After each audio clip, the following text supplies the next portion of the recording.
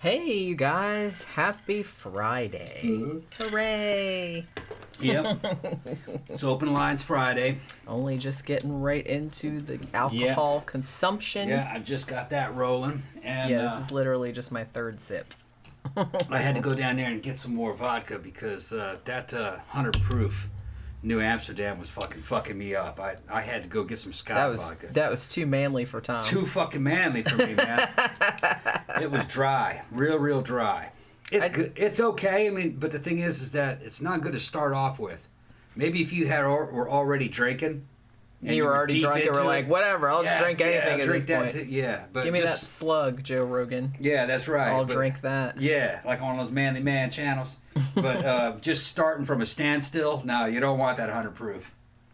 In a way, like, I get what you're saying. Yeah, it is like a lot stronger. Yeah. But in a way, that's kind of good because it makes you drink it a little bit slower, at least at first. But yeah, once you start rolling, you were drinking. We got trashed. Yeah, well, what else is new? But, well, it's like, at least on this show, we don't have to worry about, like, I won't be getting mad because you'll be, like, wandering miles off topic, and I'll just be like, come back, Tom. Come back. Yeah, but it was... To what I was supposed to be talking about. But it was drunk mad. It was what? It was a drunk mad. It doesn't matter. We were both pretty loaded. Everybody loved the show. Got good comments on that show. And I did actually finish my notes, I think. Didn't I? I'm pretty sure I did. The shows are entertainment. I mean, they're talking about time travelers and Art Bell. You know what I mean?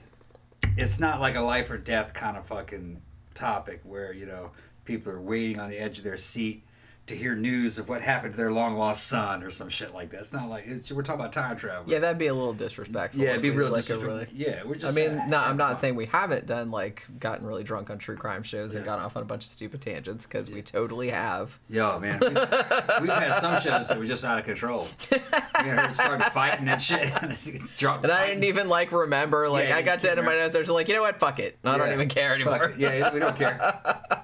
Because, yeah. That's so fucking funny. And then I always kind of like, well, not always, but it's like sometimes the next day I'm like, wait a minute, did I finish the notes or? Yeah, we finish it.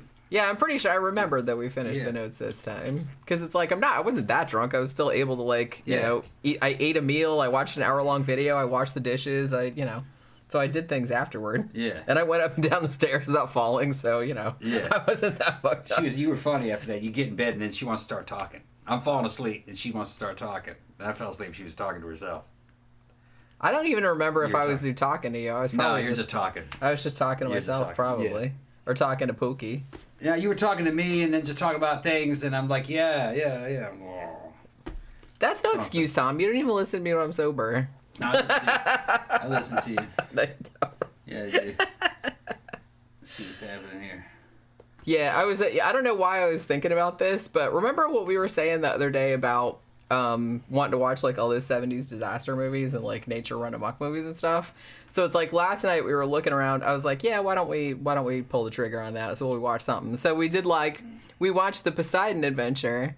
And I had forgotten how much of the plot of that movie revolves around Shelley Winters being fat.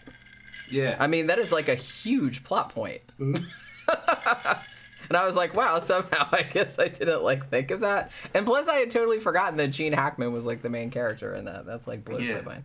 Yeah, that movie kind of holds up. I liked it. We paid to see it. The first part of it's kind of cheesy, but after like after the ship flips over, then it gets a lot better. Because then it's just kind of like a survival kind of shit. Yeah, it tried to be boobalicious and shit, but we're not talking hammer horror. It tried to be boobalicious. It tried to be boobalicious, yeah. It made all the women take their fucking skirts off. Well, it seems a little. I mean, and they can say, well, it's based on a true story, and that's what really happened. Now, I don't know what happened in the actual true story. Do you know what I mean? So I don't know like how accurate all the stuff that happened. It was based on something that supposedly happened, though. That's what I thought. That's what it said in the beginning, but I thought they were bullshitting. Oh, maybe it was kind of one of those fake, this is based on a true story, like the Amityville Horror. Yeah, exactly. I didn't believe it. Now I'm going to have to, like, look it up. Because that was a real ship, though, right? Mm-mm. It was a model. Duh. I know the one in the movie was not a real ship, you dumbass. I meant it was based on a real ship. No, it was a model. Thank you very much. Oh, my God. You're such a douche. I'm just saying I don't think that was a real thing. I don't think that was a real. I've never heard of the Poseidon. Somebody Google that shit. Yeah, somebody might Google that shit. And then only, like, spoiler alert, but only 6 people survived out of however Yeah. many amount of people that were on the ship. I thought they were pulling our leg. I didn't really think that was based on anything that was real. Yeah. I don't When know, they showed it, it looked like the Queen Mary. Well, they shot it on the Queen Mary, largely. Okay. Yeah. Because I saw that part at the end. They said, Right. thanks to Queen Mary, yada, yada. It's because that's in Long Beach. And they... Yeah, he grew up there partly. Yeah. So, yeah, used to see it they all did the time. actually shoot most of the interiors But there. the model they built. used looked just like the Queen Mary also. But maybe they built several of those. Well, yeah, they got like a wholesale model ships. You put them in the tub and like, As far as I remember, the Queen Mary didn't really do anything. I think it got decommissioned right after it was built. I don't think it did much of anything. It got haunted. That's Well, pretty they much said. what it's known for Yeah. nowadays. I think it got built around the time of World War II, and World War II got in the way of the damn luxury cruiser business, and then by the time the war was over, people weren't into that shit. Yeah, because didn't we do a show about like the Queen Mary hauntings? And I think I went a little bit into the history, Yeah. and I think it was actually built as like a luxury cruise liner, but then like by the time it was done, Yeah, airplanes took over. it only did like a few runs, and then people were like, and then you said the war came along, and then people weren't really doing that. Yeah. Gramthars hammered the Titanic was based on a true story. Yeah. Was it really? Wow, I would never have known that. See, I thought the Poseidon Adventure was actually based on the Titanic. Something like a Titanic-like story.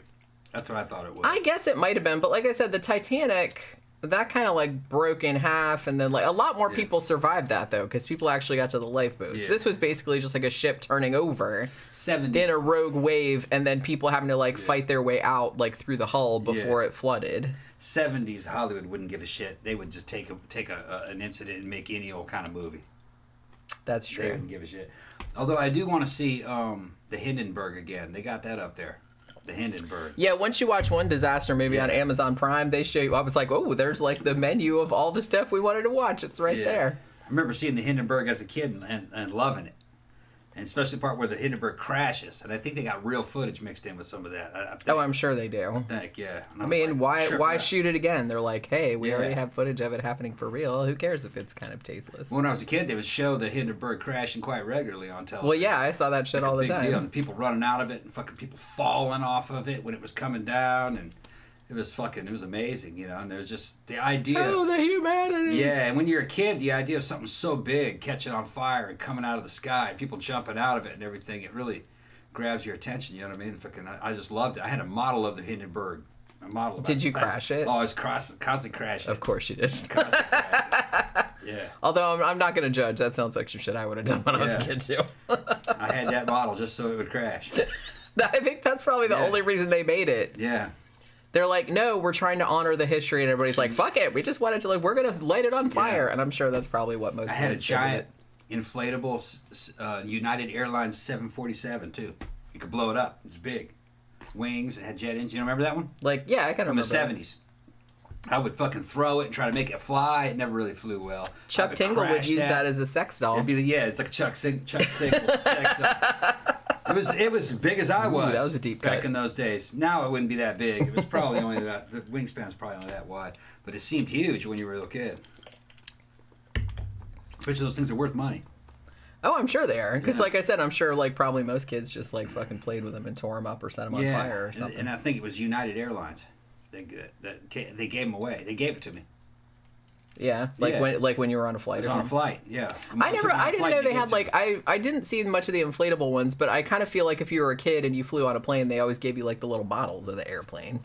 Yeah. Like if you went up to the, and I mean that was another thing about Poseidon Adventure too, is that Leslie Nielsen is in it. So it's like you can't, every time you see him, you can't help but say like, do you like gladiators? Even though that wasn't, he didn't say that, but Peter Graves said that in Airplane. But you know what I mean. What's funny is that watching the Poseidon Adventure was like a shout out to Airplane in a way, because you realized where Airplane was getting a lot of its humor.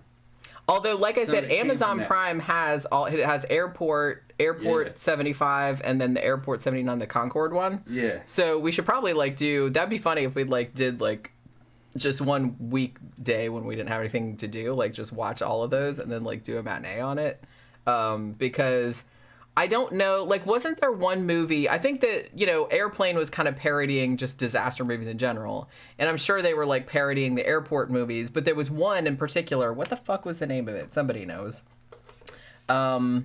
It was, like, I feel like it was just a one-word title with a exclamation point. What the fuck was the name of that movie? But it's just, like, there was one that it was, like, parodying specifically, but it was also taking things from, like, all the airport movies. I don't know.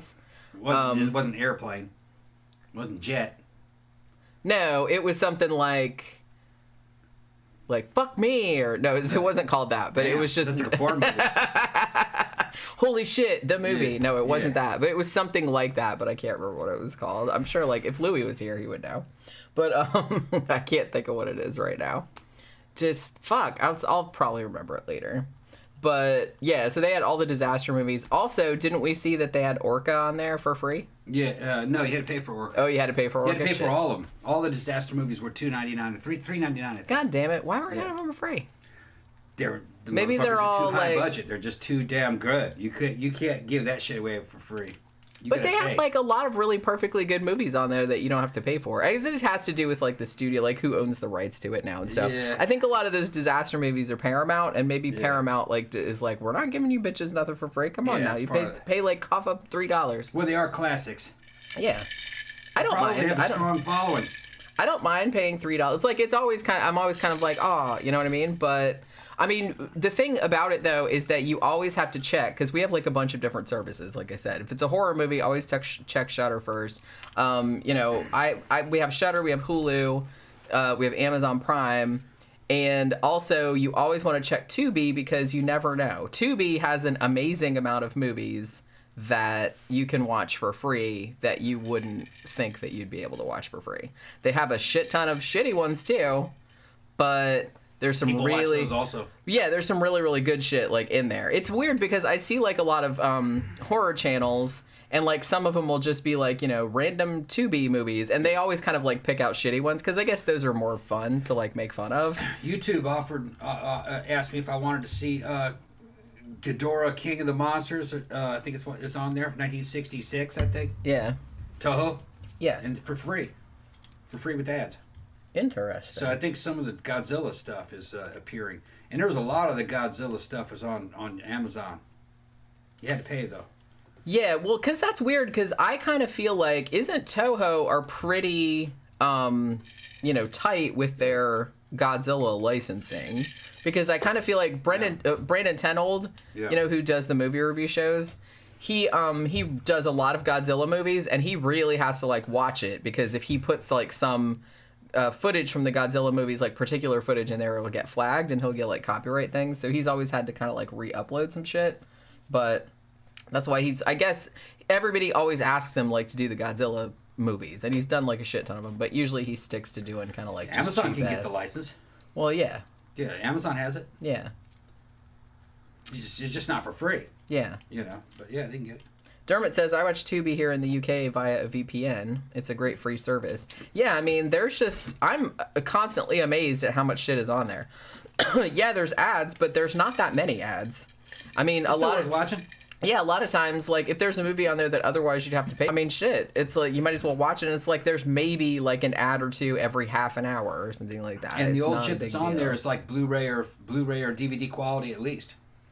Oop, shit went red. Yeah. Okay, it's back. Yeah, it's back. It's back. I hope it's not going to be doing that shit all night.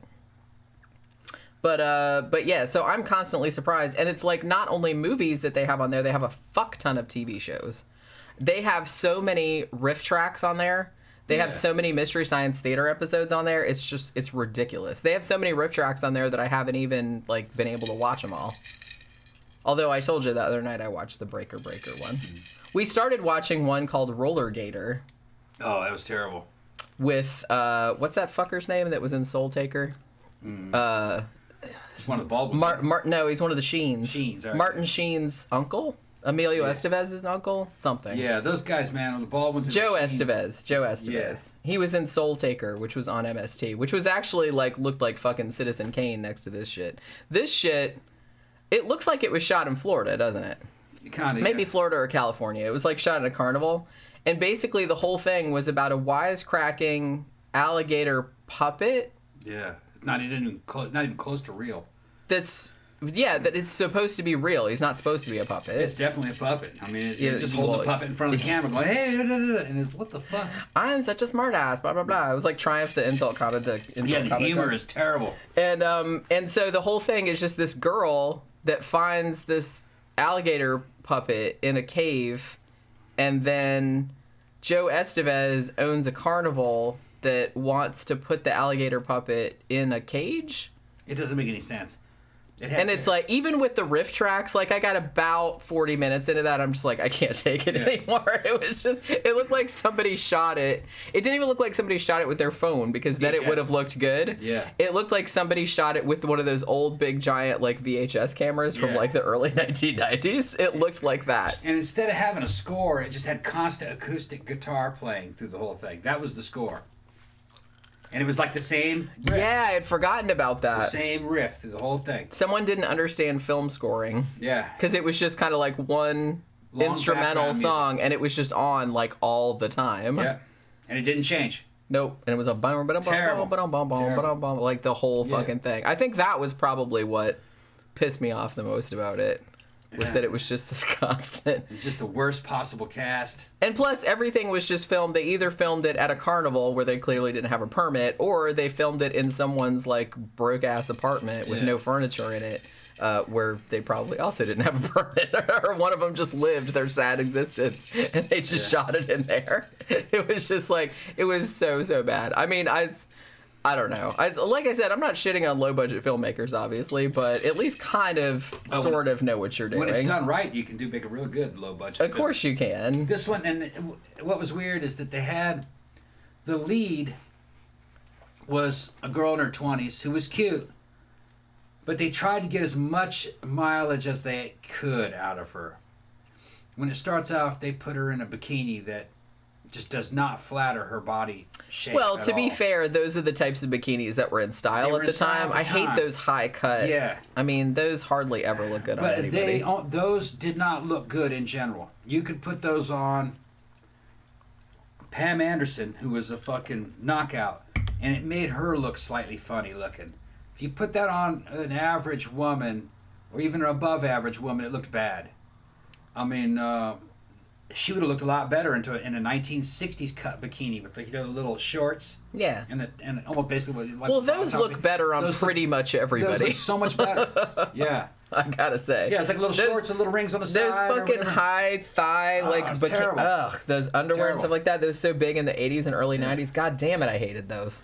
People forget how good 60s fashion sense was a lot of the times. They knew how to make people look good. They wore clothes that were flattering. Some of that shit was ridiculous, you know what I mean? 70s fashion, it could look good, but you had to have if you're a woman, you had to have a good body. If you were average, that shit would just swamp you out. And what was funny is a lot of the stuff in the 70s, you had to be, like, coke or skinny. Yeah, or real voluptuous. What was funny is that when we think of the 70s clothes, in retrospect, we don't realize that when you looked at it, that there was a difference between what the white people were wearing and what black people were wearing. Black people were wearing the better cuts. They were more kind of like hip huggers, lower with bell bottoms. That's what the girls wore. The white girls were wearing bell bottoms, but they didn't flare out at the bottom. It was a big pant leg that went all the way up to the crotch, and then it tapered in. It looked like Jenkos. That's a little bit. That's usually what white girls wore, and they didn't look as good as the one the black girls were wearing.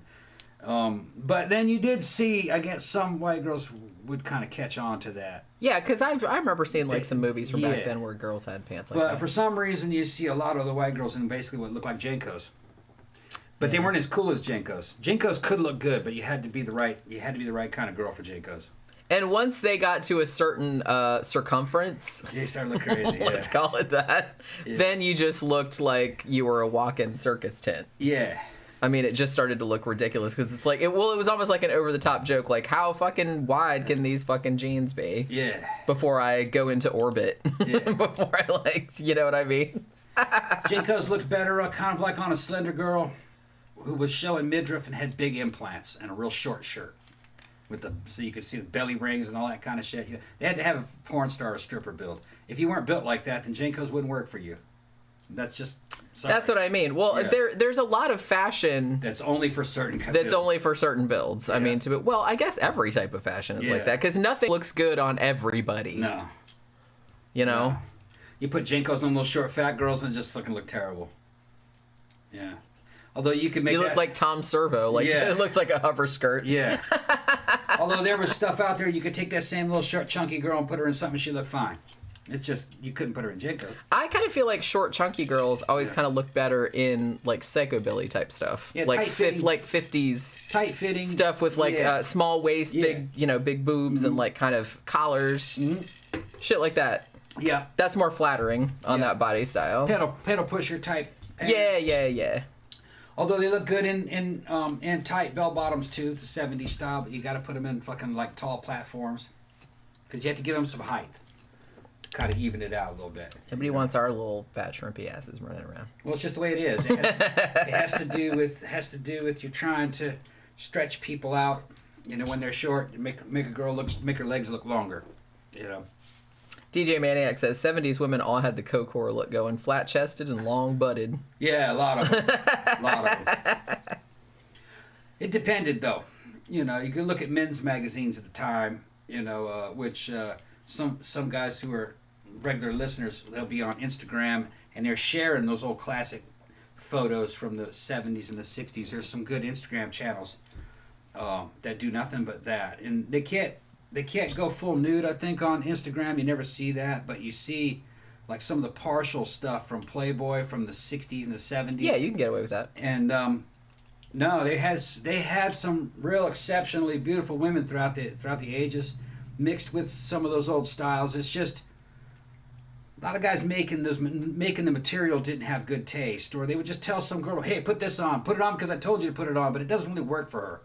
There's a lot of shit that was, I kind of and I feel like the 70s, the skinny coke whore thing was more a mainstream look. Yeah. Where I kind of feel like the different styles were kind of more like an underground type look. Like you get it in like porn and stuff. Yeah. And you get it like in more underground flicks, like you get more voluptuous women. Yeah. But yeah, the real skinny women was a mainstream thing. But if you actually look at the men's photo scene in the pre-porn, back when you couldn't buy porn, so guys would commission it and trade it and everything.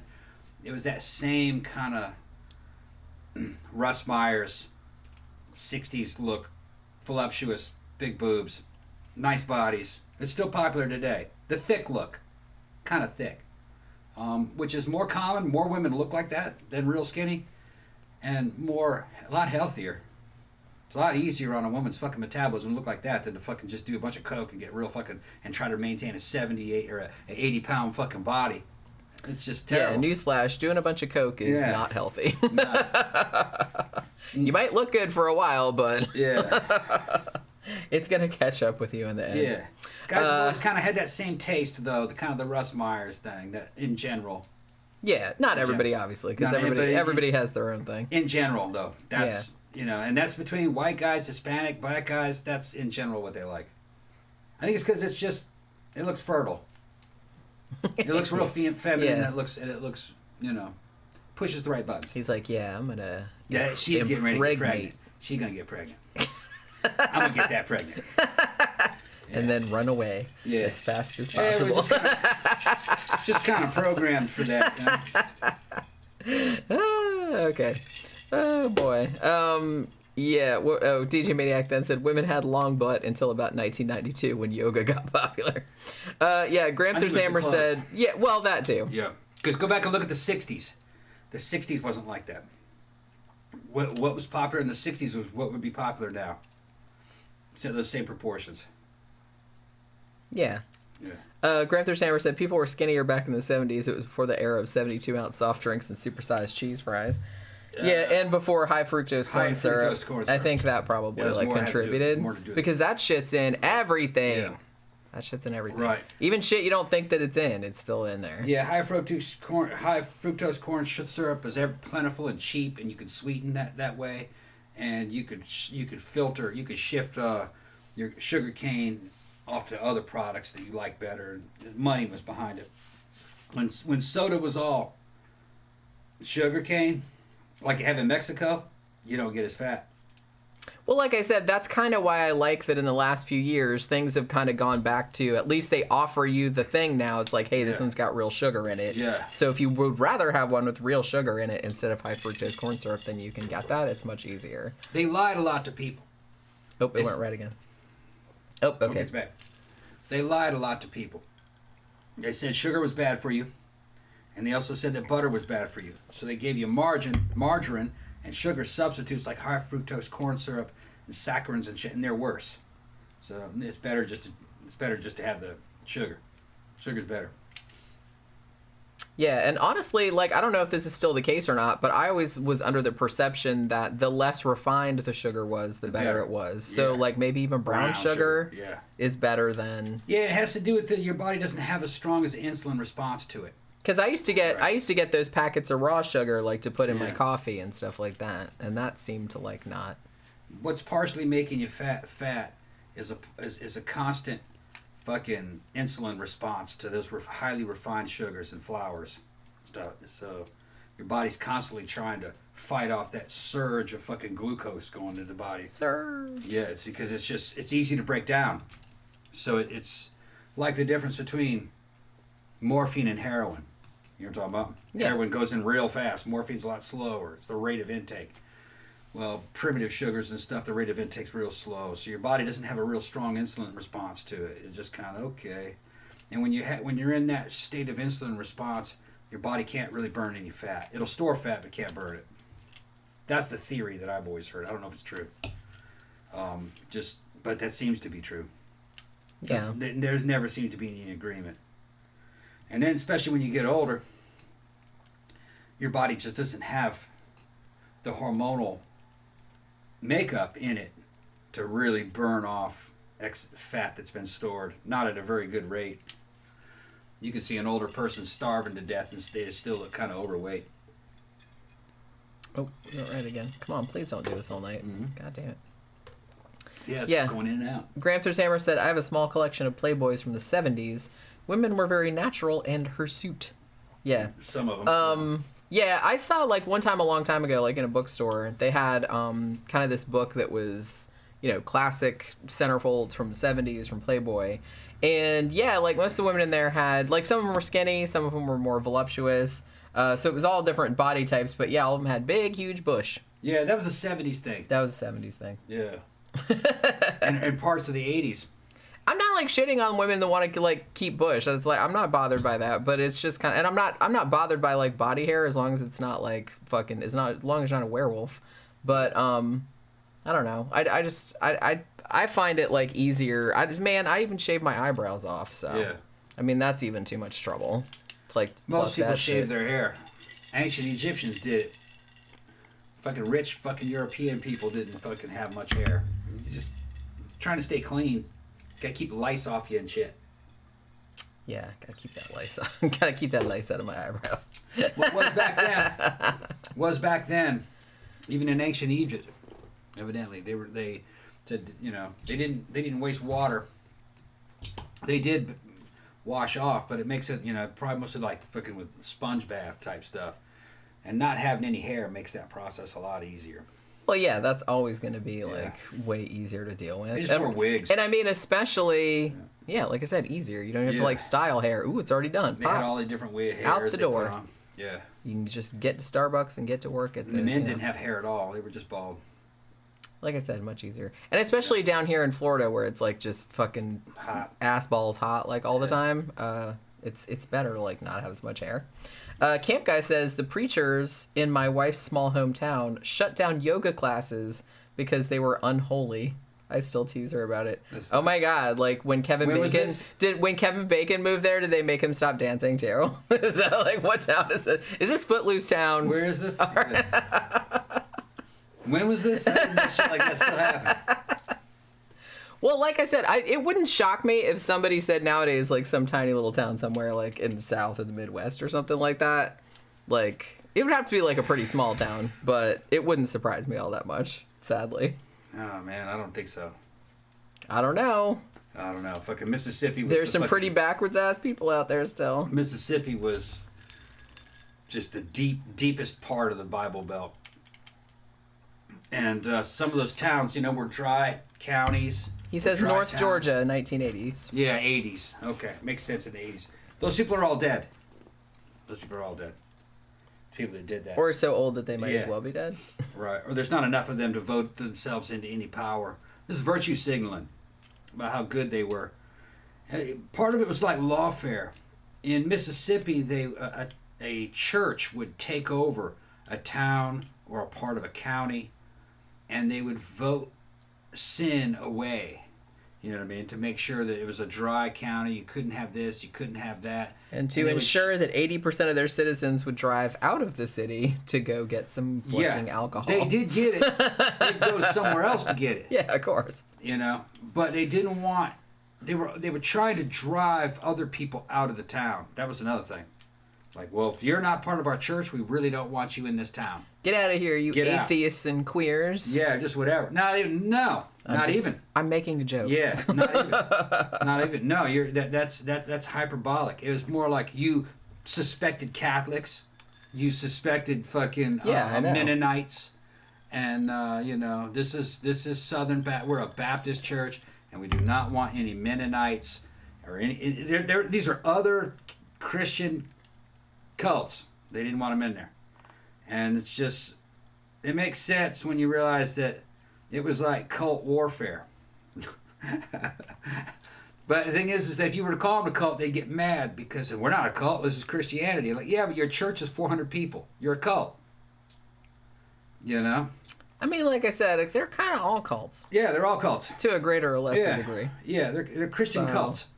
And they're all... Or sects, if you want to use that word. I know that has less baggage. Well, the dude that is running the church made it up himself, had all this shit bought. Maybe he has a fancy name to his church. It might have a certain method behind it.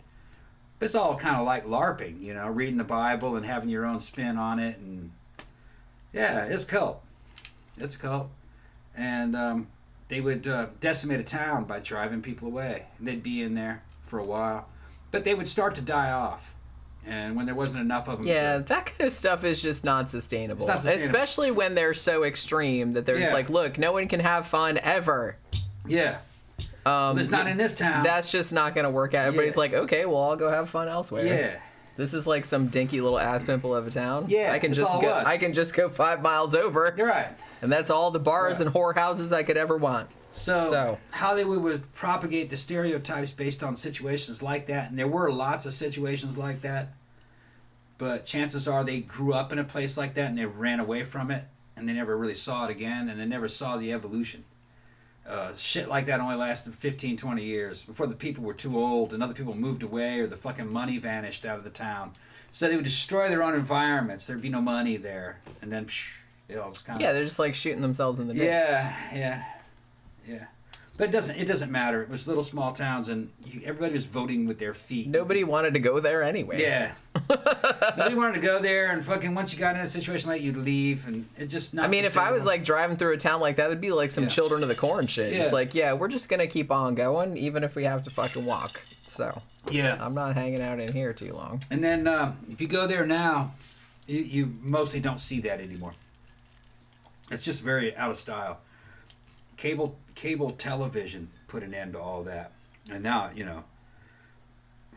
internet is just fucking, it's unrecognizable now. Internet's just changed everything. Well, I mean, I kind of feel like to an extent, any city of any normal size, like in the U.S., looks pretty much the same as everywhere else.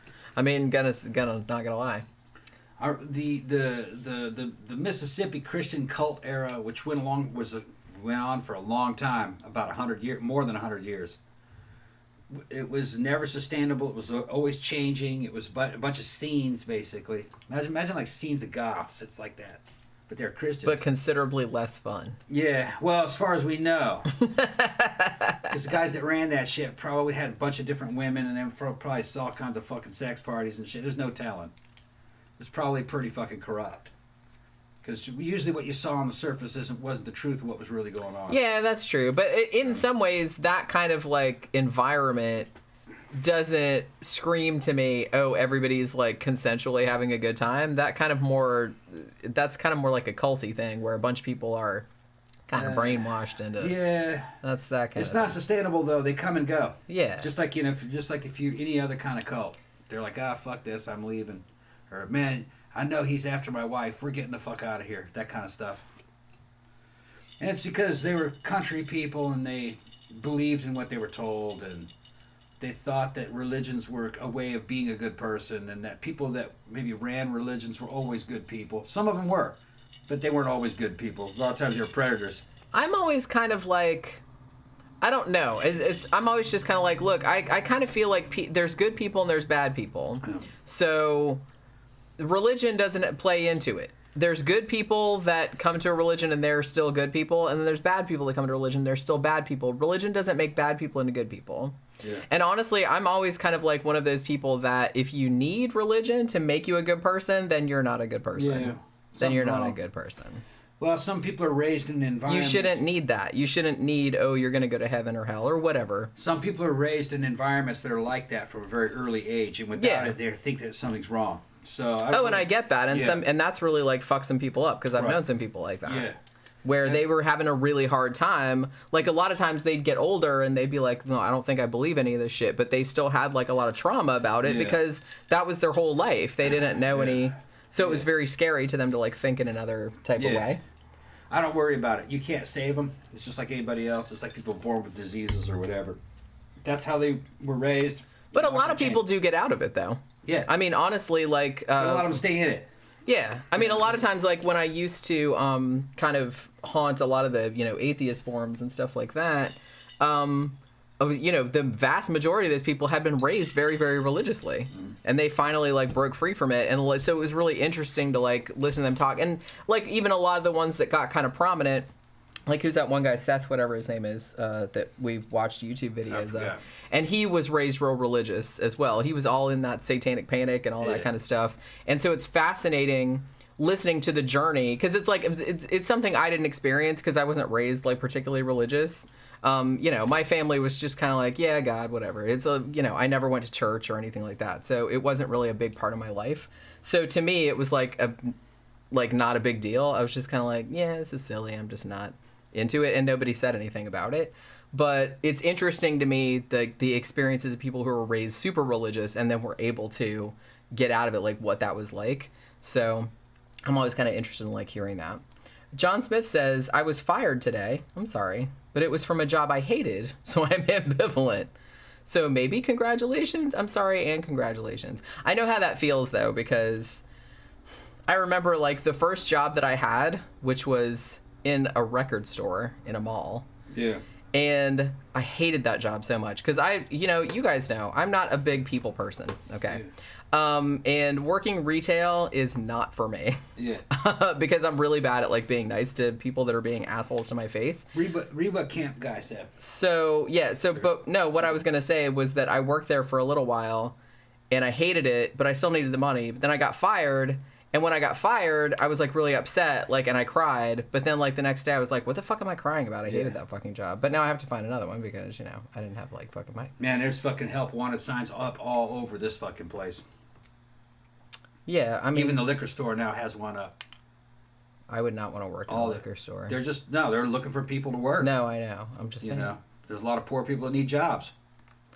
Tom, what's the fastest speed you've ever gone on your motorcycle, and were you scared going that fast? That wasn't the one I asked you to read, but it's all right. Well, that was the one that was before that. Okay. I was trying fastest I've been on mine or somebody else's? Are you afraid to say anything because you think that I'm going to get mad? No, he doesn't care. He doesn't care. The fastest on mine or fastest, because the fastest I've ever been wasn't on mine, it was on somebody else's. Well, just technically, a motorcycle doesn't have to be your motorcycle. Fastest one was probably about 195 miles an hour on a buddy's fucking Hayabusa. I bet it was only for 15 seconds, maybe. Well, yeah, and I hope so. No, it wasn't scary at all. It was glass smooth. The motorcycle was meant to be going that fast. The faster the Hayabusa started going, as soon as you hit 150, that motorcycle really started to make sense. You're like, okay, yeah, this fucker's great. The faster it went, the better it felt. All right.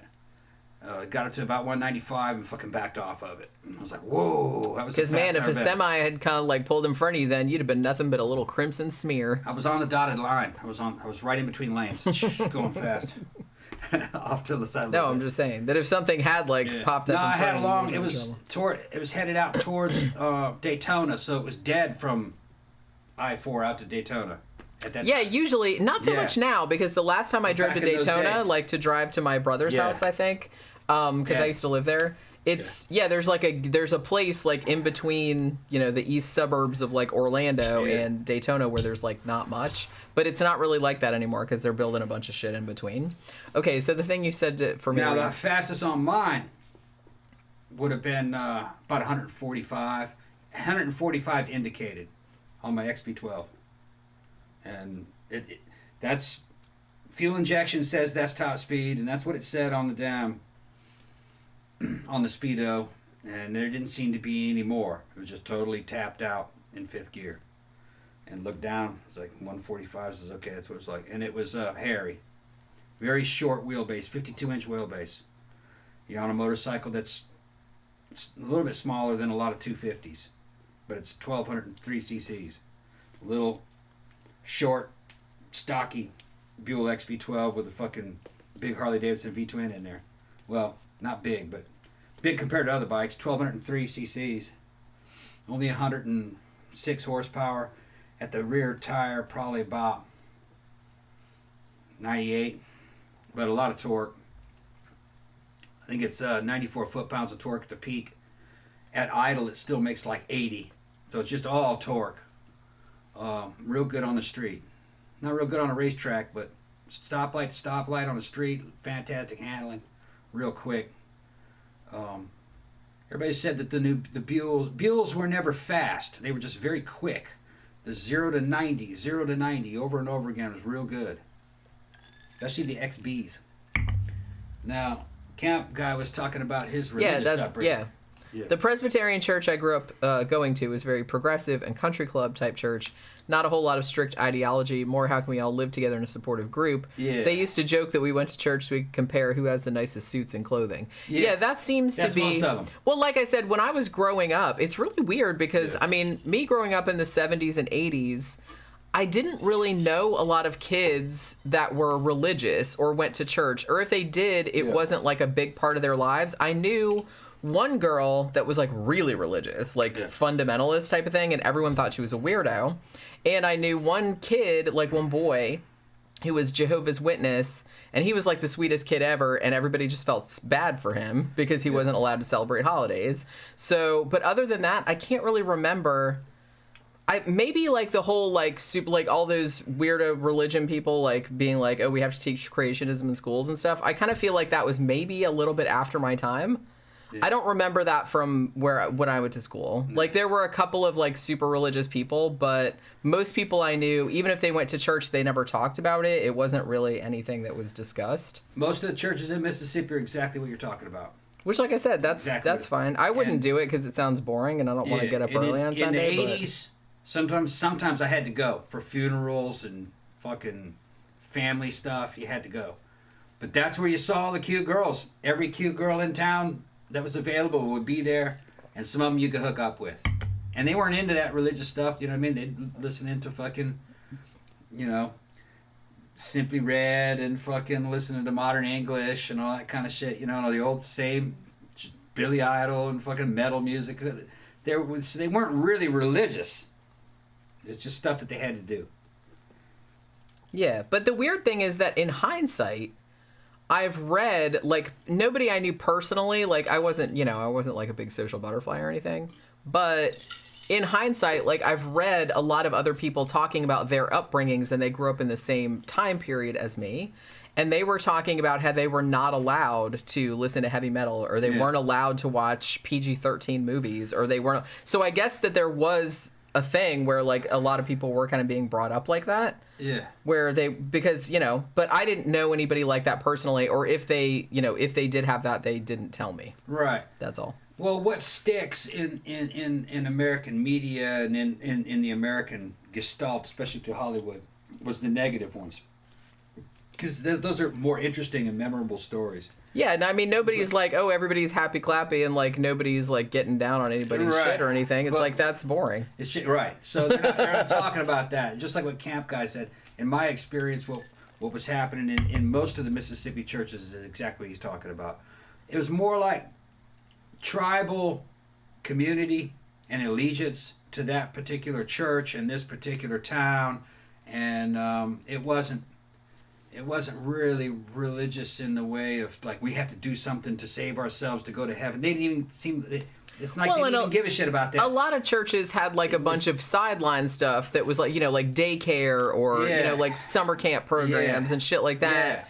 That weren't like overtly religious, right? But even though, like I said, some of them were, and there was like some scary ones out there. They were religious.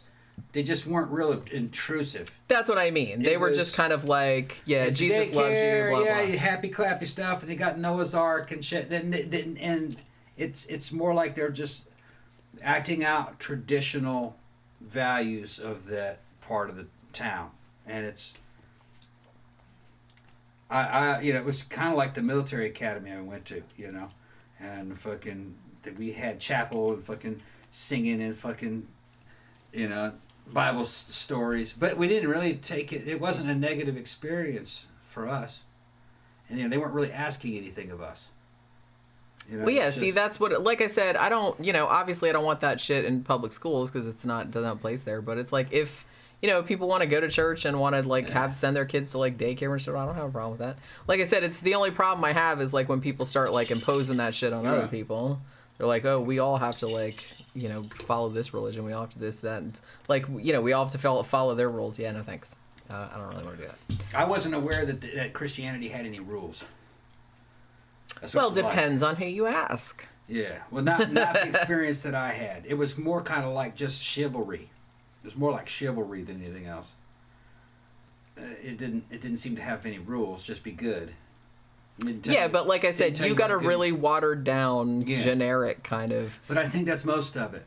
Yeah, but like I said, there is a not insubstantial subset of that. I don't know how widespread it is nowadays, but I did hear from people that grew up the same time that I grew up that were basically like that their church was like real like lockdown hardcore. Like they weren't even allowed to have Halloween. Like they had this whole thing where you remember, like, I don't even know if they have these anymore, but back in the old days they used to have, you know how like at Halloween you'd have like the haunted houses and everybody would go like for JC's or whatever, and then there was a Christian equivalent called hell houses, and you would go through it and it would basically be like, and this girl got an abortion and now she's in hell, and there was all that kind of stuff. So there was kind of like a significant subculture of that going on too.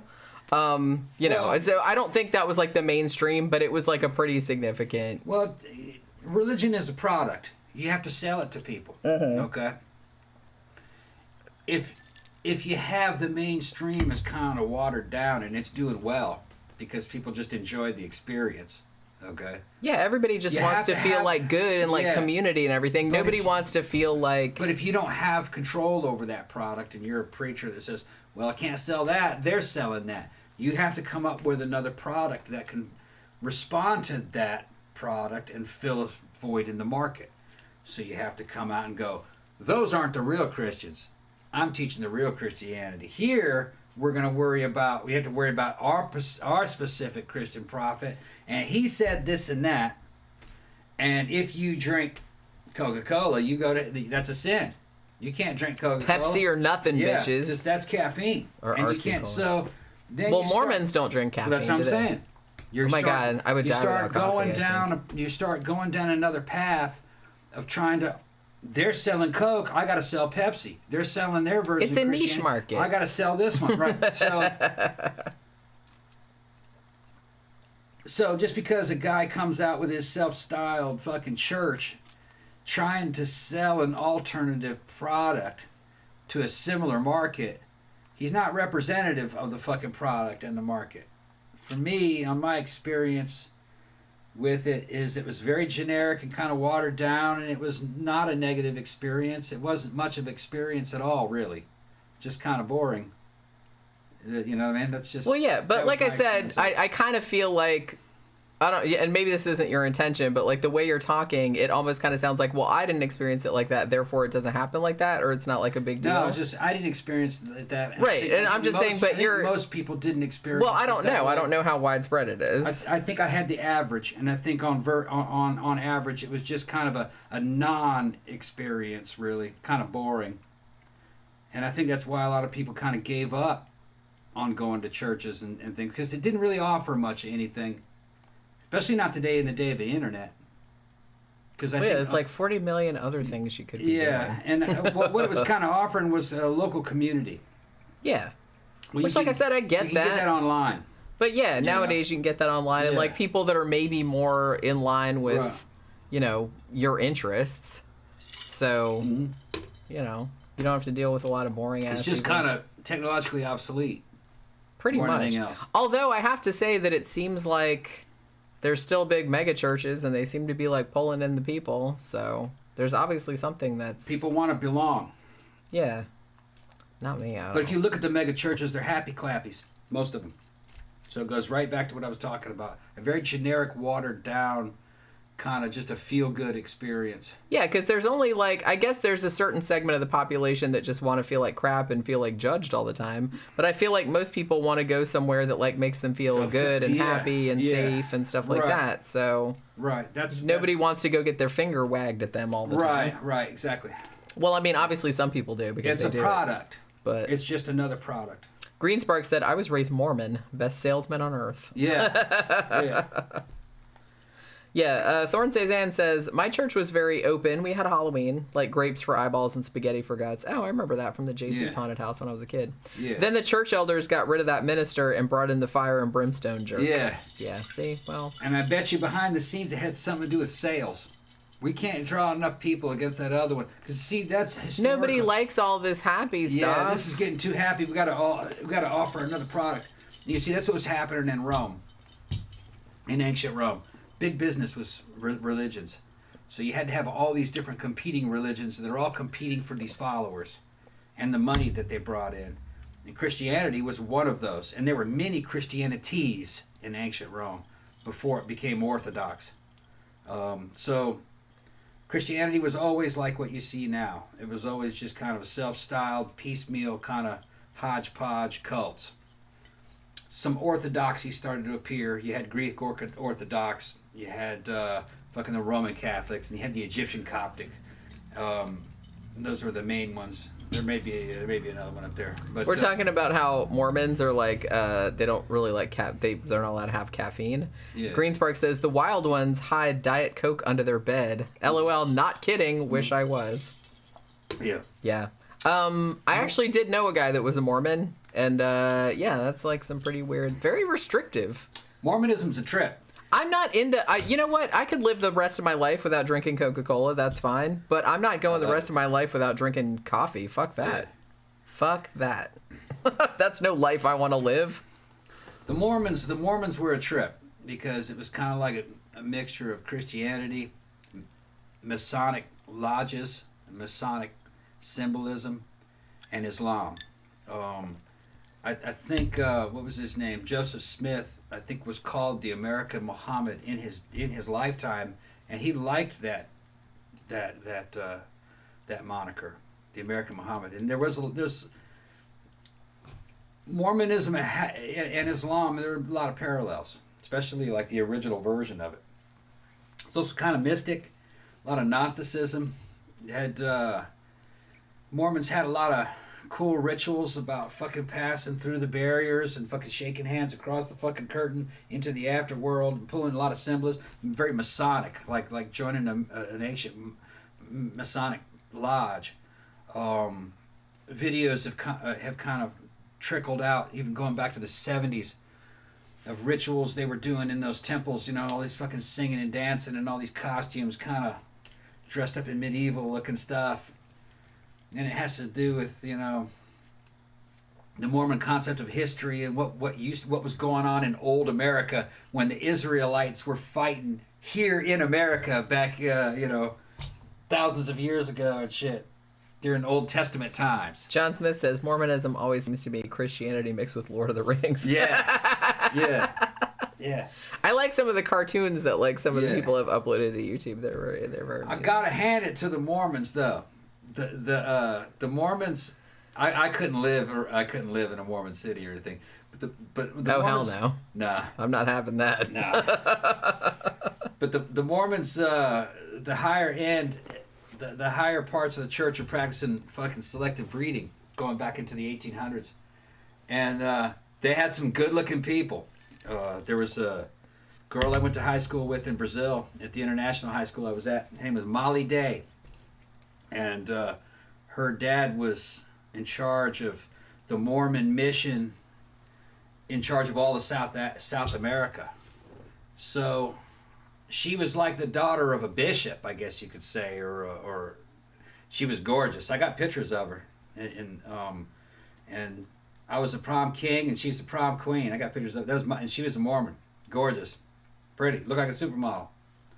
But so did hands off, you know what I mean? Fucking, she would show up at school and fucking her Mormon security detail, like their version of the damn Secret Service, would drop her off, all in fucking suits. It's like some Scientology shit too. I mean, Scientology, I kind of feel like they got a lot of ideas from the Mormons also. Yeah.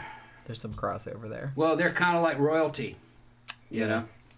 But she was kind of like, literally, out of Greece, Sandra Dee. She was exactly like that. And in the original Greece, Sandra Dee was a Mormon. She was supposed to be a Mormon. She was a Mormon. Well, in the original musical, she's a Mormon, right? They just didn't want to do that in the movie because they thought it was too polarizing, or they didn't really want to shit on Mormons, or they thought a lot of people couldn't relate or they wouldn't get it.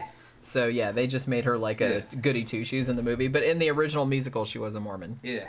But the high-ranking Mormons I dealt with back then, they were good people. They had an annoying little things that they wanted other people who were not Mormons to behave like Mormons, and it doesn't work. Okay. Yeah, I'm just kind of like I said, you can do your thing, right? As long as you're not hurting other people. I don't really give a shit what people do. Right. But don't be like trying to make me do that stuff when I don't even believe that shit. Okay, it's like not. Islam is the same way. The way Islamic ideology and the way Muslims are, they believe everyone is born a Muslim, and that if you're not upholding Muslim virtues, then you betrayed Islam. So it doesn't matter. You're born Muslim. So everyone is a sinner if you're not being a Muslim. So they judge non-Muslims as Muslims. It's kind of the way Mormons are. Yeah, they're gonna claim everybody. Yeah, they're gonna claim you, like you're betraying. Dude, I'm not a fucking Mormon, dude. No, you're a Mormon. You just don't know it. You know that kind of shit. Everybody's a Mormon. Like, you know. So we can totally judge you. Yeah. Like, it's They just want to be busybodies. That's what that is. They just want to be busybodies and get all up in everyone else's. They're trying to save you. See, you're trying to save your eternal soul because. Like, I try to see it like that. Like, I try not to get annoyed, but it's really hard to see it like that. It's annoying. Because it's like, I don't know, it just seems like a fundamental lack of self-awareness. But maybe they actually do believe that. No. They totally believe it. Easy for me to say, I guess. They totally believe it. They are true believers. The ones that I dealt with, they totally believe it. Dermot says, some of my cousins are recovering drug addicts, and they join those mega evangelical churches. Yeah. But it's a psychological crutch, in my opinion. Yeah, it is. I agree. I kind of feel like, and honestly, I kind of have a big problem. I don't know how prevalent this is now, but I remember like a few years back, there was kind of like a controversy about this. Where, you know how, if you're a drug addict or, you're an alcoholic or whatever, and you get in trouble, like with the law, and then they send you to AA, and it's kind of like you have to go to AA as like a condition of your parole or whatever. But AA is a religious group. I mean, pretty much. So, I mean, I know that there are non-religious, choices now. But I don't know. I kind of feel like that's not cool, like making people that they have to go to AA because it's like a religious group, sort of. Okay, people, I got my high school photo of me as the prom king with Molly Day, the Mormon princess. Okay, this is her. Not to disappoint. See if I can get Look at that. You look high in that picture. Yeah. Were you high in that picture? Drinking. Oh, okay. So drunk. I was in Brazil. I was of age. In Brazil, you could drink at like 16. I'm drunk as shit right now. Yeah. Can't get that the was just like a second. That was a second before the pig's blood dropped. Yeah. But that was her. And that's not a great picture of her, but she was cute. And then, Zach says, where did it go? I lost it when you put the shit in front. Oh, shit, man. Zach says, apropos of nothing, but sometimes I love putting black coffee in the fridge, then putting creamer in it and having it cold. It's so good. Actually, I really, really like cold black coffee. To be honest with always you. save your coffee. Yeah, I mean, I don't throw it out. Like, if we make a whole pot and we don't drink it all, like, shit, man, yeah, we put it in a big, what do you call that thing? Yeah, if you're not gonna finish that pot, man, pour that in a pitcher and put that in the pitcher. Thank you. That's the word I was pour it in a pitcher and put that shit in the fucking refrigerator. Yeah. Add fucking creamer and ice and some damn. I add vanilla extract to it. Makes vanilla. Yeah, you coffee. put vanilla extract in there, and almond milk is good in it. Yeah. Instead of creamer. Yeah, Thorn says, yep, our church was small, very positive, more Jesus and live and giving, not money. Then the mean preacher came in, all revelation in the end, and our church got huge. They had to build a bigger church. See, I kind of feel like you would think, if you were a normal, psychologically healthy person, perhaps, that if you wanted to go to church, that you would want it to be like a pleasant experience. You would just say, Sunday morning, we're going to go to church, and it'll just be this nice, we'll have some bars and coffee, and we'll like see everybody in the community, and it'll be like everybody will talk about, oh, it's so wonderful and yay and all this other stuff. But apparently not, because I kind of feel like maybe these ones that go all like negative, like not so much negative about the people that go there, but negative about everybody else. Like, look at all of these sinners out there doing this and that. I guess there's like a big audience for that. Yeah. For like being tribal and like hating other people. Yeah. Because it does seem like those bring in the numbers. Everybody's talking about how that she has that Osmond smile, that big toothy grin. Yeah, she does. Yeah, yeah. She was cute. And then fucking Zach says Tom looks fuck all like himself, and that girl looks like what? Oh shit! I lost it. I lost the connection. Because Tom looks fuck all like himself in that picture, and she looks like a cast member from Working Girl. I don't know what he's talking about. What's Working Girl? What, that movie from the 80s with what's her face in it, with everybody with the big huge 80s shoulder pad outfits? Yeah, I don't know what he's talking about. Was Sigourney Weaver in that? Sigourney Weaver was in it, and Melanie Griffith. That's Zach going down gay lane. I can't understand. I kind of feel like Zach. I look just like that, Zach. I just don't have any hair. Well, that was you. That was me. I got other pictures where I look even more like that. Bitch, you don't know what I really look like. There's 2 shirts right there. Bitch, you don't know what I really look like. Yeah. And whatever the sentence was she said before that. I have pictures of me where I look even more like that. Yeah, see? You can't beat me. Okay? I say whatever comes out of my motherfucking mouth. No one's trying to beat you. I say whatever comes out of my mouth. Think about that. Yeah, well, no, you said that before. Okay, That's a callback. Yeah, I know it's a callback. That's a callback. You're saying that's a great saying. Oh, shit. Yeah. Somebody's talking about the last podcast on the left. They did a thing about Mormonism. Yeah, I've been meaning to listen to that because that's probably, I like the last podcast on the left, guys. They're super funny. I think they did like a 2 or 3 part series on that shit. They go in depth, man. But I mean, it's funny too. Like they make jokes about it, but Mormons were annoying, but they were good, high quality people. Which is, some people are like, well, what do you mean by that? He's high quality. You have people. to understand. They tended to be good looking. They were intelligent. They did have good standards for themselves. But what made them annoying is that they wanted to treat everybody else as Mormons, and they would judge you as if you failed on being a Mormon. Yeah. And that gets annoying.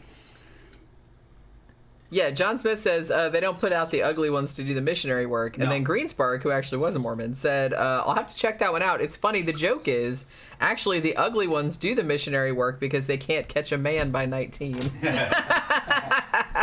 Oh my God, I love this. I'm learning all kind of new stuff about No, her dad was super high in the church. We're talking about like number 5, number 6. He was like that big.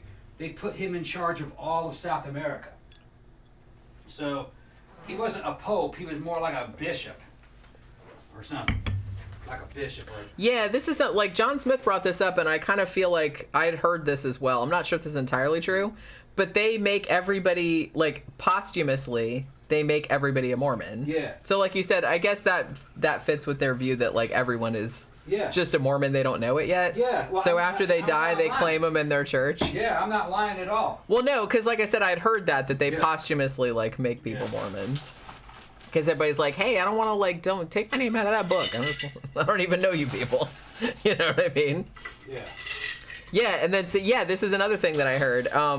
They basically what you do is the good thing about the Mormons is they keep like the best genealogical records like ever. Yeah. So if you're trying to like trace your ancestry, like that's probably like the best place to look. Yeah.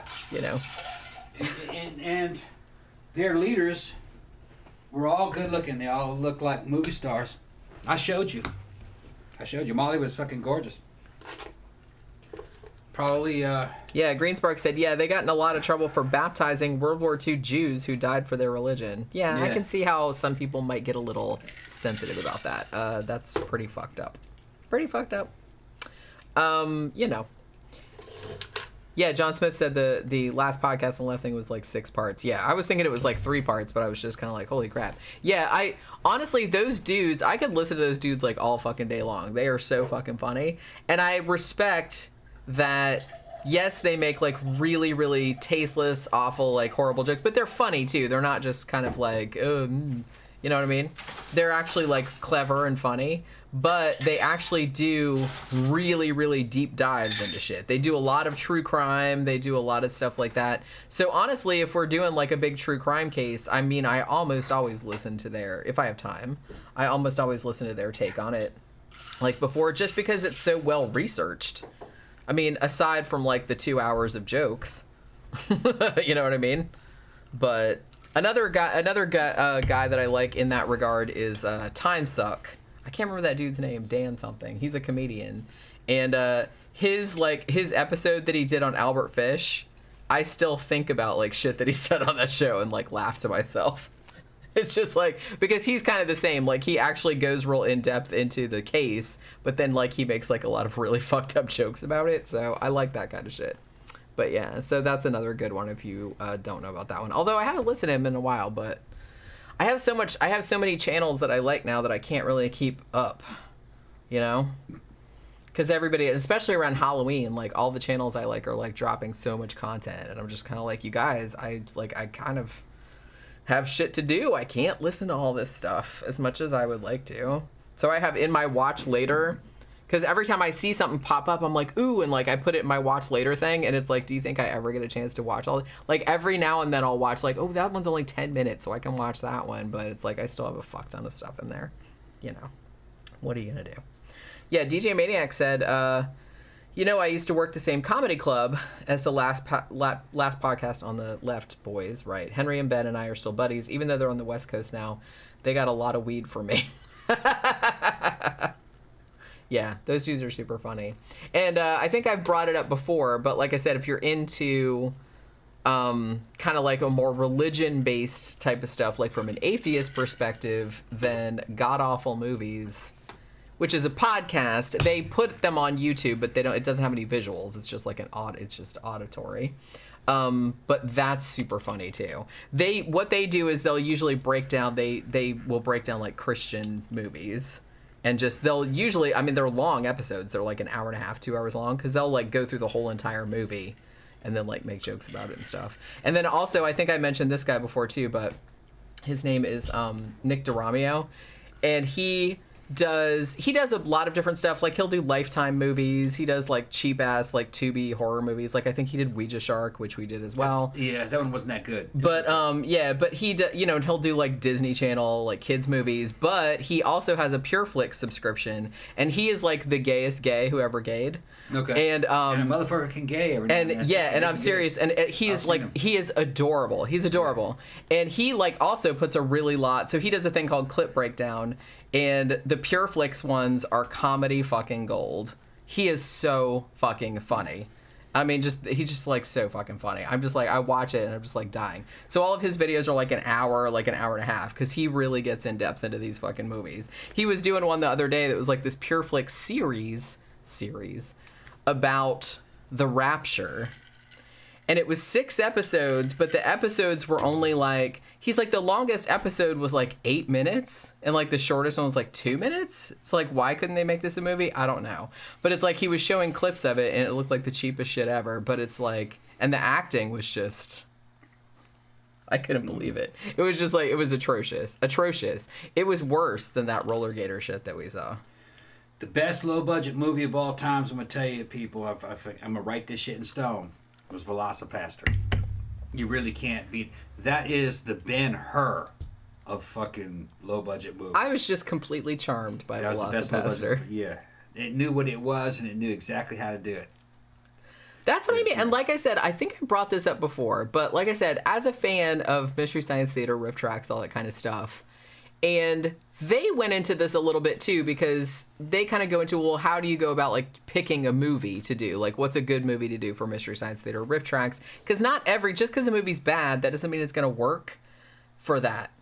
So there's a really kind of like an indefinable quality that you have to, that the movie has to have before it'll make a good fodder for comedy. Because I've seen a lot of movies that were bad, but they were just bad. You know what I mean? And it's just kind of like you couldn't even muster any fucking interest in watching the shit. And like I said, I think the thing about, and also, I don't really like a lot of those sci-fi original movies because they know that they're making something bad. So they're too self-consciously bad.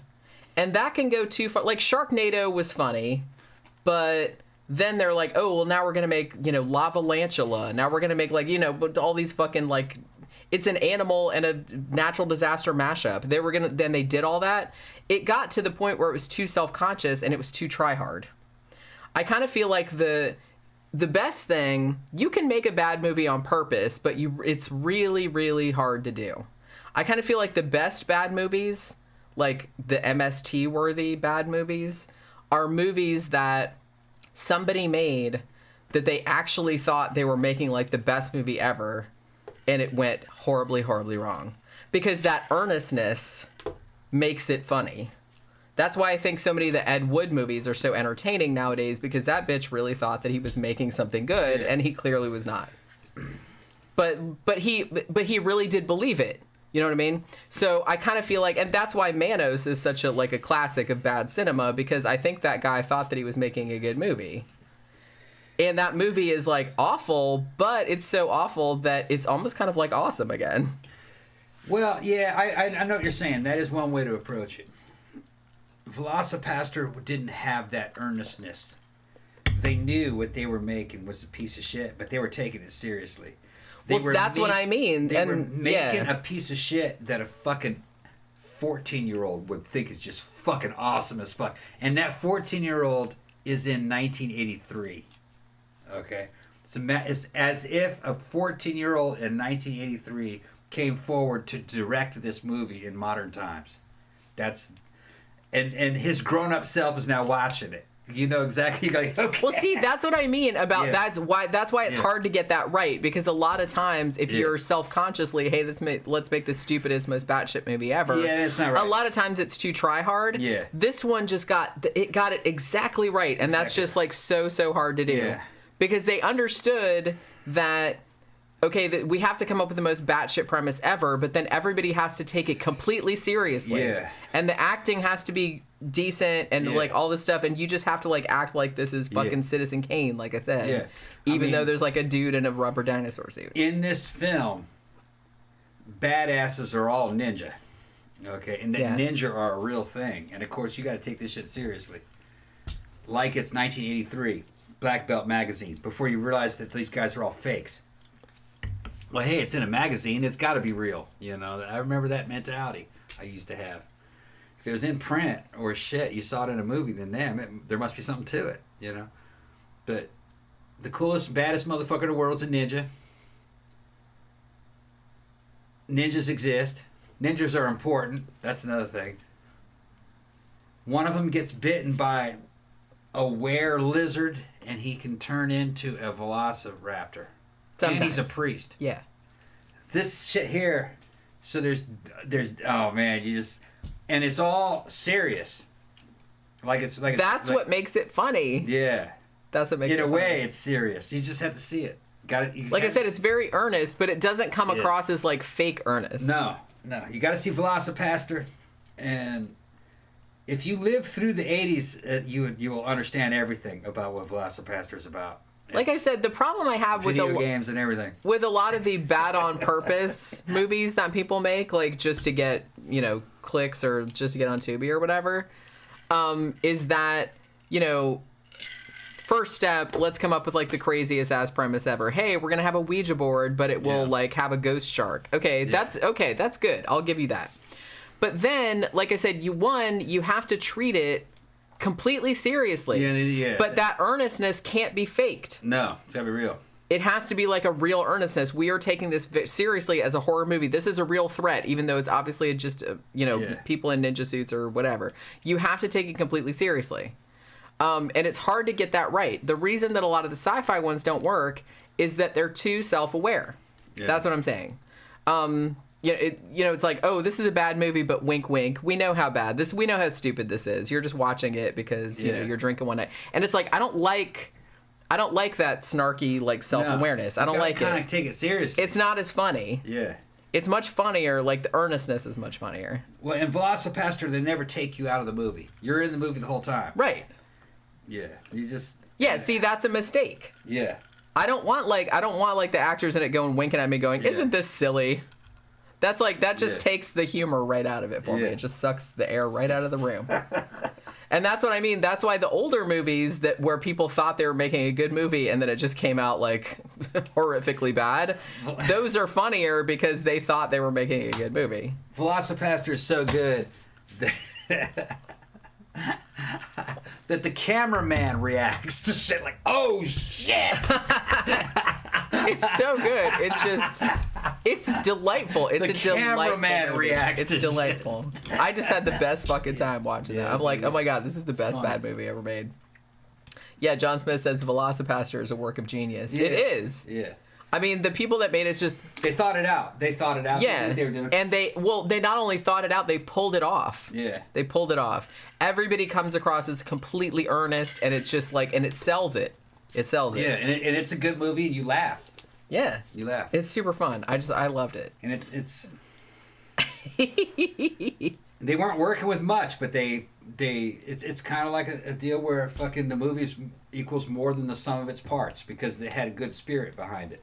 Yeah. Good thinking stuff. Yeah. That's another thing. I think that, they seemed like you could tell just like the good intentions and we're just awesome people. It just oozed off the screen. Yeah. These all seemed like just lovely people that you wanted to hang out with. That too. The second one was what was the name of it? It's on the tip of my tongue. The post-apocalyptic superhero movie.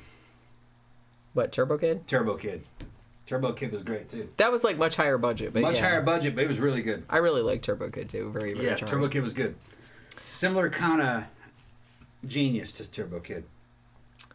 Thorn Cezanne says, I watched Vampire Hookers the other night. John Carradine starred, and I was like, why? Shit. John Carradine would be in anything at some point. He was in, like I said, if you watch Mystery Science Theater, he was in a lot of those movies. I mean, I kind of feel like it's, and I don't want to like say this because I don't know, but I kind of feel like they're like, hey, we'll give you like $50 just like show up and like say one line, and he's like, okay, I'm there. But he would be in pretty much anything after some point in his career.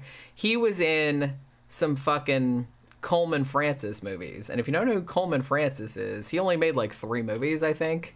Skydivers, Red Zone Cuba, and Beast of Yucca Flats, all of which were on Mystery Science Theater. If you thought Ed Wood made some bad shit, holy fucking crap. Go watch some Coleman Francis. Although his movies, the Mystery Science Theater episodes of them were good, but his movies aren't as entertaining as Ed Wood's because they were so dour. You know what I mean? It's like they were fun to watch because they were like incompetent, but a lot of them were just like really boring, What's funny about Ed Wood is that he gets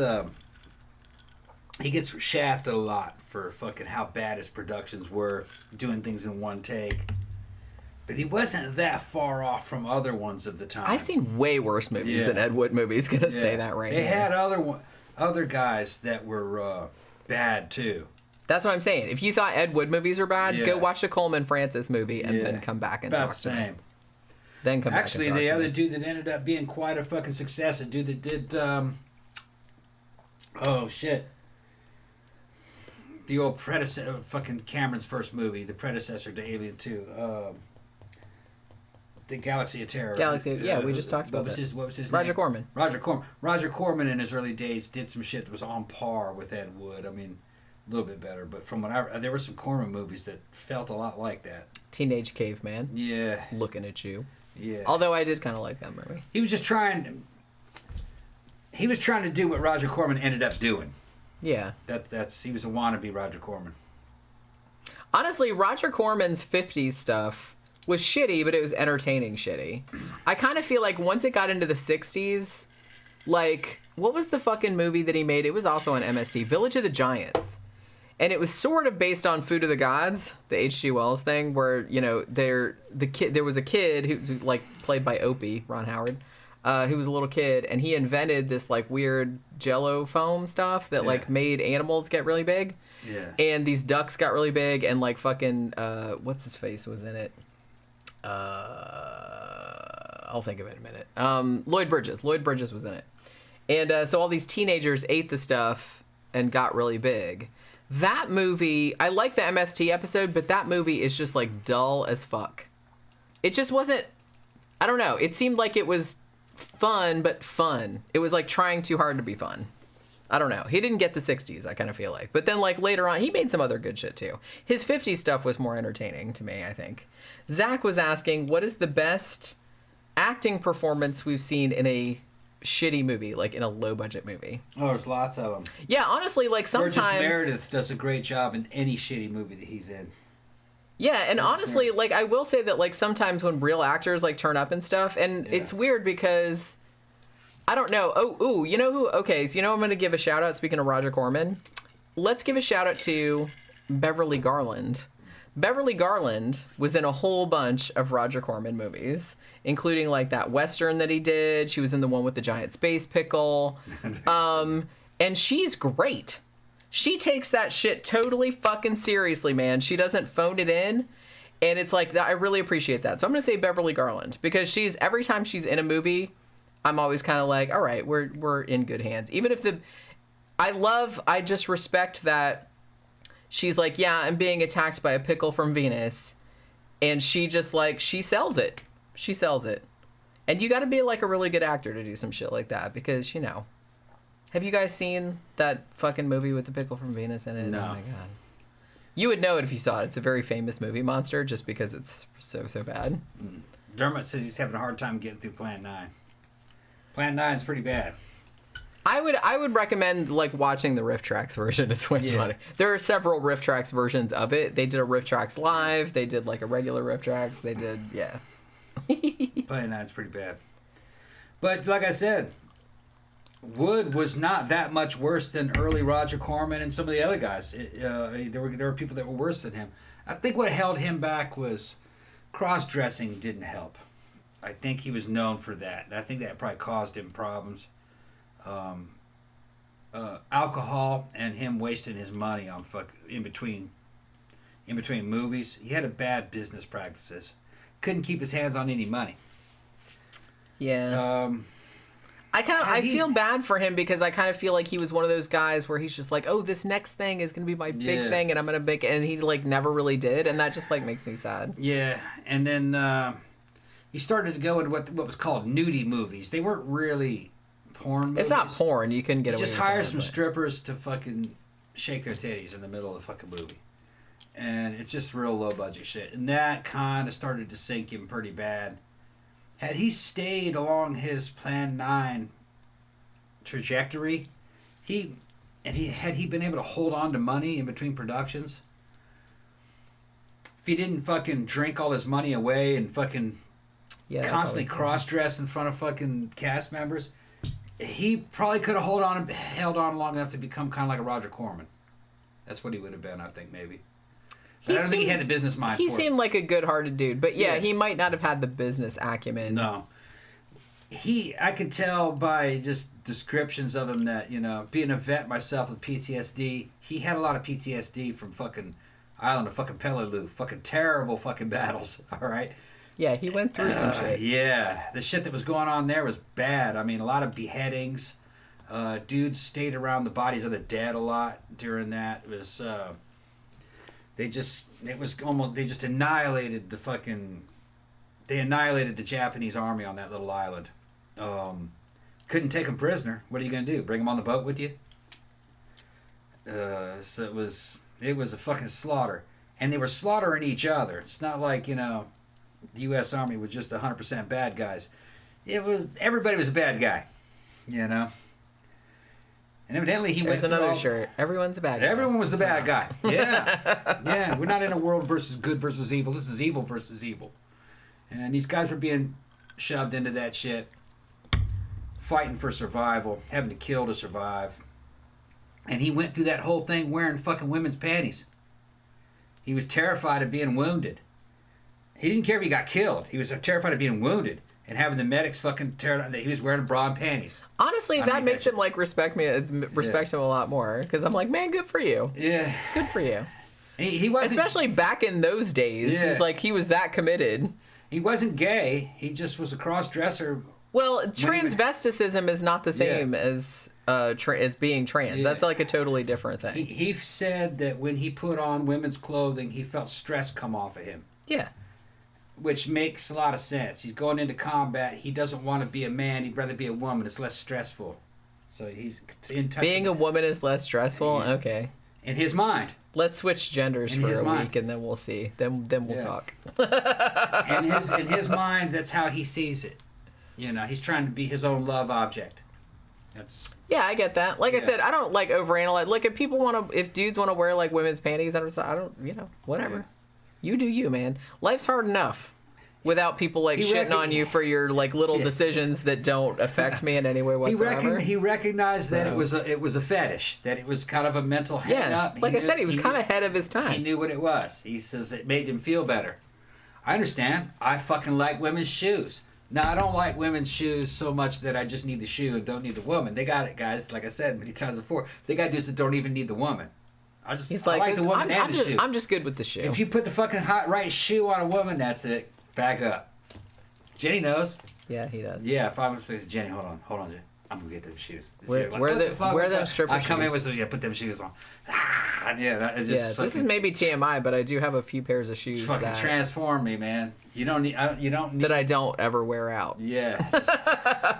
One, because they're super uncomfortable. You can't walk. Because I can't walk. The more uncomfortable they look, the sexier they are. They have to almost look like I love to watch women suffer. It's like bondage devices or something, you know? That is exactly what they are. Yeah, they're just sexy, you know? Just the way it is. It's a but I don't know. It's just a fetish. You guys can explain it. Yeah, you don't have a foot fetish. You have a shoe fetish. Shoes. But not so much that you're like, oh, just shoes. Just shoe, yeah. So I'm saying some guys have it so bad that they don't even need a woman, just a shoe. Well, yeah, because I think there's kind of like a brisk trade in just shoes. Well, yeah. Well, a woman will wear a pair of shoes in a picture and then send the shoes to the person, and they can sniff it or whatever. Which, like I said, I'm not judging. Do whatever you got to do. I'm not into that. But some people are. Some people are. So I'm just saying, like, life's hard. Just get through it anyway and get through it. I'm just saying. John Smith says is talking about Miami Connection. That is also a really good bad movie. I've been hearing about it. A Taekwondo band with a lead that the band is called Dragon Sound. Okay, shit, it's gonna be terrible. Dragon Sound. I've seen it a couple times. Brandon Tennell did a review of it, and there's a riff tracks of it. If you have Tubi, there's a riff tracks of it. Is it riff tracks live or just regular riff tracks? I'm not really sure. Maybe both of them are on there. Because sometimes they'll do the movie like in both versions, and all the jokes are different. So they'll do like a recorded version, and then they'll do a live version like later. But they, if you have Tubi, like go on there, it's for free, and you can watch the riff tracks version of Miami Connection because that's another one. Yeah. Cam guy says those old fashioned stockings with the line at the back. Yeah, those are cute too. I like those as well. That's another one that would fucking yeah. But that's 50s or 40s actually. Well, I like. I mean, they're impractical, but I do like the garter belt. I like the way that looks. You know what I mean? It's impractical most of the time, but I do like the way it looks. Thank you very much, Zach. Speaking of horror, who do you like more, Hitchcock or De Palma? I like De Palma because he plays with filmmaking more and his movies are so damn stylish. Honestly, I don't really know. Like, I guess I like Hitchcock more, but to be honest, if I'm talking about, you know, the movies that I watch more often, I watch Brian De Palma's movies more often. I kind of like that Brian De Palma is not afraid to just kind of like go balls to the wall and he's like, I'm just camping the fuck out, or he just like goes crazy with it. Which maybe Alfred Hitchcock didn't really have the context to do that, but I don't know. It's hard to say. Even though they're very similar, they have like a lot of differences. But I rewatch Brian De Palma more, if that says anything. Yeah, Dermot says John Carpenter's Dark Star was another hard watch, and I love Carpenter. You gotta be. It was a little, it was a little hard to get through, I will say. You can't take that one seriously. That's something that you just kind of smirk at. It didn't age well. It was a lot easier to watch back in the early '80s when I first saw it, mid '80s, because it just was. There wasn't as much sci-fi that was decent, and I don't know if that was decent. It was kind of decent. It had some weird things. An AI atomic bomb, planet-killing bomb that's, disobeying. It did have some zany shit to it. The beach ball with the feet, the alien beach ball. But it just was, I kind of like, I mean, obviously you could tell it was a beach ball, but I kind of like admired, I was like, I like your gumption. Taking a beach ball that you probably bought from like the dollar store or the equivalent and making that into a special effect. More power to you. You know what I mean? I was, Nowhere near as good as THX 1138, though. Yeah, well, like I said, I'm kind of a big advocate, and it's not really still relevant nowadays, because nowadays you can do like all kind of crazy shit with just your phone. Right. But back in the old days, I kind of feel like, well, if you didn't have the budget, I feel like you should probably build your movie around how much money you got. Yeah. Because, and I feel like sci-fi is a hard... it's a really difficult genre to do on a low budget. It can be done, but you have to really kind of like rein in your scope. You can't do a lot of world building and stuff like that necessarily with a really small budget. Like I said, nowadays that's kind of like gone out the window because of CGI. But Camp Guy said that he knew guys in Gulf War I, the Iraqi soldiers didn't want to go back to the Iraqis. Absolutely true. When I was when I left first in the 506, and at that time 506 was the DMZ battalion for Second ID in Korea. 506 was originally from the 101st Airborne Division. That was also known as like the Band of Brothers. They made a whole fucking series about my unit, first in the 506. Well, we were on loan to Second ID in Korea to manage the damn DMZ between North and South Korea. I was there for a year. And then after I got out of there, because I was in 506, they sent me to 327, which was in the 101st Airborne Division. And when I showed up there, this is the first Gulf War base had been over for 7-8 months, something like that.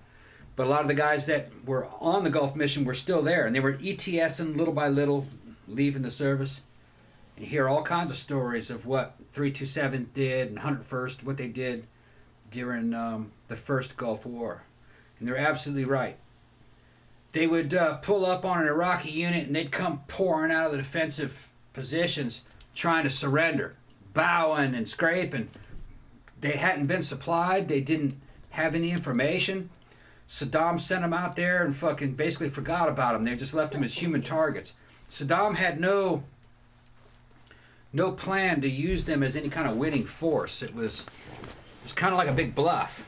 What he really wanted was what they got later on. He wanted us to go into that city and get into a big fight with this Fedayeen and a bunch of terrorists. He was going to have a bunch of other guys, and he wanted a military operations in urbanized terrain. But anyway, to get back to what you're saying, yeah, they didn't want to go back because they were afraid of being punished. They just weren't given anything to fight with, and they didn't really stand a chance. Now, we're talking about conventional warfare. Conventional warfare is one conventional force fighting another conventional force. Doesn't matter if you win those wars, really. Because then you end up inside enemy territory trying to take over their institutions and control the minds of their people and to get them to go, and that never works out. You just can't control people. You can kill soldiers all day long and win battles and win battles and win battles. You won't win the war. Winning wars isn't really possible with these conventional forces now. That's why they don't want terrorists. Because it's now all unconventional. Biowarfare. Fighters. The word that they will use. If they're guys that we're paying, we will call them something along... We'll use euphemistic terms. Like non-state actors. If the enemy's using... Hold on. Okay. We will call our guys non-state actors. If the enemy's non-state actors, we will call terrorists. And then we'll use propaganda and brainwashing. Okay? That's where the real war is. Because war is always a battle of will. It doesn't have anything to do with these armies. All right? Those armies are just they're obsolete. You almost don't need them. Like if you wanted to fight China, best way to fight China is to let them come in. You let them come in, then you fuck them over the way we got fucked over in Afghanistan. We could not even beat Afghanistan. We haven't won any of these wars. Okay? Because they're all unconventional. You cannot get people to obey. And these rich people who own the American government have to get that through their heads. You're not going to get them to... You can't get anybody to obey. And they're trying to do it here.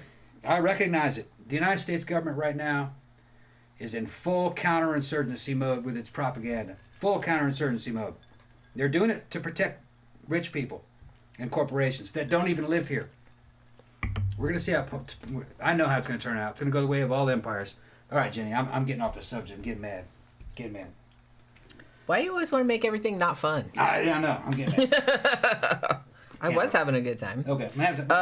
Yeah, so they were talking about Aliens. Darkstar is the predecessor to Alien, though. Yeah. Yeah, and Dan O'Bannon worked on both of them, and obviously Dan O'Bannon went on to do Return of the Living Dead, one of the best horror comedies of the 80s, if not the best horror comedy of the 80s.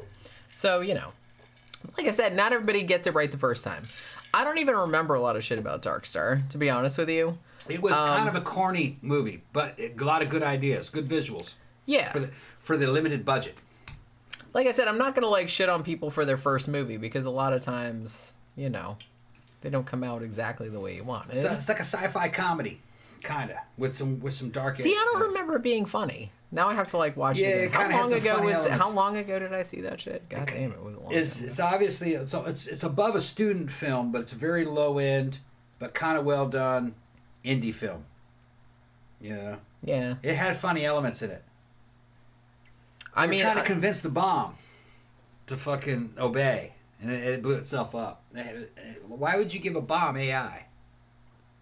Yeah, that really seems like... that was some weird shit, you know what I mean? That seems like kind of a misbegotten And then the guys were talking to each other. It was kind of funny, which I think the banter between the guys that were in the starship, it was called the Dark Star, kind of led to the banter that was in Alien 1, where there was just blue-collar space. Yeah. It was that's where they got a lot of the ideas of all that stuff. Yeah. I mean, like I said, you can totally see the thread of it, but I don't know. Like I said, I have to see it again. I think the last time I saw it was, maybe I bought Alien on Blu-ray or DVD or something, and it had it on there, as an extra. I don't even remember at this point.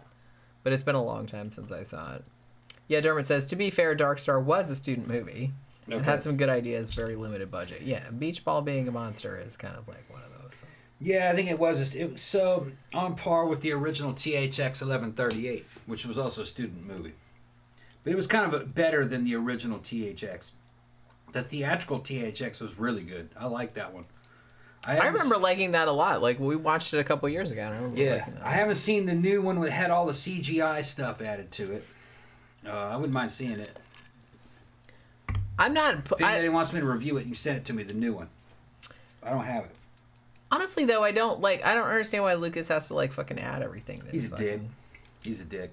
I mean, well, no, I get it. I'm an artist, and it's look, I made this thing back in the old days. I didn't have the money. Yeah. I want to develop this idea further, but I didn't have the idea. I get that. and it's like good ideas, and it's like, oh well, but just make another one. Right. Like I kind of feel like don't erase the old one. I mean, it'd be different if you'd never like released it to the world. Nah. But and I just had this thing in my attic or whatever, then you can like retool it however you want. But it's just like if you've released it as a movie, I kind of feel. Then, like I said, I'm not. Look, they created it, so I'm not going to get like all on their tits because they want to redo some shit. But honestly, if you're going to do that, at least have both versions available. Because I know that everybody freaked out about Lucas because he added all that CGI to like the Star Wars movies, and then he's like, "Oh, we're just going to pull the old ones." I'm like. Look, add all the shit you want to the new ones, but leave the old ones as they were, so you can choose which one you want. Because maybe you don't want the one with all the Lucas stuff. Like I want the original. And I don't want all that bullshit like CGI added to it. And then like in Empire Strikes Back, they changed the Emperor. That's kind of like disrespecting the actor that did the original Emperor. Yeah, that's what I mean. Like I said, if you want to do that, it's your shit. Do what you want, but at least leave the original. Yeah, leave both versions. Leave both versions, right? So, like, if you want the new bullshit version, you can totally have that. But if you would rather have the original version, then you can have that too. Yeah, in that version of the Emperor says some. You can see him from the side. He is a creepy looking dude. He doesn't look exactly like the Darth Sidious from Part 3, but that's okay. The audience can handle that. And yeah, he doesn't specifically say that the fucking son of Skywalker is his son. Okay? It was better that he didn't say that. You can infer that a Sith does not have to fucking say, son of Skywalker. You know what I mean? Fucking, he's out there. You know? Vader wouldn't go, how's that possible? He would just go, okay. All right. It's possible, I guess. So the ambiguity of the original dialogue was better. Yeah. You know? And maybe they already had that conversation about that being his son. You didn't have to telegraph that to the audience. Well, that's another thing too, and I kind of feel like that's that's something that like a lot of screenwriters do. It's like inexperienced screenwriters and shit. I've even seen like movies by screenwriters that should know better. Two characters having a conversation and they're relaying information to you, the audience. Yeah. But you're like, in real life, these two would already know all this stuff, so why are they telling each other this? Right. And I've seen it, like, obviously, like, if it's in, in really cheap movies or, like, people that aren't very experienced as screenwriters, because that's, honestly, if you take, like, a screenwriting class, that's one of the first things they tell you not to do. They're like, please do not do that. Like, don't just make it so, like, you're giving information to the audience when this is something that these characters would already know and they've already discussed before the events of your movie. So it just seems like really clunky. You have to find other ways of conveying information. And the original trilogy, the edits were more solemn. It's more serious. When he added all that stuff, it was goofy shit mostly. Goofy little creatures running around giggling and shit. That's what I mean. Just because you can add CGI animals and monsters and stuff, that doesn't mean you should necessarily. And then like added dialogue to fucking, you know what I mean? To tie it all. And you don't have to because the audience was tying it all in. They don't. Yeah, we didn't need that. Vader would have already known by that point he was talking to the Emperor that was his son. That's what I'm saying. We didn't need a conversation where we're like clarifying. Like, hey, that's my son. Oh, I didn't know that. Oh my God, what happened? Holy shit! Wow, you know what I mean? He would have already been through all that shit. Right. So they're doing that just for you, the audience. It's unrealistic. Well, like you said, it takes the gravitas and away. That's even like dumber with regards to Star Wars because by this point, everybody in the audience already knows that too. So it's like, why would you have to like retroactively add that? When everybody already knows that. That's for no one's benefit. Right. So in a way, it kind of detracted from Vader's character. Yeah. You know what I mean? I don't know how it happened, but that's my son. Okay. But I'm over that. Okay, we got to get along with business. You know what I mean? Vader doesn't sit around and fucking worry about that kind of shit. It's anything with the Force is possible. I guess she was alive. I thought she was dead, but she was alive. Whatevs. Yeah, whatever. She lived. I thought I killed her. Oh, well. All right. Well, the Emperor said that in your anger, you killed her. No, we should have said no either. no. Yeah, the whole no thing actually. Oh, everybody like made fun of that What? shit. A silent reaction would have been so much more powerful had he just fallen to his knees. That'd have been. Tom should have been directing that shit. I mean, well, okay, Should have just fallen to his knees. Fucking. Oh. There's a reason why a character falling to their knees and going no is a cliche. Yeah. Because it's been done before, and I don't think I've ever seen it done well. No. It's just cheesy. Nobody does that. No. Nobody does that. Had he just fallen to his knees and they cut away, that was all you needed. Lingering on it with too much. The no part sucked. He didn't fall to his knees, though. No, he didn't. Bowed up and just went, no! Which, like I said, who does that? Nobody. Nobody. Nobody, that's who. No, he should just fall to his knees, crumpled up, and then they cut away. It's not a realistic And then he should have reaction. zoomed in on the Emperor fucking looking down at him, fucking grinning to himself. Like, you fucking bitch. You fucking bitch. Well, that's what he was doing to him. Yeah. Blaming it on him. He killed her. Yeah, it was you. They're like, we can't explain it. She's slipping away. We don't understand it. She's slipping away. Well, they're sorcerers, man. These are fucking witches. They're witches, warlocks. He's doing something that in video games is called drain life. It's where a damn sorcerer or a witch or a fucking Sith can just drain the life out of you, from afar and get stronger. He was probably draining her life and putting it into Vader to heal him after all that burning. Wouldn't that have been something? Yeah, that's what I think happened. Because now that's what they could have written in there. He shows that's up. Canon. That's headcanon now. He shows up and goes, "It's not too late." And he kneels down and puts his hand over, and then they cut away. He's like, "Look, I just sucked that out of your wife. Suck this out of your wife and keep doing it." But then he says, "You don't understand the dark side. I cannot betray my master." So he must have been keeping him alive. Well, that was what I always took from that. So that it's like if he did, then Emperor would be like, "Bye, bitch." Yeah, or the source of his fucking. It wasn't just the suit keeping him alive. I'm taking all your psychic energy. It was also the Emperor was somehow keeping him alive because he said that Darth Plagueis the Wise had learned how to keep those he cared about from dying, and he could also create life from the. That's two different fucking things. Although they try to conflate the two. Creating life and keeping somebody from dying is two different things. That's not the same. It's not the same thing. Now, if you're a fucking evil sorcerer, how do you learn to keep things from dying? How do you learn to create life? I'm imagining you have to wound things mortally and then try to keep them from dying. So that you got to kill a lot of shit to learn how to do this. And then once things are dead, you're somehow using the Force to bring life out of the damn ether. Make a living thing. Like you're making a ghost. Yeah. Like a spiritual golem. Yeah, I can see that. And maybe you can put it into a body. Is that what Anakin was? He didn't have a father. Oh, yeah.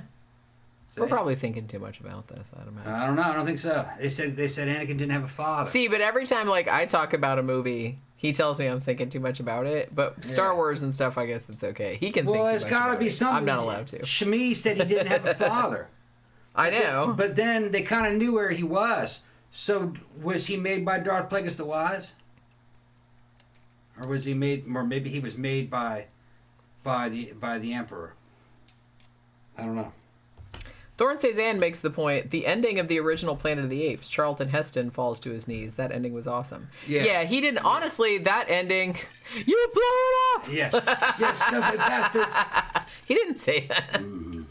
God damn you all to hell. So good. But, I mean, Charlton Heston, he could get away with it. Yeah. you really did it. You maniacs. Yeah.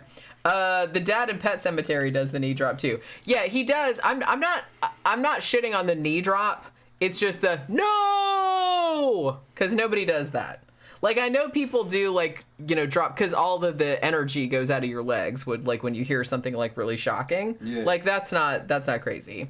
But I don't think anybody in the history of ever put their fists up and said to the sky, no. Like who's done that? Nobody.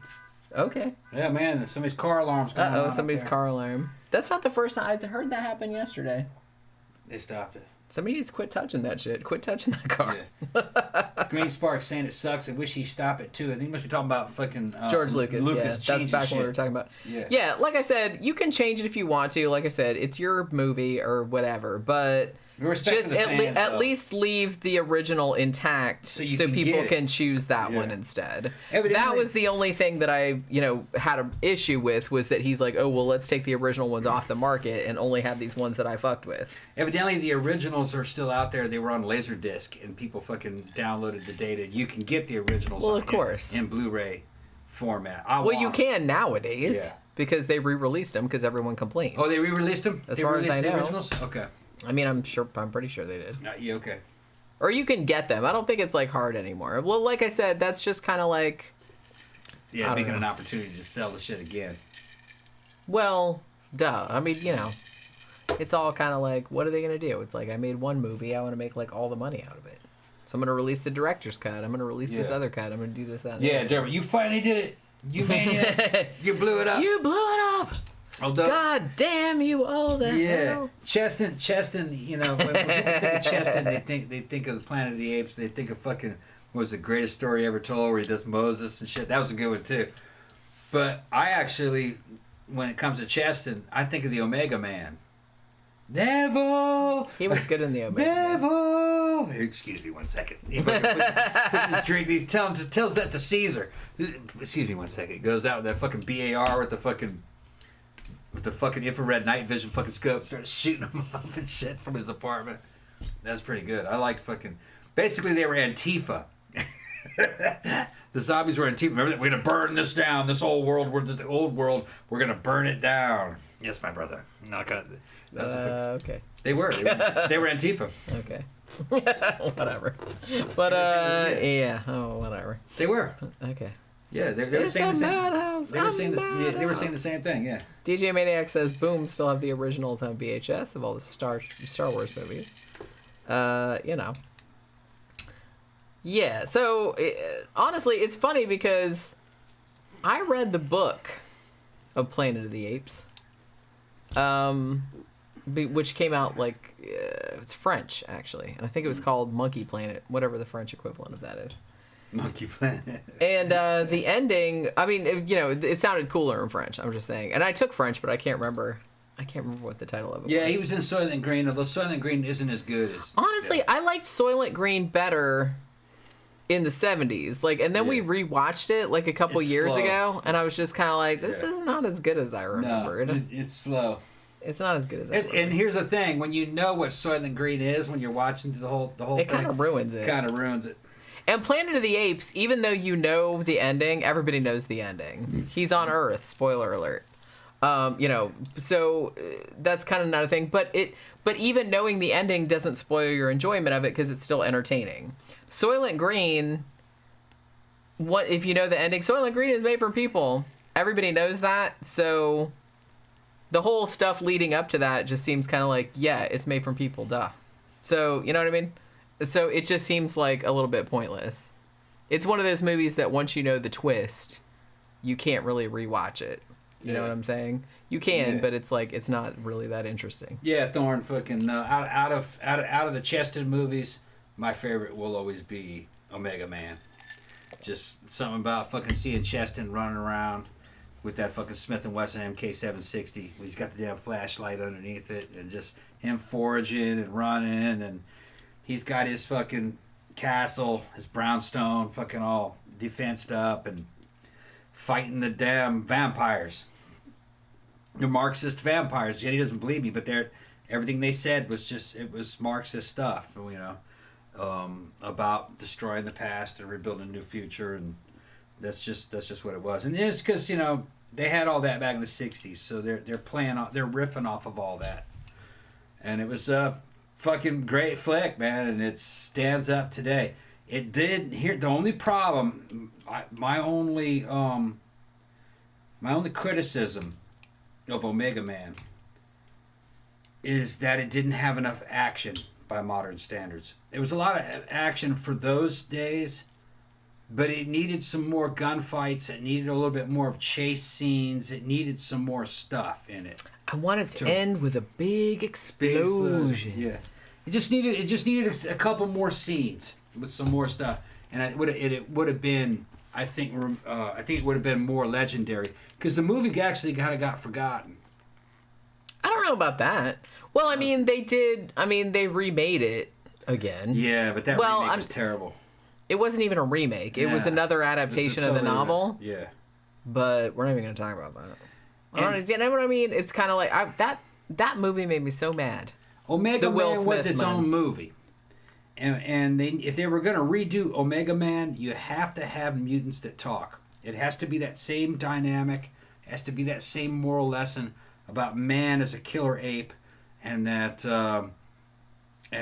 know what I mean. Fucking his time may be limited. That he may be destroyed by a new generation that's coming up. That's what that's all about. Well, the whole point of the book was that he was the monster. Yeah, he was the monster. But the monsters were monsters too. That's why it was called I Am Legend, because it was kind of like a metaphor for, he was the last... He was a monster to the monsters, but the monsters also, their time was running out also, and a new generation was coming. The little kids. And that's how it ended. Yeah, but like I'm saying, I kind of feel like a lot of the adaptations sort of lost that aspect of it. I mean, even the one that they made, like with Will Smith, that was called I Am Legend... Even they kind of like, I think they filmed an ending that was like the book, but, audiences didn't like it, even though that was the book ending. And we're like, no, we need this other fucking bullshit ending, which, I don't know, it just made me angry. The problem with the Will Smith version is that the outbreak was restricted just to one city. So there you go. How can you be the last man? How can you be the Omega Man? The Omega Man was supposed to be the last man on Earth. He was totally isolated. Except for that lady that he found. And there's some other shit that happened. He thought he was. Yeah. And the mutants thought he was a relic of the past, an evil relic from the past. And that he had to be stamped out. In the meantime, Neville is fucking hunting these fucking new humans down and killing them while they're asleep. They're vampires. Yeah, so like I said, from their point of view, he was a monster because he was killing them when they were vulnerable. Right. And he's symbolizing everything that these vampires hated, which is technology and our version of progress and science. These were all things that were forbidden to these vampires because they had destroyed the world. And that is the dynamic right there. And they were these two forces destroy each other. But there's hope for a future because there was a cure for all this that might become manifest in the new children. And it's kind of a return to the Garden of Eden motif of starting over in the cycle because everything's cyclical. That's what it's talking about. I thought a masterpiece. It just needed a couple more action scenes in it and it would have been fucking even better. I'm going to have to review the book on my channel. Yeah. Although I might the book is not like the movie. No, of course not. But if you're gonna redo the book, then it has to be Last Man on Earth. Okay. Yeah, the Vincent Price one is different. The closest to the book. Right. It's still not exactly like that. Omega Man is based on that, but it's a different story. It's its own thing. And if you're gonna make a movie called Omega Man, it has to be a greater culmination of the Charlton Heston original, because that story was good too. It was a different story than Last Man on Earth. They're two separate stories that share a lot of stuff. I mean, Rob Zombie loved it. He had a whole fucking song called I Am Legend. And it's about both the book and the movie. So, and it's kind of blended together. So even Rob knew that they were the same stories, just told slightly differently with different tales. I like them both. I mean, to be fair, I'm like a massive Richard Matheson fan. Yeah. All his shit is so good. And I have, like I said, a huge compilation of all his short stories that had Duel in there. It had all his stuff. Yeah. And I have a bunch of his later novels as well. He did some kind of survival horror ones that were excellent. But yeah, I mean, he wrote a fuck ton and all his shit is good. The captain says Tom is right. I don't know what I'm right about, but he's saying I'm right. Well, that should make you feel better. Yes. We were talking about this a little bit on our review of The Fly is that even though people call David Cronenberg's The Fly from 1986, even though they call it a remake, I would argue that's technically not a remake because he's not remaking the movie The Fly. He's just doing another adaptation of the short story. And it's a lot different. And I kind of feel like the same thing is happening with the Omega Man and all that kind of stuff. Thank you, No Need for Me Too.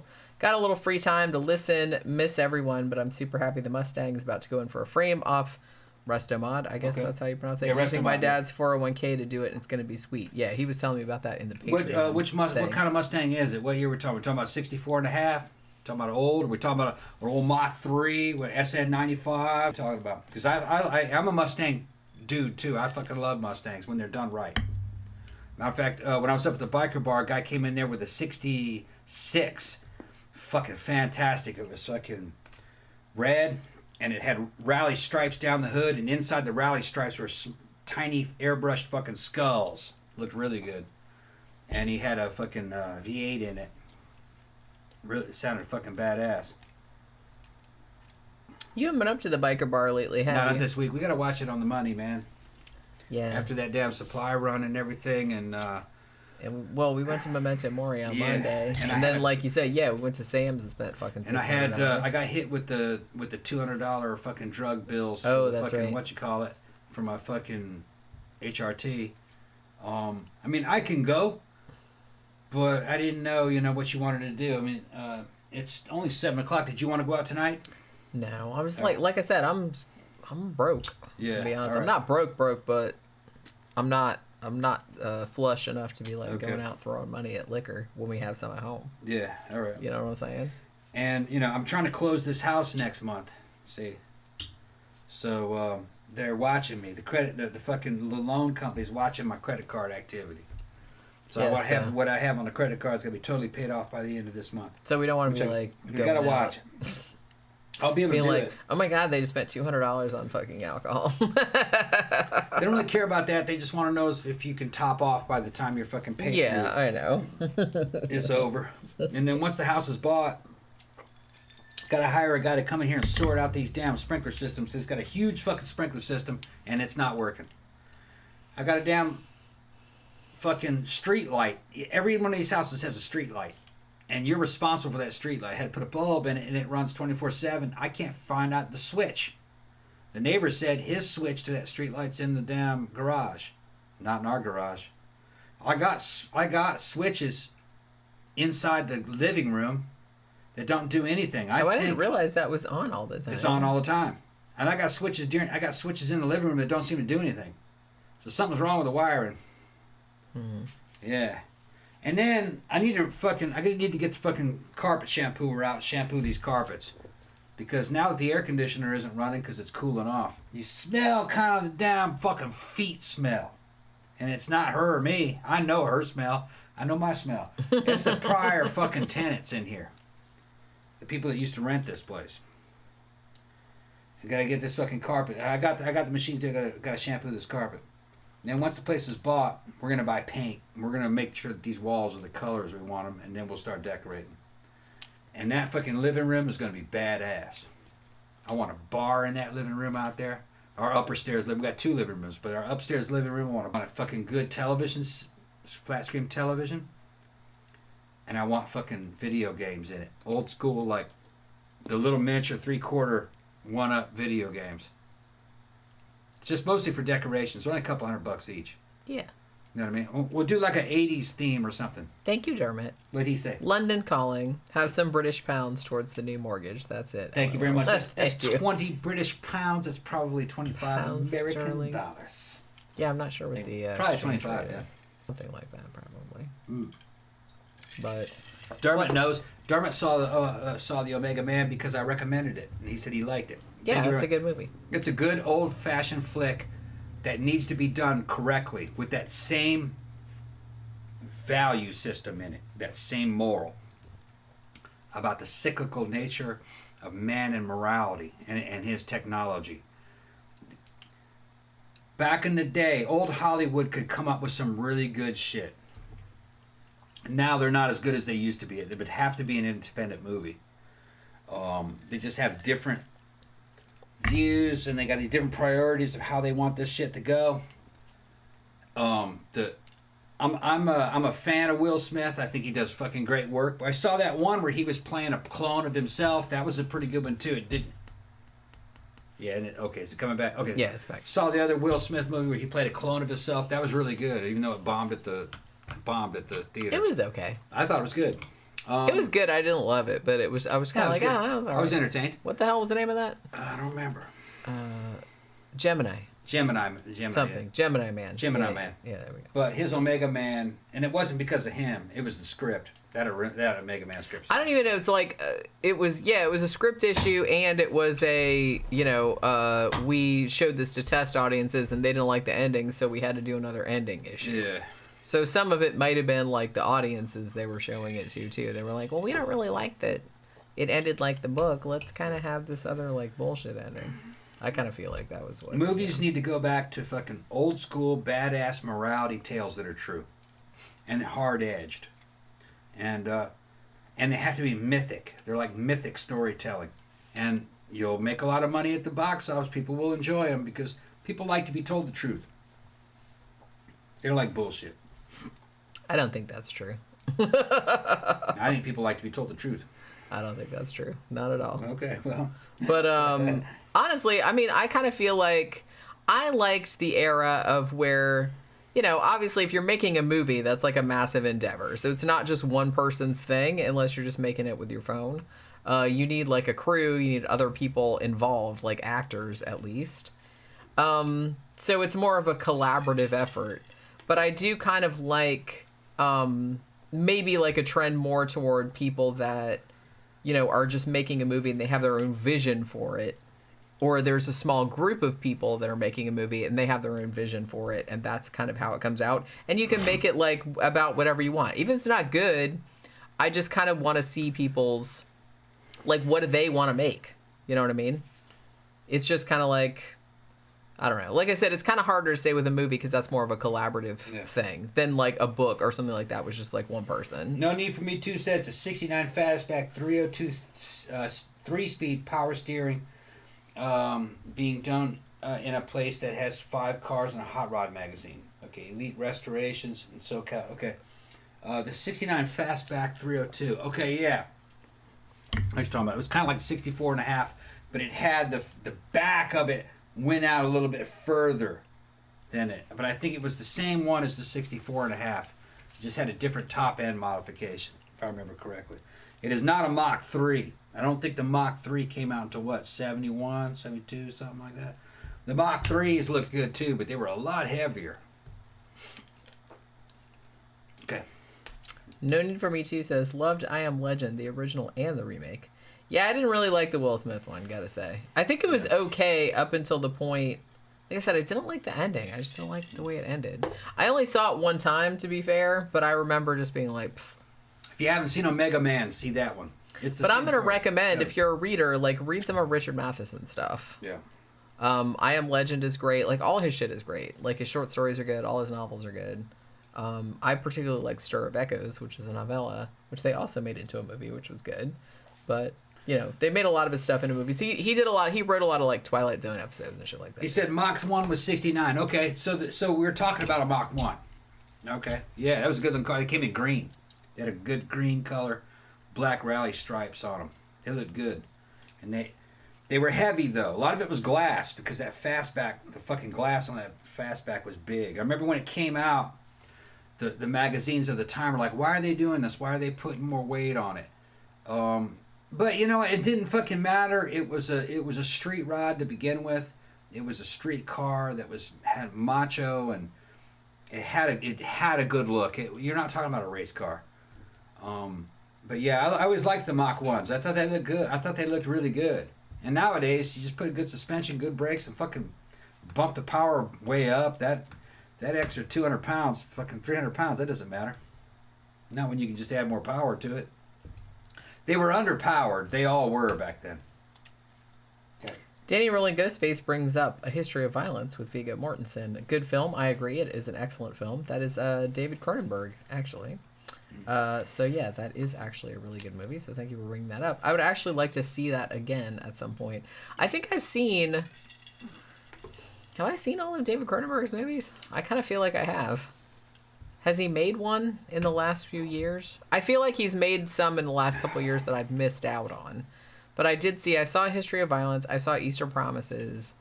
I kind of feel like maybe he made one or two after that I didn't see, that I still need to watch. But all his shit is worth watching. But yeah, History of Violence is really good. You probably haven't seen that. No, I haven't seen it. Yeah, that was Cronenberg. Now they're talking about But it was Mustang. like a later one. I liked the 2004 Mustang when it first came back with that flat front end.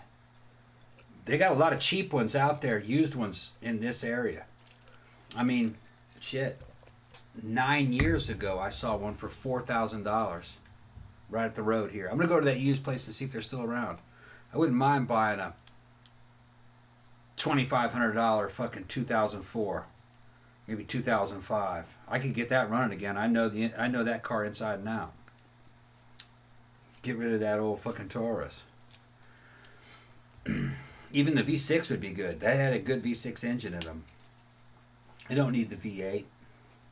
But they just looked good. It looked like a little American muscle car. I think it looked better than the new Mustangs. Go ahead.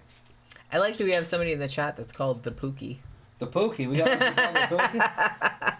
Pookie. Are you related to our Pookie? Yeah. Where did she go, by the way? She ate almost all the treats and then Yeah. fucked off. She was like, well, this is almost empty. She has like 3 different places where she can eat. You have to have 3 bowls out, each one of them with different flavors. So she can choose what flavor. Yeah. And she'll stand by a bowl when it's empty and just like look at it. Point her nose at it. Yeah, put her nose at it. Then you fill that bowl up and she goes, thank you, and walks away. Yeah. Doesn't even eat it. Just, okay. And toddles off. Don't for 1 second let anybody tell you that animals do not plan ahead. Fucking right they plan ahead. They plan ahead. She will make sure that every bowl has enough treats in it to last. And then through all the of night. them are different flavors. They're all too. different flavors. They all last throughout the night. She likes different feeding stations. That way she can get whatever she wants while we're asleep. Yeah. So yeah, they think ahead. And I mean, she's generally nice enough, like, not to wake us up. Although sometimes it gets to be 5 or 6 a.m. and you can tell she's like, she can't take it anymore because like, Yeah, I feel "Wake her, up." I feel her little weight like on my leg, like running up my leg, and she like peeks over the top of the thing. Like, It's ridiculous. I'll it's wake been up. such a long time. Are you waking Yeah, up? I'll yet? wake up, roll over, and she's on her side, and Pookie will be standing on her shoulder. Oh my shoulder, like up here, Looking like, down at her, and I'm going, Pookie, what are you doing? She looks at me and she says, I'm waking her up. what does it look like I'm doing? What are you doing? Get out of here. No, I'm waking her up. I'm She's already waking up. I'm already awake at that point. Yeah, like I'll be laying, because I'll sleep on my side like that, like kind of all curled up, and then all of a sudden I'm like, oh. Usually I'm still awake. I'm usually already awake. Yeah. But yeah, she'll run all the way up, and then she just stands right there, like on my shoulder, Yeah. and like looks at me. Danny, the Mustang Bullet was a Mach 1, if I remember. Sometimes I call it a Mach 3, but I think it's called a Mach 1. I think it was late 60s. I think it was a Mach 1. The Pookie says, my wife calls me Pookie since 2010. Yeah. There you go. They had a Bullet package with different wheels on it, if I remember correctly, and a little bit different stuff. Because they had a bunch of little companies, and there was even like Carroll Shelby involved in making upgrades for any Mustang that was around at the time. You could get special ones. Go ahead. Where was I? Oh, okay. The Pookie says, whoops. Ken Grimwood's replay novel needs to be made into a movie. I read so many fucking books that would make good movies. I mean, I understand that like getting a movie made is a big like laborious process.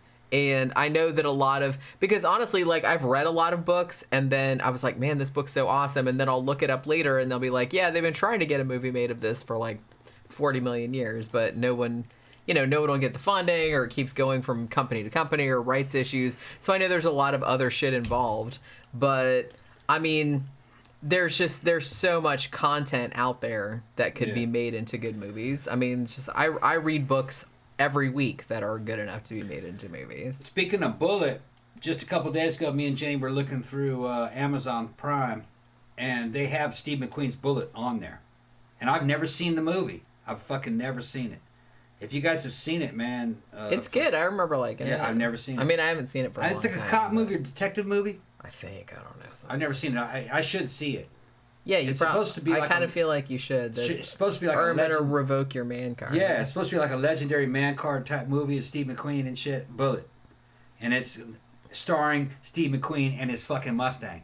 And I think it's a Mach 1. Mach 1 Bullet Mustang. They actually came out with bullet packages because that's what was in the movie. Mm-hmm. Yeah. Well, there you go. I gotta check that shit out. No Need for Me Too says, you guys would love my son's cat, Blackie. He stood up on your shoulder and is all personality.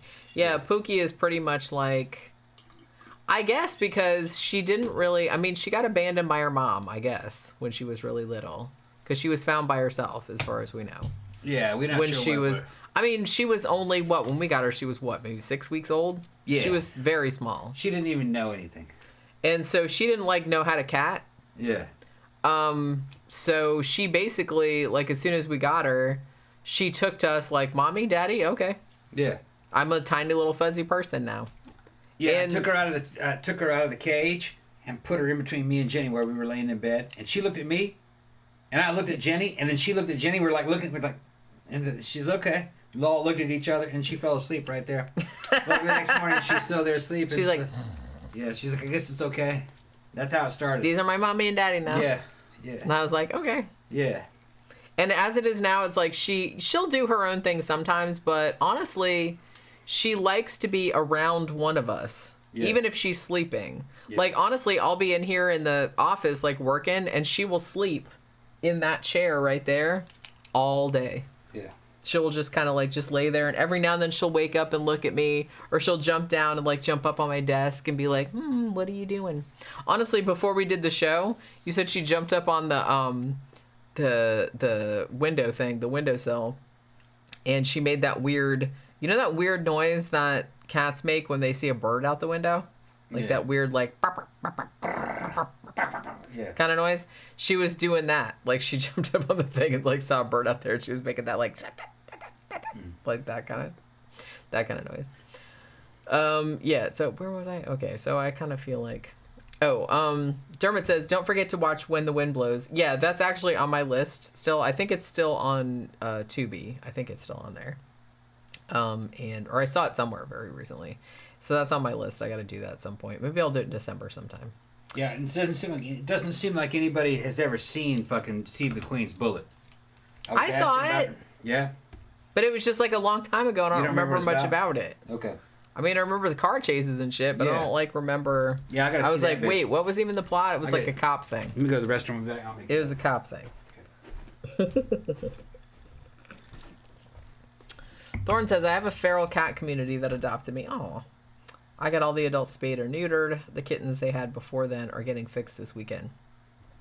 Yeah, it's I don't know. It's weird because I don't know. The person that we got Pookie from, I don't know them really personally. They were a friend of Tom's mom. And she said that she found this tiny little defenseless kitten in her backyard being attacked by a dog. And she's like, well, I took this kitten in because obviously, and I didn't know where its mom was or anything like that. But it's she can't, she thought it was a boy. I don't know why.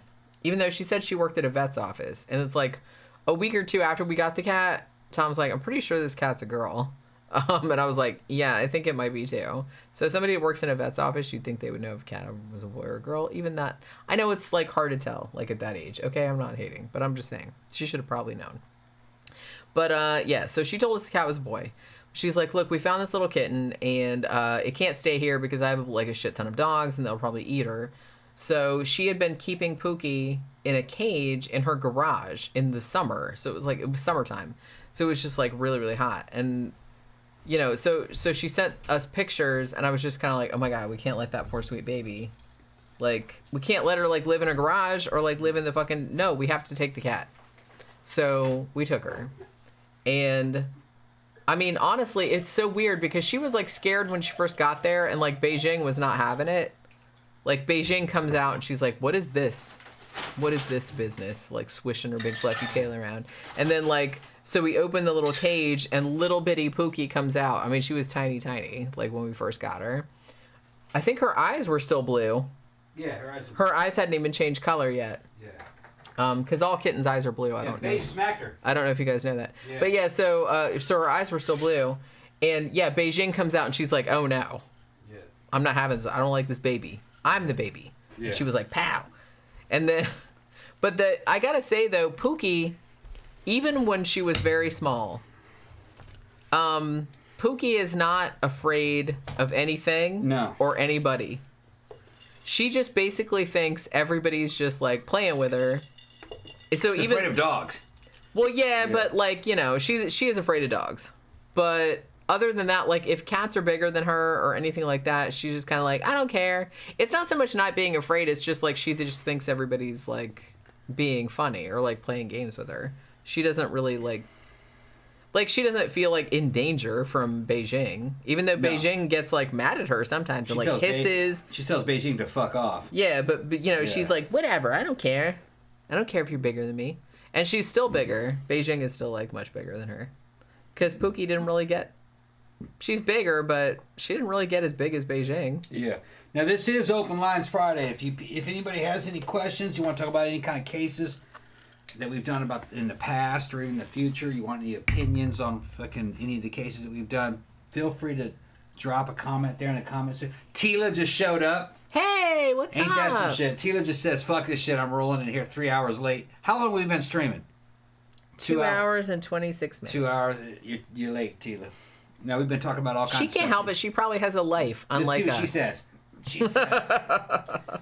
She said, no need for me. That's great. Good stuff coming to you. Love to hear it. We're doing well. Okay, she's just talking to. No yeah, everybody's asking like how you know. Then she says, Tom acts like I don't work. Okay. That's what I'm saying. It's like people do have lives, you know. Yeah. You know, our whole life is like the around show, this house and fucking cooking and fixing shit. The show and writing, and doing my graphic design shit. Me doing fucking housework and fucking cooking fucking shit and making sure and running for fucking booze runs and making sure machines are working. Trying to figure out how the fuck to turn these lights on. Trying to figure out how to turn. This house is fucked up. Even the sprinkler system is fucked up. I'll figure it out. I got guys that'll help me with it. I mean, it's not like I said, I don't want to complain too much because this is a bunch of little stuff. Yeah, but it's just like a bunch of little annoyances. You know what I mean? It's kind of like this office. I came in and the smoke alarm, somebody pulled it off the ceiling for whatever reason. Yeah. So I had to buy another one, but I'm afraid of putting in the new one because I don't want to get electrocuted. Yeah. Oh, speaking of which, I kind of thought earlier today that you would get electrocuted. Yeah. What happened, I was like in my office working or whatever, and then all of a sudden like the power started kind of like do like that, and I was like, what the fuck? And then like I went out in the hall, because normally if something like that happens, Tom would come in and be like, what the fuck's going on? And he didn't do that. Yeah. And so I was kind of like, we just saw The Believers where somebody got like electrocuted at the beginning with the coffee pot. So I was kind of like, maybe Tom got electrocuted. So I went like down the hall and I looked in the bedroom where he usually is, and he wasn't in there. Yeah. And then like I looked into his room, like the man cave, and the door was shut. Mm-hmm. And I was kind of like, is he dead back there? No. Should I knock? And then I was like, maybe I'll give it like 10 minutes or something. I'm like, still, that's kind of weird though. Because it's like he doesn't usually go in there and shut the door. No, I was just looking at stuff that was in my rucksack and shit. Oh, okay. So I was like, what if he went in there and like fucking died and I don't know? No. I said, well, I'll give it a few minutes. Because I was like, and stuff. Okay, well, I didn't know if you were like doing something there you didn't want me to know about. So I was just kind of like, I'm in there with my other girlfriend. Yeah, that's what I mean. Or what? Yeah. I don't know. Okay. You know, I don't know what you're doing in there. So I was just kind of like, I respect your privacy. Okay. Is all I'm saying. The door's shut. I'm just like, I'm not going to knock on it. Tim's saying cooking and cleaning. Tom's got a lot of cooking to do next week. She's saying that's a man's work. Let me tell you something. Yeah, he does all that shit. First of all, cleaning. The cleaning that I usually do involves fucking machinery. All right, like fucking carpet cleaners and stuff. I mean, to be honest, I clean my own shit when I get around to it. I do my own laundry. Right. He does his own laundry. And then cooking is always man's work. Fucking men are much better cooks than women. It's been proven throughout fucking history. Matter of fact, they had these damn students ask fucking Putin, the most manly of all motherfucking men. All right, the emperor of men. Oh, fucking right. The emperor of men. Fucking right. Putin's the shit, man. You're joking, right? No, hell no. Okay. Little Pooty Poot shows up, motherfucker swims with dolphins. Swimming with dolphins like dolphins can swim. Hell yeah, Putin's fucking. Putin is a man of all men. Okay. So the students asked Putin. They said, Putin, how do we become more macho? How do we become more masculine as men? That's what the fucking young Russian boys asked. And Putin says, learn how to cook. And they all laughed at him. He goes, what are you laughing at? He goes, what are you going to do? Bitch, that's not funny. He goes, what are you talking about? You're going to fucking Tartars on the battlefield and all these dudes that fucking survived out in the wilderness and the Mongols. You think they're asked their mom to cook them something to eat? No, they all knew how to cook. Learn how to fucking cook. Everybody should at least learn how to fucking I mean, cook. I'm not saying everybody has to be a chef or anything, but everybody should know like the rudimentary. Everybody should know how to cook. Yeah. Men, women, I don't care who you are. Children.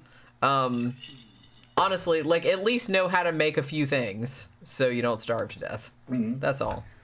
Don't make somebody else like cook for you. I like him to cook for me though. I can cook if I had to, but I don't know. It's not really something I enjoy. He enjoys it. Yeah. If I had to, I would do it because I did do it. Bread and I didn't even have any pumpkins. Well, they were like the squashy things, and to be honest with you, and this maybe people don't know this, but you know the canned pumpkin that you buy every Thanksgiving to like make with your pies or whatever. That's not all pumpkin. That's like that squash like we got. Yeah. Because it's cheaper. Yeah. They taste the same. You can't tell the difference. Because, like I said, they put fucking cinnamon and, you know, all that, and clove and shit like that in there. It doesn't taste any different. Yeah, and I got a pumpkin pie already, too, so that saves me a lot.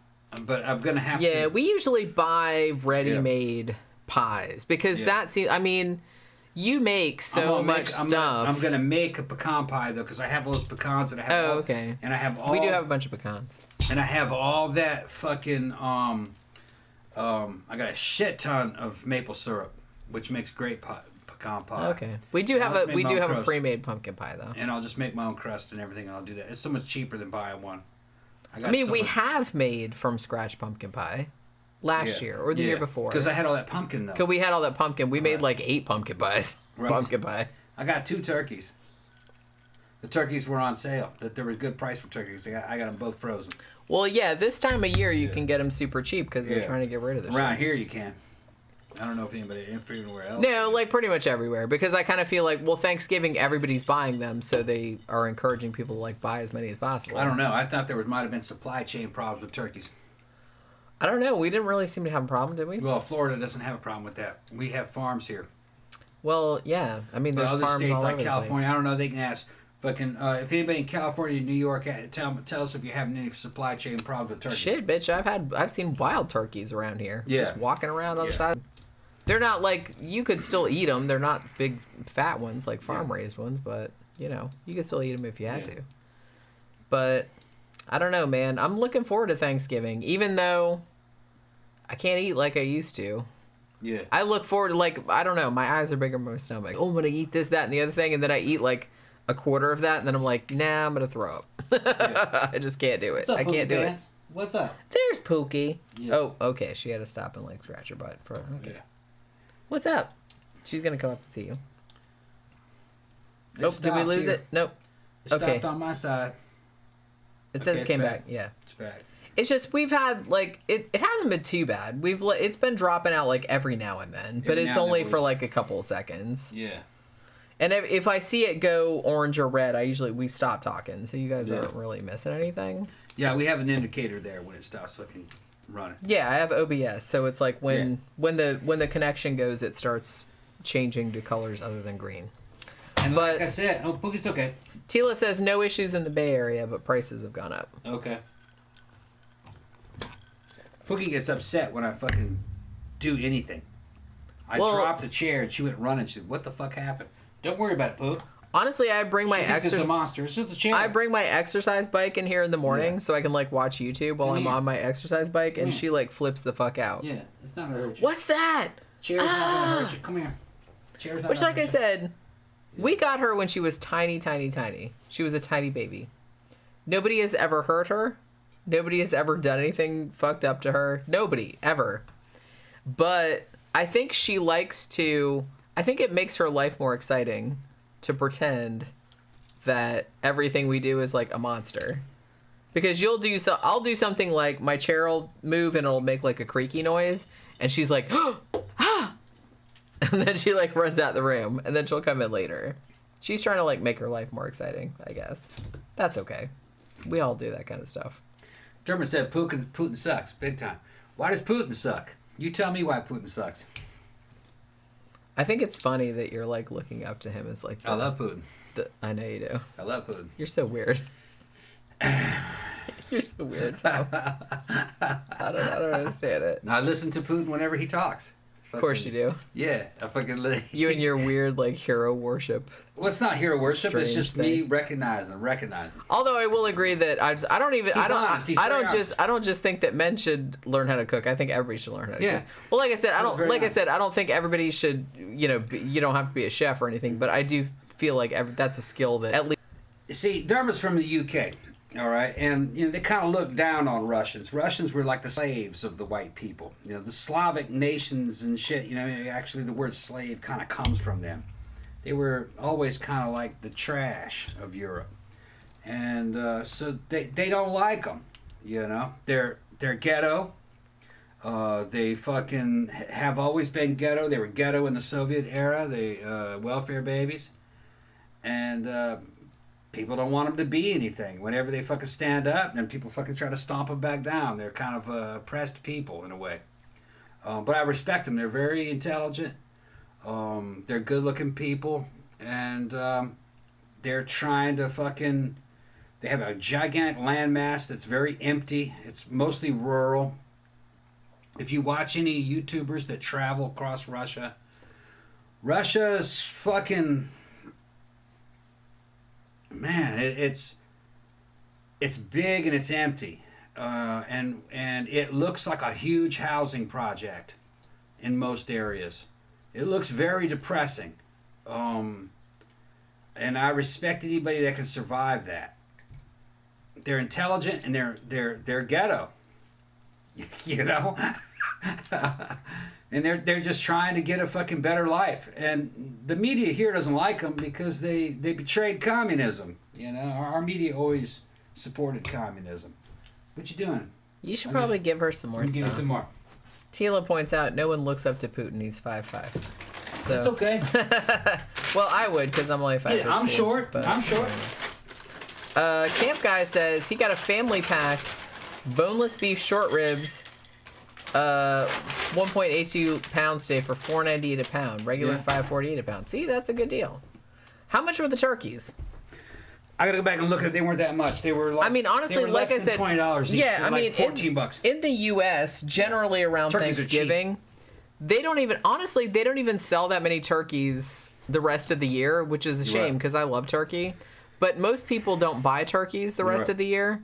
So they have a glut of turkeys around Thanksgiving that they're trying to get rid of. So they're like, look, it's like 50 cents a pound. Please just take it. I've seen turkeys that are this big for like $12. Yeah, it's like, please just take it. You're an idiot not to buy them.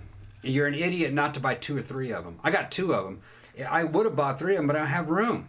Well, shit. I mean, like where a lot of places I used to work, they'd give them to you for free. Yeah. So a lot of times we'd buy one for cheap, and then I'd get like 1 or 2 like from workplaces for nothing. Yeah. So it's like sometimes we'd keep one frozen, like we'll eat that at Christmas time, or we'll eat that later. I think the lowest I've ever seen was like 47 cents a pound, 46 cents a pound. Yeah, that sounds about right. Well, like I said, nobody buys them. The rest of the year, Americans don't really eat a lot of turkey, which is weird. Yeah. Turkey is kind of seen, that's a Thanksgiving thing. People eat chicken all day long, but for whatever reason, they associate turkey with Thanksgiving. So it's like, I kind of feel like even like if you go in the grocery store in like fucking April or some shit like that, there's turkey, but not really. I mean, I don't even know. Have I even seen like a big ass turkey in a grocery store in April? You could probably buy one, but it's not really, I don't know. And a lot of people don't do it. You can buy ground turkey because I've bought that before, but it's not really. So like I said, I kind of feel like turkey farmers are kind of like Thanksgiving is their big. Oh my God. Okay. What is she even doing? That's kind of like their big thing. So they're gonna like sell as many as possible. So like I said, if they're cheap, like buy more than one, because I love turkey. Like I said, I'll eat it all year long. Yeah. Dermot took the bait. He says the Russian people are not Putin. The Russian people love Putin. He has fucking overwhelming support. They're just like... What has she got? She's got a fucking toy. Oh. What is that? Is that one of the mousies that Ilse sent? Yeah. The little Halloween mousies? You have to understand, you cannot project your values on other people. That's a problem that America got into. Us projecting our values on the Middle Eastern people. Saying that the Middle Eastern people do not want religion, that they don't want theocracy, and that they're not really Islamic or Muslim. Yes, they are. Yes, they are. What's that? They want Islam. They are a Muslim people. They want Islam as their religion and their government. All right? And when we jumped in there like we knew what the fuck we were talking about, they lied to you. No, that's what they want. Okay. Yeah, Tila says they'll have turkey breasts and ground year round. Yeah, but not the whole bird for the most part. Yeah, honestly, I can't really remember seeing a whole turkey in a grocery store that, you know, at not Thanksgiving time. I can't even remember that. They have ground turkey all the time and maybe like turkey breast, but I don't know. It's really weird. I love fucking turkey. Actually, I like turkey more than chicken, but it's hard to get it cheap anytime like a whole turkey other than Thanksgiving. So yeah, Tila says turkey wings are great too. I put them in a big pot of collard and or mustard greens. Yeah. Delicious. Oh, that does sound good actually. Well, you know my dad's fascination with turkey necks. Well, he's full of turkey necks. Yeah. Which, you know, that explains it. Maybe you are also full of turkey necks. Did you ever He like thought think of that? His heart was repaired with turkey necks that his cute neighbor made for him. That sounds about right. Yeah. The cute black woman that lived next door made him turkey necks, and fucking when he was in the hospital, he thought the doctor put turkey necks in his fucking chest. And I said, Dad, they put some turkey necks. And I said, Dad, there's no way. I'm gonna get him on the phone one of these days when I'm sober. And have Don't him do it now. And no. You been drinking? Well, damn, you didn't save me none. But he's probably fucking laid up on a couch right now, and his damn vest holding him together. He's not doing well, people. It's not gonna be long before I have to go back to Mississippi. I mean, Okay, but when was the last his time time's coming to an end. Yeah, when was the last time you talked to him on the phone? It wasn't that long ago. It was just like a couple months ago. like a month ago or something like that. Yeah, he's not doing good. He didn't sound too good then. No, but he was marveling to me. I can't believe that I thought they put turkey necks inside me and fixed my heart Our with that. brain's fascinating. Yeah, and it's just, yeah, of course, you were saying that, but that didn't happen. He goes, I know, but why did I think that? And I said, I don't know, Dad. You fucking, it's just... Well, your brain makes associations. Yeah. It's like you said, like his neighbor brought him turkey necks, which is one of his favorite things. Yeah. And he associated that with the surgery situation. Yeah. Like, that's totally, like, understandable how that would happen. Yeah. Totally understandable. Well, like I said, shit, I'm not even that old, and I'm not even, like, in poor of health, and I've woken up from dreams and been like, wait a minute, did that really happen? Or, like, the other night I had a dream, and I woke up from it. In the dream, like within the dream, I thought, oh, I've had this dream before. But then when I woke up, I'm like, wait, did I really have that dream before in real life? Or was I just dreaming that I had that dream before? Do you know what I'm saying? Yeah. So it's kind of like the line between consciousness and unconsciousness is really very, very blurry. Yeah. Is all I'm saying. Even for somebody that is not, is not older, is not in poor health. So I can imagine...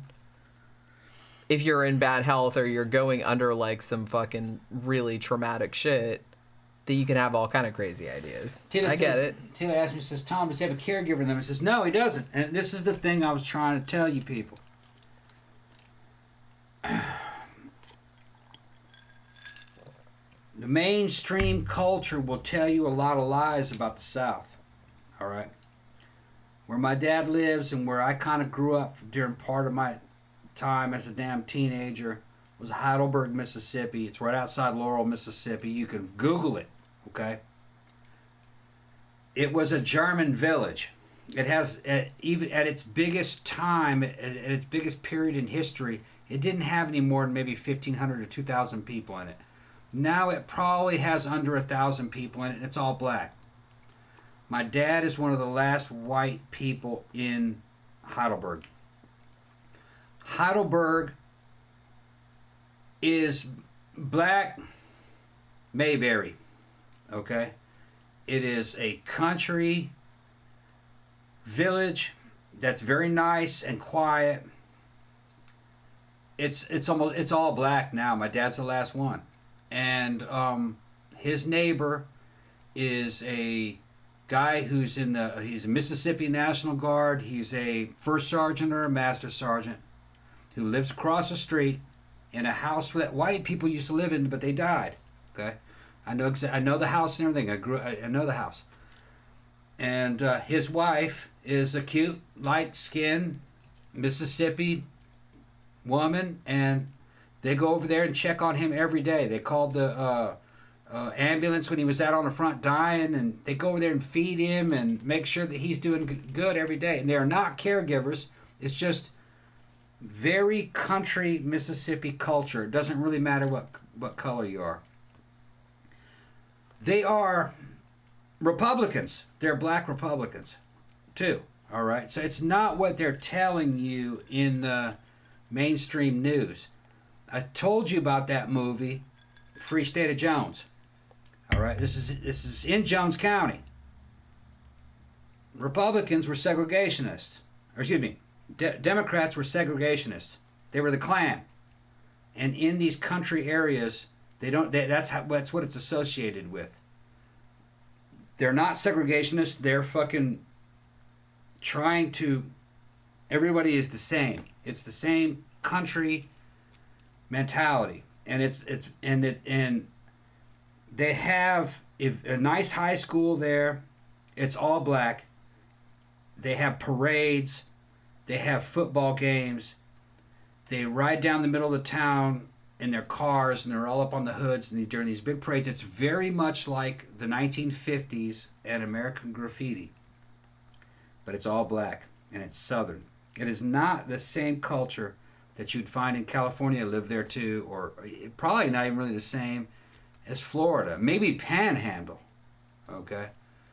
Maybe like that. But no, it is not gangster or in any way. It's not. It's just a different world.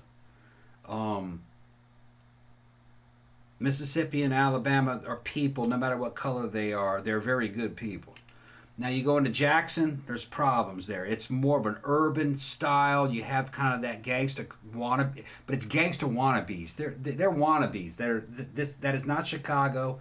That is not fucking Detroit. I live in Detroit. That's a big difference. Okay. They're just listening to rap music. They want to pretend they're that. No. Okay. It's a country setting, and country people are a lot better about taking care of their neighbors, and it's a better community. That's just the truth, okay? Because they need each other to survive, and they're an honorable people, and religion is a factor.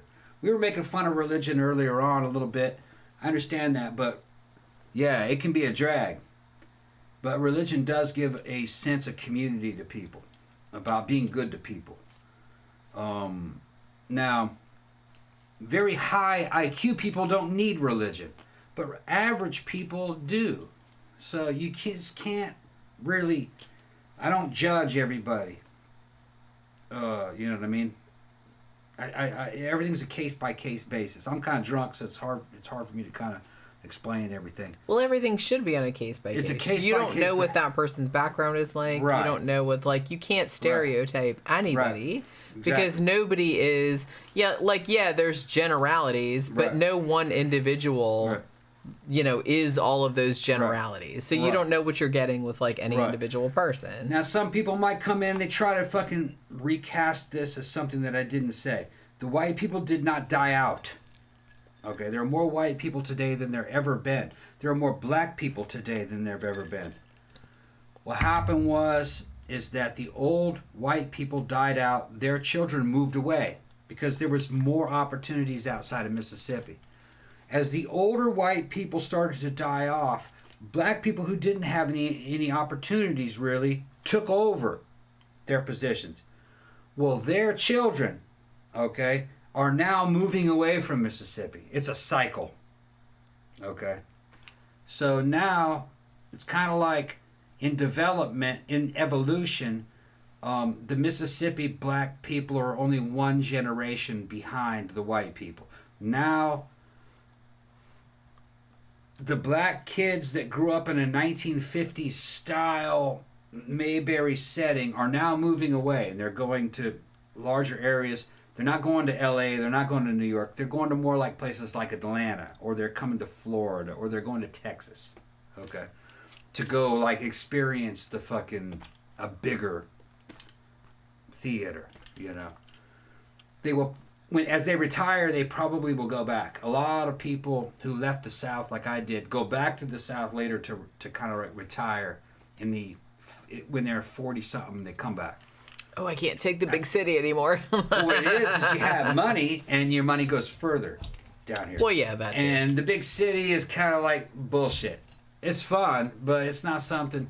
After 10 years, you're like, yeah. You know what I mean? It's always the younger people coming, replacing them, you know. And it's the cities are kind of scamified. You don't get as much for your money. Other than that, like, other than cities being expensive, I've always been, like, kind of more a big city person. Honestly, because, one, I think the main thing is that, one, I don't like to drive. Yeah. So the more things that are within walking distance, the better, the happier I am. Like, if I just have to, like, walk down the street and get whatever the fuck I want to get and then go back home, then that's awesome. Yeah. I don't like having to drive anywhere. Yeah. That's kind of like the big shitty thing about like living. Like I like this house, but that's kind of the shitty thing about living out here. So you have to drive everywhere. There's nothing within walking distance except for a Dollar General, and that's like a mile away. But I kind of would like everything to be within walking distance. Yeah. That's my dream. Yeah. No need for me to. No need for me. I want you to watch a movie called The Free State of Jones. It's about Jones County, Mississippi. That explains very accurately the political situation of the South back in the 1800s and even in the early 1900s. Klan were Democrats. Those are Southern Democrats. What was the name of? What were they called? What kind of Democrats were they called? I'm trying to remember. Republicans were anti-slavery. Of course, they still are. Everybody's anti-slavery. Nobody wants that. It's just that the white Southern Democrats were identity politics. Okay? It was identity politics. They thought that people should be separate but equal. Okay? That black people needed their own safe spaces because white people were privileged and that white people were better than them. So in order for them to be able to live a good life, they would have to be separate from them. They justified it by using weird language. All right? Biden was one of them. He was friends with them. Okay? Don't listen to these people. These people are all charlatans. It's all scams.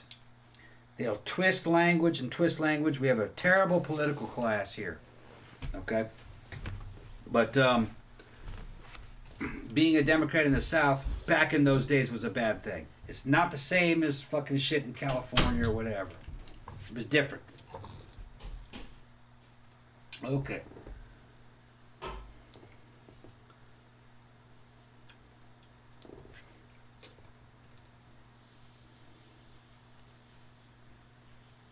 Yeah, the Democrats were robber barons back then.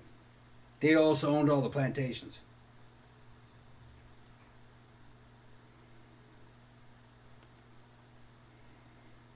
Tina said, my mother's people were born in Louisiana, moved to Texas, and then landed in Bay Area. Yeah, my father was born in Mississippi, moved to Illinois, and landed in the Bay Area. Yeah. Oh, no need for me wants the movie name again. It was called The Free State of Jones. Free State of Jones. Now, Jones County is where my dad was from, and that's where I was, and it talks about it from the viewpoint of the 1800s. So you should check that out. But Tila, I didn't know that you had roots in Mississippi, so that makes sense. Anyway. Everybody's family moves for the most part. But coming back to the South is kind of a fucking quite a long tradition. Evidently, I've looked back into history, and that goes all the way back even into the 1800s. People would leave the South, go to the North or the West, depending what time it was. And then when they got back into their 40s or 50s, they would come back into the South. Could it be because it was, like, cheap? Well, yeah. Yeah, of course. because it's cheap. Yeah, it was cheaper, it was safer, less population. And they were coming back into the South with the money that they had earned. Yeah, I kind of feel like that was the main thing. Well, it's cheap, so we're going to come back. Right. Honestly, like, I don't know. I'm not, like I said, I grew up in the South. I'm not a big fan. If I could afford it, I'd probably live somewhere else, but it is cheaper, but, I don't know. I've lived everywhere. So, well, I've been other places too, obviously, but it's just kind of like, I grew up in the South, I was born here. Yeah. We could always go to Brazil, it's even cheaper. But I don't know if you could stand it. I don't really want to live in Brazil either. Like I said, I'm just saying if I had money, I'd rather live somewhere I wanted to live rather than like having to live somewhere because it was cheap. You know what I mean? That's kind of the shitty thing is that, well, I don't really have a lot of money, so I have to live here even though I'd prefer not to. That's kind of like when you move into that new area, you also have to be able to compete in that environment, and it depends on what you do for a living. Just because it's cheaper there doesn't mean it'll be cheaper for you because you might be earning less. Well, yeah, that's what I mean. So it all depends on what your skills are. On what you're doing. What you're doing. Yeah. Right. So it's like, it's not going to be cheaper for everybody, obviously. No. But if you're on a fixed income, if you're on a retirement or you're something like that. So hell yeah. Well, that was, and that was honestly what I saw because honestly, like, I grew up in, Daytona, which was kind of like, rednecky and like everybody left. I mean, everybody. They all leave. Everybody I graduated high school, almost all of them left. And far as I know, I don't think most of them moved back. But like I said, we're not retirement age yet. Not yet, no. So a lot of them kind of like just moved everywhere. And also, property values are going up here now. They're not going down. We're in at a good time. That's what I wanted to buy now. So it won't. Florida will not get cheaper. Florida will get more expensive. Oscar says, is it cheaper to live in Florida or Texas? I think it depends on what parts you're talking about. Because honestly... Panhandle would be cheap. But that's kind of like... That's trailers. Yeah, that's what I mean. It's kind of like, well, what kind of lifestyle do you want? Right. Because, yeah, you could move to Central Florida, and it might be, like, you could probably get something nicer for cheaper than it would be in a bigger city, but you might be kind of, like, out of the shit. So you might have to, like, do a commute if you have to. Yeah, I'm just saying. It depends on where you go. Jenny and I don't apply to the average fucking thing because... I get payment for retirement, and then we do online stuff. So we're in the new economy. We're not in the old economy. If you had to live here where we are, and work locally, where would you be working? A farm? Honestly, yeah, that's what I mean. Like you couldn't live where we live right now. I've done that. Yeah. Unless you wanted to commute really far, right, you're not going to have like an office job around here. No, this is all farm work around here. Yeah. It's kind of rural. Yeah, and then there's this fucking idea that office jobs made more money than farm jobs. No. Well, it depends on what it is. No, yeah. There were people in the horse industry that made, couple thousand, $3,000 or $4,000 a week. They had that, depending on what you did. If you were a trainer. If you were a vet, a couple $1,000s a week. If you went to the city, you'd lose money. Well, like I said, it all depends on what you do. You just have to like look into your own situation. Yeah. Is enough of your work done online that you can live anywhere? Or is your place of residence tied to what you do for a living? Is it going to be a long commute? Is it going to be somewhere that has a lot of where you have a lot of like outlets for your shit? It's just kind of like, I don't know. Like I said, if I actually still had to commute to work, living out here would not be good because honestly, even where we lived before in Sanford, a couple of the jobs I had were like an hour away. Yeah. So there's no they're hurting for people out here. every one of these Circle K's. But yeah, every one of these it's very restaurants- low wage jobs though. It's Yeah. not like you're not gonna like make money out here. They're But if you sti- need, yeah, they're this is still more like looking if for you, people, though. if you need a side gig, Yeah. like you know, They're still working looking- at a restaurant or a Circle K, then yeah. But They're still looking for people. it's not money that's you're not gonna be able to live on though. It might be. It might be. I think they're paying more than minimum wage, which is probably about $10 an hour. That's not enough to live on. Sorry. I mean, that's might not. No, it's not. Yeah, it depends on where you're living. It's not enough to live on. Depends on how many It's not. hours you have. That's not enough to live on anywhere. That's not enough to live on anywhere. I'd have to see. But no, it's not. Well, And a lot of honestly, times people- I was living by myself in Winter Park, and I had a job that was paying significantly more than minimum wage, and my rent was cheap, and I was still struggling. Yeah. You know what I mean? So, But a lot of times they're not living by themselves though. They're living in a house with 2, 3, 4 people. but like I said, I mean, they might be doing that because they have to. Like I said, Everybody does what they have to. you can't. Yeah, Everybody does that's what what they I'm saying. I'm just saying that it's really not enough to live. If on. you really want to make money, deal drugs. That's where you really make money. Don't think I haven't thought of that. Don't think I haven't thought of that. Anything legal? No. What are you talking about? Why are you working on their systems? Their systems are fucked up. You have to work on your own systems. Fucking, everybody I know that makes a lot of money is some kind of a hustler. All right. And that's Well, and that's- even people, and Yeah. obviously, I don't make a shit ton of money. I make enough to live on barely, but it's just kind of like I have like 3 gigs going yeah, on. it's a bunch of You got to stuff. like juggle a bunch of gigs, and I feel Make like some I don't. T-shirts and fucking. make And that well, for and yourself. that it's a trade off. I wouldn't go back to like working 9 to 5 because I hated that. Yeah, they're not gonna pay but- you. Yeah, but I'm just saying that even the way that I work now, it's still like really, really stressful Yeah. because you're just kind of like, look, one, you don't have any kind of safety net. You don't No. like if you fuck up or slack off one day, you're not making enough It's to gonna be pay up your to bills. family to pay you. So that's Yeah. what I mean. So it's kind of like that. So you're really kind of like you're working without a net. Yeah. So you really have to, and honestly, I feel like I don't really ever get any, you never get a break. No, it's constant. You can't really take a day off, or you can't really. Well, the thing is that Jenny's giving you from her point of view. Duh. Jenny's in pretty high demand. She has a lot of clients that constantly fuck with her and want her to fucking make shit for them. They do pay her. It is Sometimes. It is. It takes sometimes you to track them down. Hey man, this has been 3 months. That's Where what the I mean. fuck Yeah, am I- it's a pain in the ass. Well, And it's like, look, I got bills to pay. Right. But you know what I mean? That's still good to have people who owe you money. They do pay. It's just you have to fucking shake them Sometimes, down. eventually. Well, you don't tell me sometimes. I can get money out of them. Just tell me. You never fucking tell me. I've told you before, you just don't really listen, or you forget about it. Okay, whatever. No, I've told you. I don't remember that. I'm just saying I do have. I've done like I'll go less. after 'em. I've done less graphic design recently, just because one of my main clients Yeah. kind of closed their subsidiary that I was doing a lot of stuff for. But I still have some kind of work. But honestly, the graphic design stuff, I enjoy doing it, but I kind of am glad that I'm doing less of it because it seems like a lot of work for not much reward. Because it really seems like a lot of people just want you to do all of this stuff and then just give you, I'll throw you like $20 or something like that. You know what I mean? And it's like, bitch, I worked like 8 hours on that. You know what I'm saying? It's just kind of like, it's that kind of thing. Everybody thinks it's like really easy. And so I don't know. I kind of feel like I don't want to do that as much. All right, Captain Blairdo asked me, hey, Tom and Jim, what is your opinion on alien life, whether AI or biological?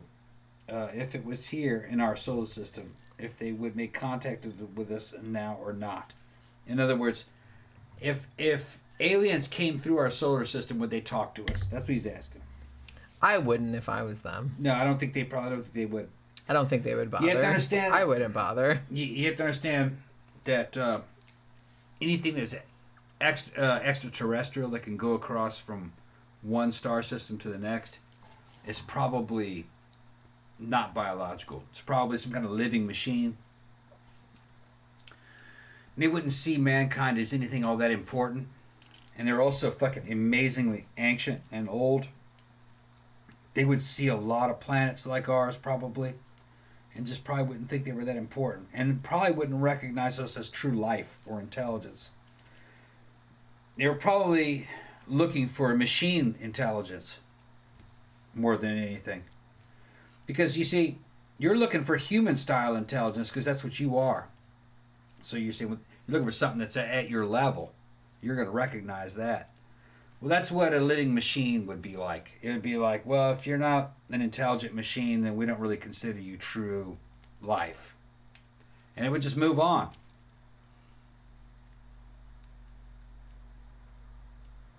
Yeah, I'd be bored of us. Yeah. If I was them. I don't think I would bother. Nature does not like one-offs.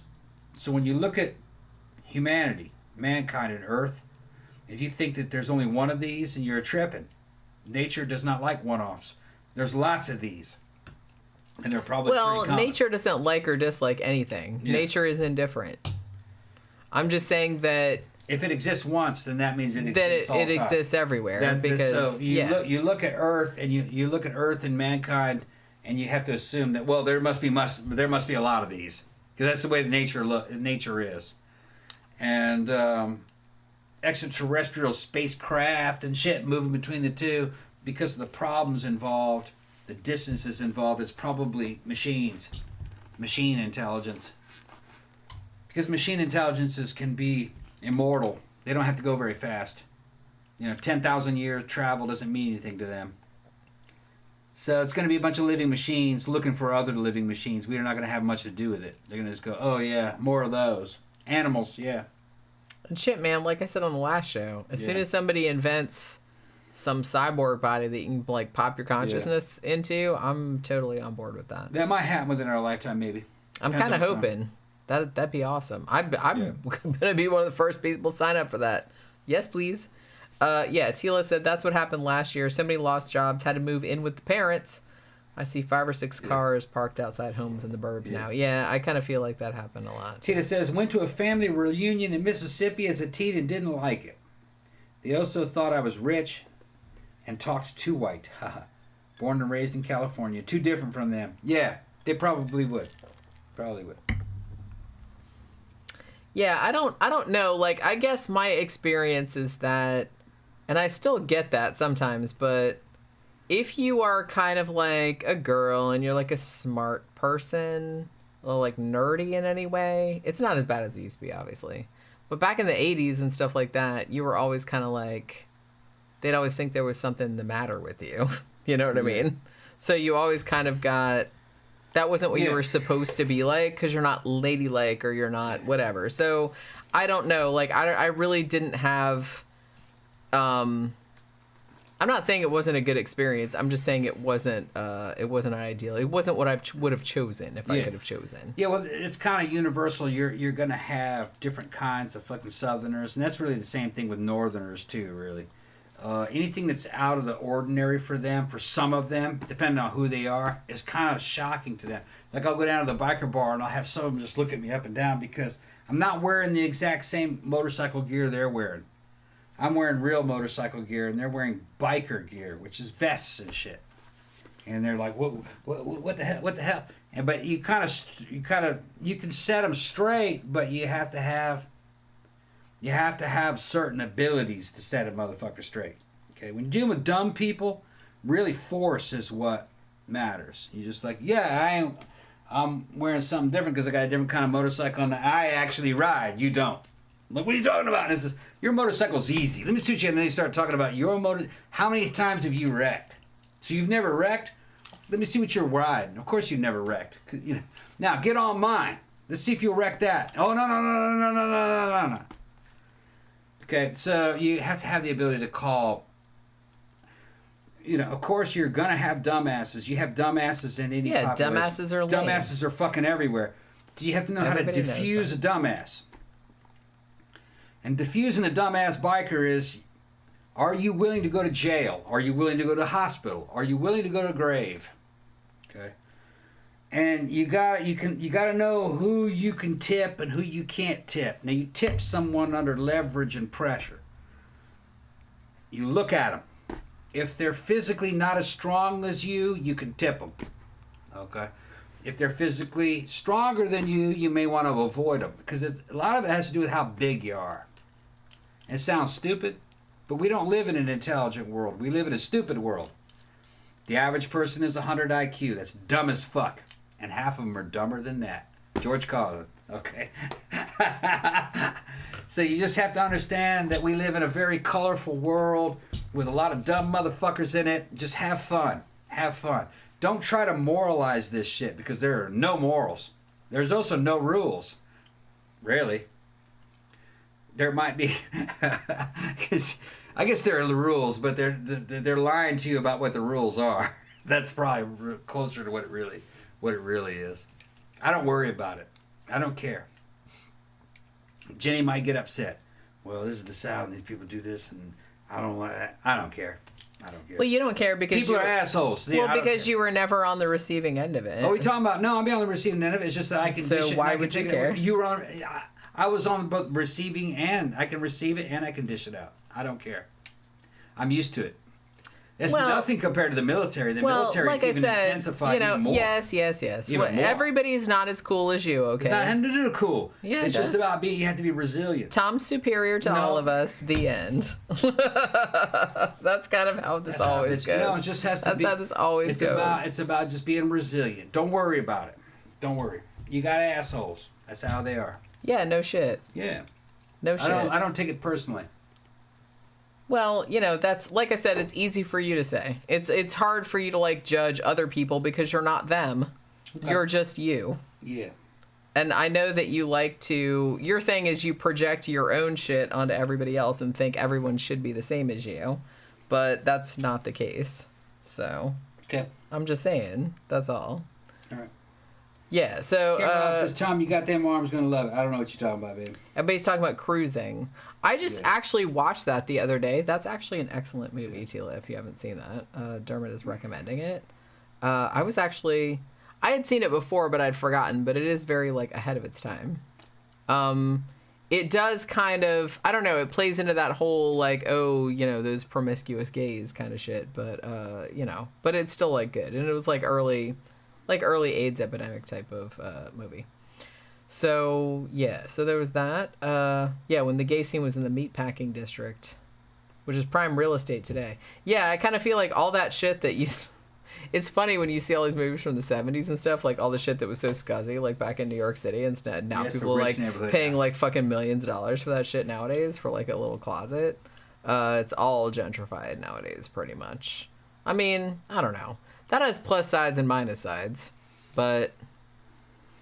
Last place where I got so gentrified, we had to leave. That's not gentrification because it wasn't a slum before. Well, no, it wasn't. That's not really the same thing. Shit got so gentrified that we had to leave. No, our fucking landlord wanted that shit. But fucking, it was almost time to leave anyway because it was gotten so fucking built up around there. Nothing. What you doing, Pokey? Going on? She's trying to get into the cabinet. Okay, I'll let you in if you want. You want to go inside? She doesn't really want to go in there. She just thinks there's something exciting. Okay. Yeah, peep, she says. You can peep and go in there. She's like, oh, well. Yeah. I thought it was outside. It's not outside. It's the same kind of shit that's always in there. It's not another world in there. It's not Narnia. She thought it was Narnia. Yeah. She scratches on that shit all the time. But yeah, it's just, I don't know. It's kind of like... I understand, like, the whole romantic aspect of, like, New York City in the 70s and 80s when it was, like, super crime-ridden and grimy and everything. So I get that. I get kind of missing that, but... And it's not cool now that, like, everything... It's like, oh, now it's, like, the fucking Disney store, like, where this fucking strip club used to be. That's lame. But, I don't know. Honestly, you don't want to be, like, fucking mugged when you're walking down the street either, so... It's kind of, like... It's a double-edged sword, I guess. T just added cruising to the watch list. Yeah. It's good. Yeah. T, you need to go ahead and add fucking Beyond Thunderdome. Didn't we talk about that Wednesday? Thunderdome's good, too. Okay, I think it was Camp Guy that reminded me that the other song was, they said, we Don't Need Another Hero, and the other was One of the Living. That's the Living. Right. One of the Living. Yeah. It was actually a better song than the title track. Although it wasn't as big of a hit because I don't remember that one as... No, it wasn't a bigger hit, but it had more of an underground, fucking harder sound to it. One of the Living. I liked it. It was good. It was... I gotta go back and look at fucking Thunderdome again. I feel like we just watched it like a few years ago. I got about halfway through it a couple years ago, and fucking I got distracted and turned it off and didn't finish it. It is a well-made movie. It's just the dialogue has a lot of weaknesses. It's too repetitive. T will see what I'm talking about, but I think she'd enjoy it too. I think T might not have the same prejudices against it I had because I've seen it so many fucking times that it got just ground into my fucking brain. Back in the 80s, back in the cable days when that shit was on constantly.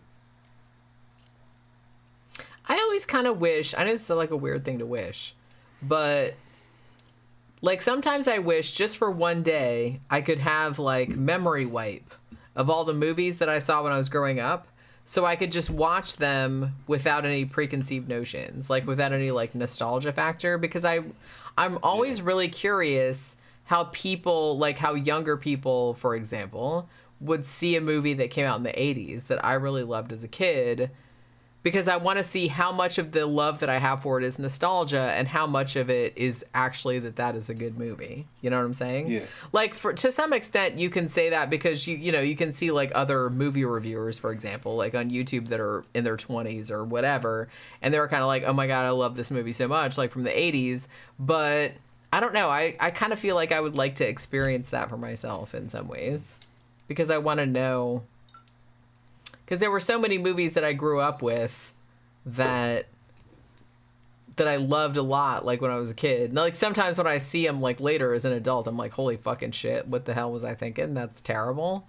But sometimes I see them and I'm like, man, that's still good. But then I'm like, wait, is it still good just because I'm old now? And like I just like I remember it fondly. Like, if I was a young person watching this with fresh eyes, would I still think it was good? Yeah. Or no? I'm not really sure. Yeah. It's hard to say. Dermot's bringing me back. Shoot bullets of fire, one of the living. Yeah, that was a badass flick. Now, bitch, Dermot, now you got me fucking wanting to hear that shit again.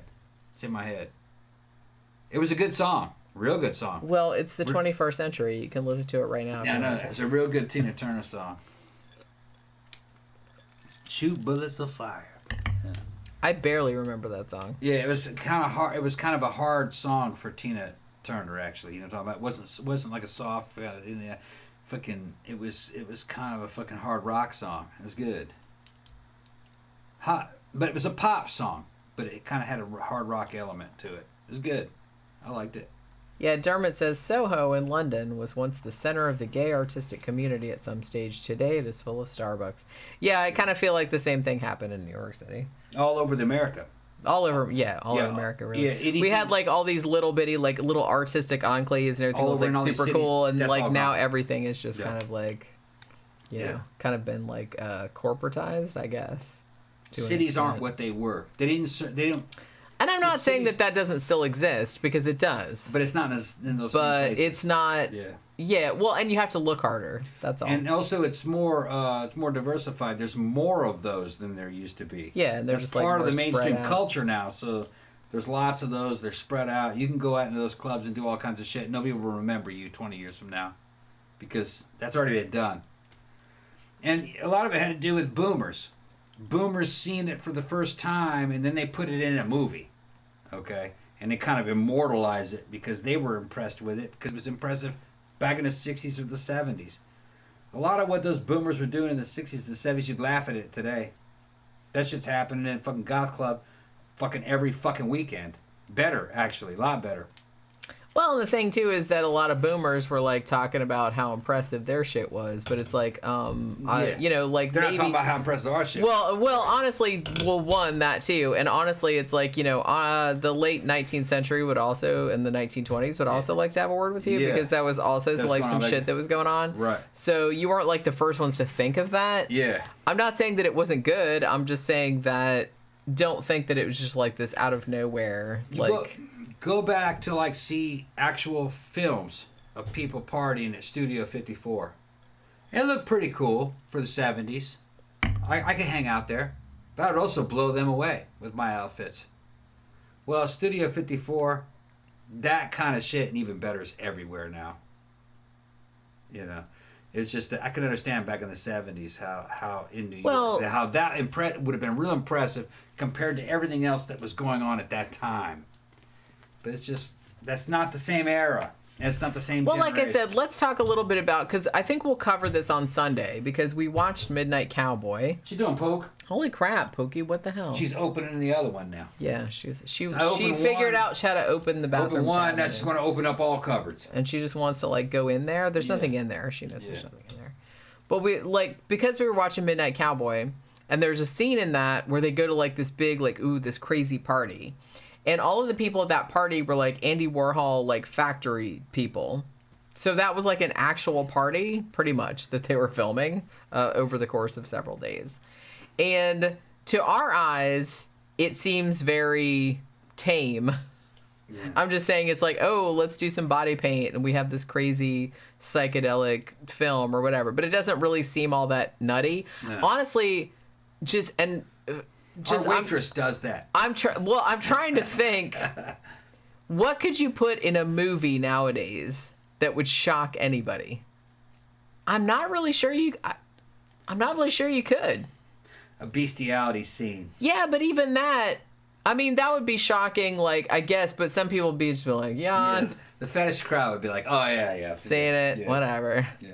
So I kind of feel like there's nothing you can put in there that would shock everybody. Human sacrifice. But like I said, that's a snuff film, and that's fucked up in any context. Yeah. I'm talking about a movie. I'm not talking about like filming real shit, because obviously that's going to be upsetting. We've reached the zenith with the zenith. That's what I'm saying, and that's something that's like occurred to me, because like I said, somebody is like, me being like a writer and stuff like that. I'm like, what could you actually make? And somebody that's into horror movies, I was thinking to myself, what could you actually put in a horror movie that's fake? Like I said, don't put real shit in there. Holy crap. But because that's, going to be fucked up no matter what the context. But what could you put in a horror movie that would actually be shocking to people nowadays? Nothing. And it's like, is that good or is that bad? Because I do kind of feel like people are just jaded. They're just like, whatever. Seen it. It's just CGI or it's just fake. I don't know. In a way, I think that's healthy, but in a way, it's kind of like sad, because it's like, man, you can't do anything to like fucking push the envelope anymore, because there's no envelope anymore. Yeah. Everybody's seen everything. Hugo said, hold on, let me put, oh fuck, man. I gotta put my... you're finally putting your cocksucker hat on? Hugo said... Even Pookie was alarmed. Yeah, even Pookie. Hugo said, I like all Mad Max movies, including Thunderdome. No, I gotta agree with you. They're all good. Thunderdome's my least favorite, but it's still good. It was still a good movie. It was a good movie. It's just that it was just the weakest of the Max movies, because it had a couple of issues there that I think were not correct. It had an American feel to it that shouldn't have been there, and they softened it a little bit. I wouldn't have. There's a couple things I wouldn't have included the children in the way that they did. Some of the dialogue I would have changed it a bit. But it wasn't a bad movie. It was a good movie. Good movie. I think Tila will probably enjoy it. T, go ahead and see Thunderdome. You'll like it. It's a good movie. Fucking Gibson and Tina Turner carry that movie. They do. And the character of Auntie is a good character. And what's funny is that like some people later on were like pissed off at the Furiosa character, that why is this girl fucking... Well, what do you think Auntie was? Auntie wasn't a woman. What are you talking about? They had female characters in all the Mad Max movies. That's why I don't understand like all the crying about Mad Max Fury Road. I'm like, did you guys see the other ones or not? Even the why are we crying? Even in Road Warrior, there were a lot of women in it. They had that fucking beautiful female fucking warrior protecting the oil rig that fucking. And like I said, it wasn't just, there were women in it, but they were like main characters. And like I said, Mad Max has always been kind of like a sideline character. Yeah, he was always like an observer to what was going on. But he's more like a wandering samurai type character. I'm just like wandering into this person's existing story. That was kind of his whole shtick. So I don't really get why people got upset that one about chick, it. which I don't remember, I don't know if her name was ever said. It probably was, but... you thought she would be a love interest, but no, she got killed. Remember, she was on the back of the rig. Yeah, see, I always kind of like when they like subvert expectations like that, because I don't like that romantic. So it's like, oh, there's a man and a woman in the film. Oh, they have to like fuck at some point. Well, she said, I was wrong about you. You know, remember? Like, she thought he was a scumbag. I was wrong about you. And fucking, they were on the rig fucking fighting together.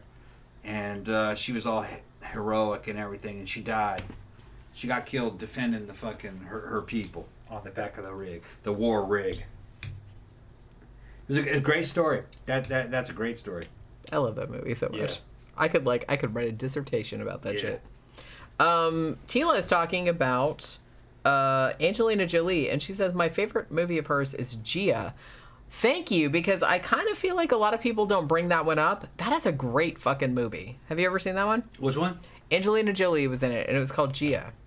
And it was based on a true story about a model who she was an addict and she got HIV. It's really, really good. And that seems to be an Angelina Jolie movie that not a lot of people have seen. I haven't seen it, no. I'm really glad that like Tila has seen it, because I actually really, really liked that movie.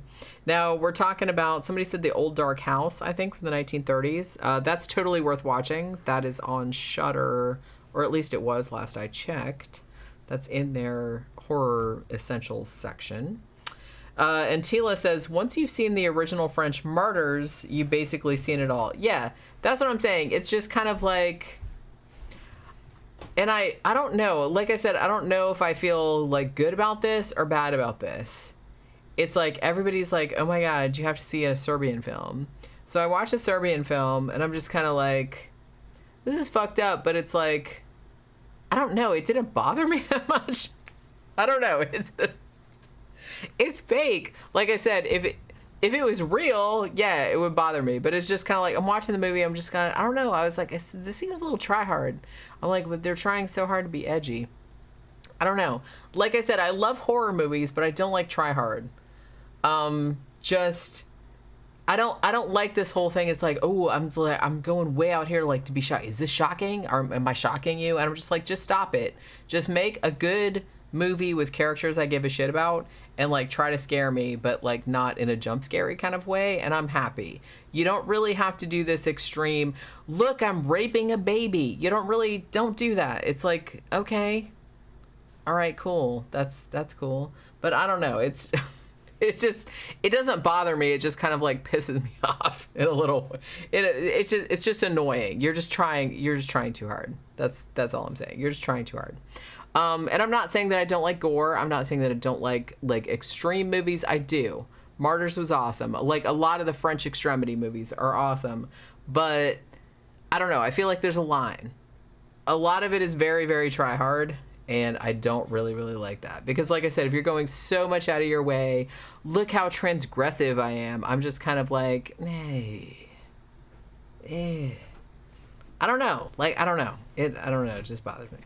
So that's what I'm saying. I kind of like go back and forth with this a lot, like I said, because I'm into a lot of horror. I'm a horror writer. So I'm like, is this a good thing or a bad thing that everybody nowadays, especially people that are into horror, they've pretty much read and seen everything. I can't really think of anything that you could write or you could make a movie about, or that anything that would shock people.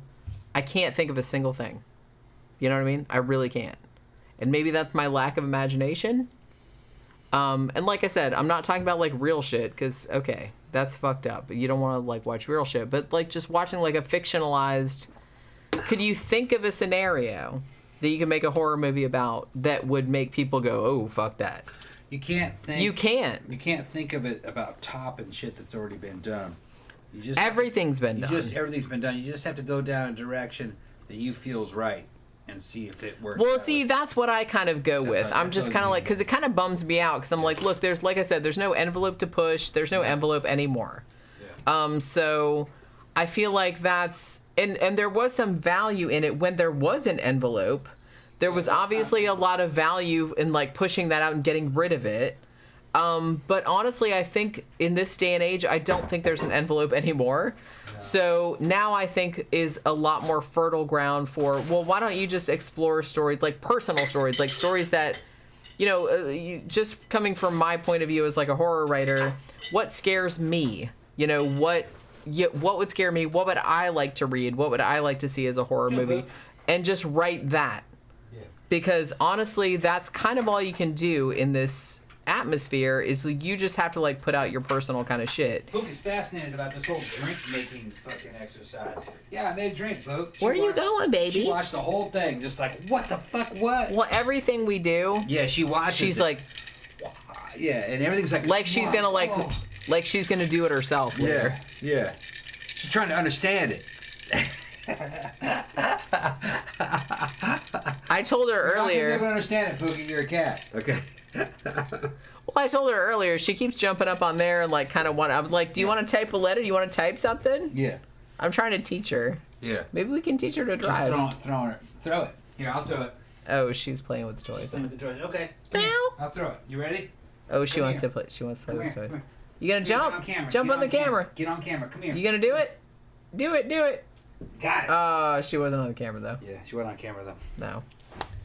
She's not fun like that. She's like, what? Are we done? Yeah. If you bring it here, I'll throw it again. You gotta throw it on camera. She does a thing where like she plays with the toy, like the little mousey. Come here. And then she walks over it and then like stomps on it with her back feet. Come here. Come here, Pope. You gotta do it on camera. Come here. Get her in like closer. Get her like on the other side of Spock because she's on the far side of Spock. Come here. She's on the far side of Come here. Spock. Come right here. Stay right here. Is she on camera? No. Come here. Get on camera. Get on camera. You ready? Oh, now she kind of is. Okay, you ready? Come here. Come on, Poke. You ready? Yeah. What the hell? What the hell was that? I don't know. Ghost stuff? Did you just do some poltergeist shit? I don't know. That was weird. What was that? I don't know. Maybe the poltergeist make me another drink. I didn't see anything. I don't see what it was. You guys saw it. Hey, look. You guys saw it. Like, man. seriously, though, what was that? What was that? I don't know. Something moved over here. Okay. That's some weird shit. Come here, Pope. She ran from it, too. Our shit's haunted. Yeah. Come here, Pope. Come here. You scared to come over here? Daddy won't do it again. Okay, she's like, no, fuck that. There was something bad over there. She's that was like, weird. There's ghosts. I'm not fucking with that. Something moved over there. Yeah, I don't know what that was. Did you guys hear it?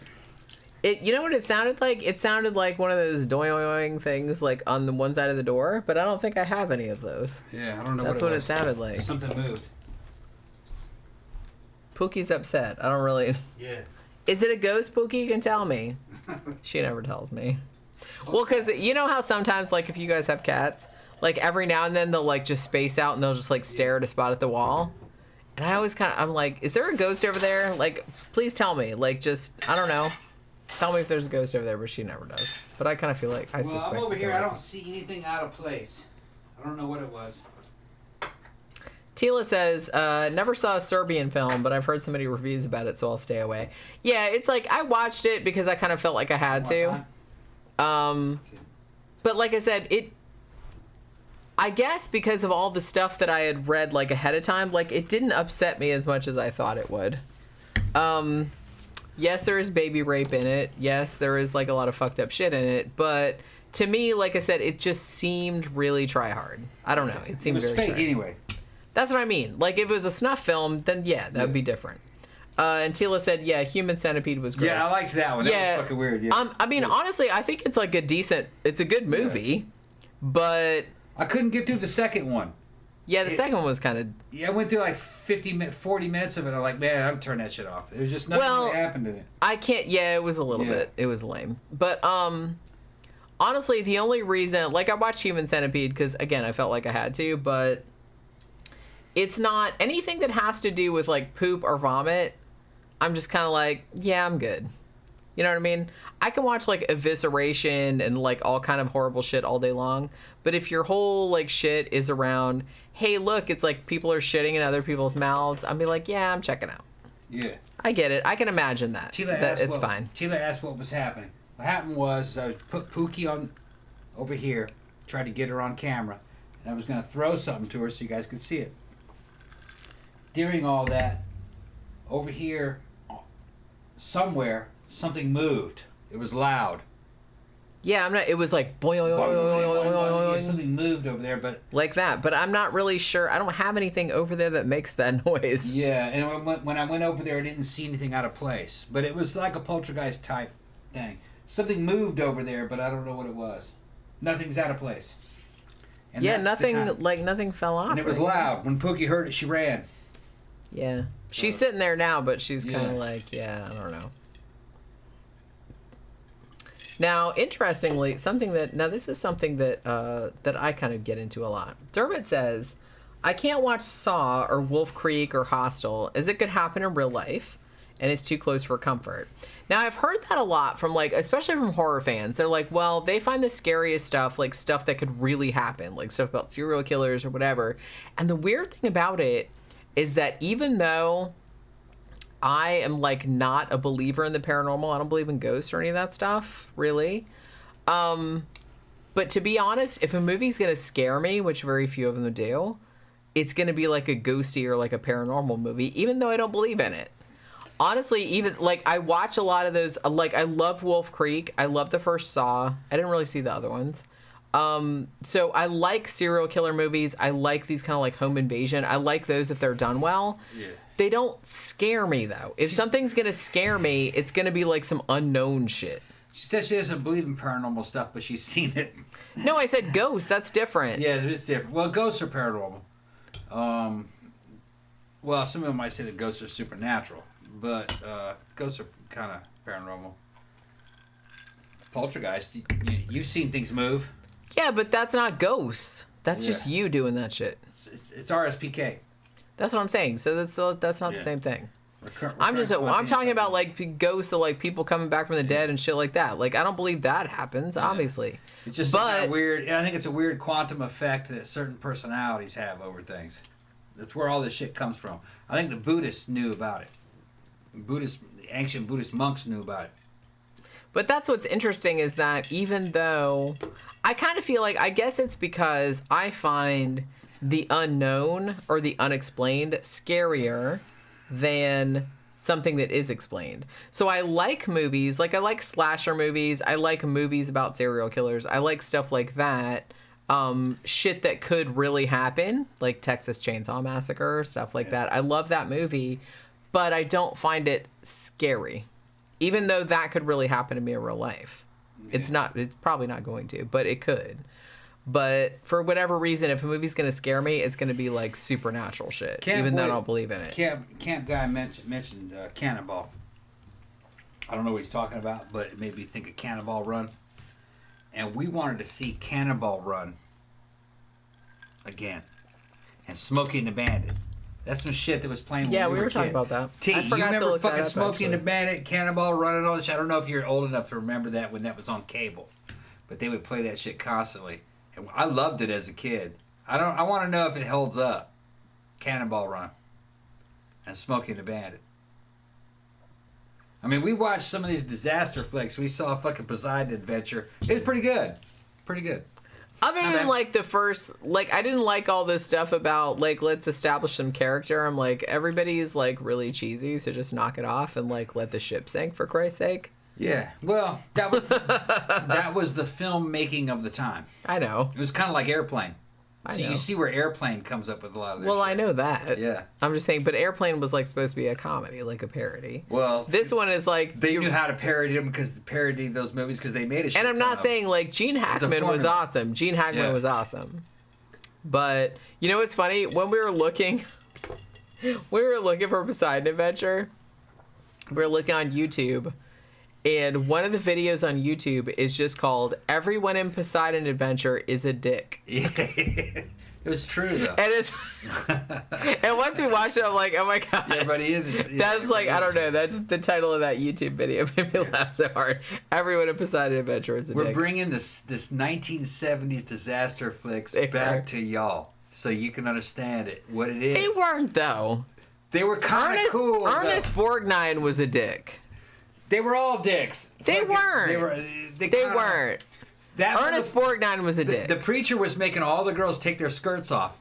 That was kind of cool. Okay, but... Yank them skirts off. Were you going to go up that damn Christmas Yeah, tree? but one, he wasn't being a dick about it. And two, he had practical reasons. He's like, look, we have to climb up this big Christmas tree. And every one of them was hot. Every one of them was hot. Well, yeah, of course. They don't want a bunch of ugly uggos women taking their skirts up off. there. Hot. Yeah. Even though in real life... That's what it would really be. Well, yeah. But there's nothing but hotties. Everybody's like, well, I hate to tell you this. Like, nobody wants to see your fat, like, cottage cheese thighs. It was funny. Yeah. No, but I liked it. I liked the movie. What was weird about the 70s disaster flick is that I had an experience of nostalgia. It was kind of like comfort food. It was like a comfort movies.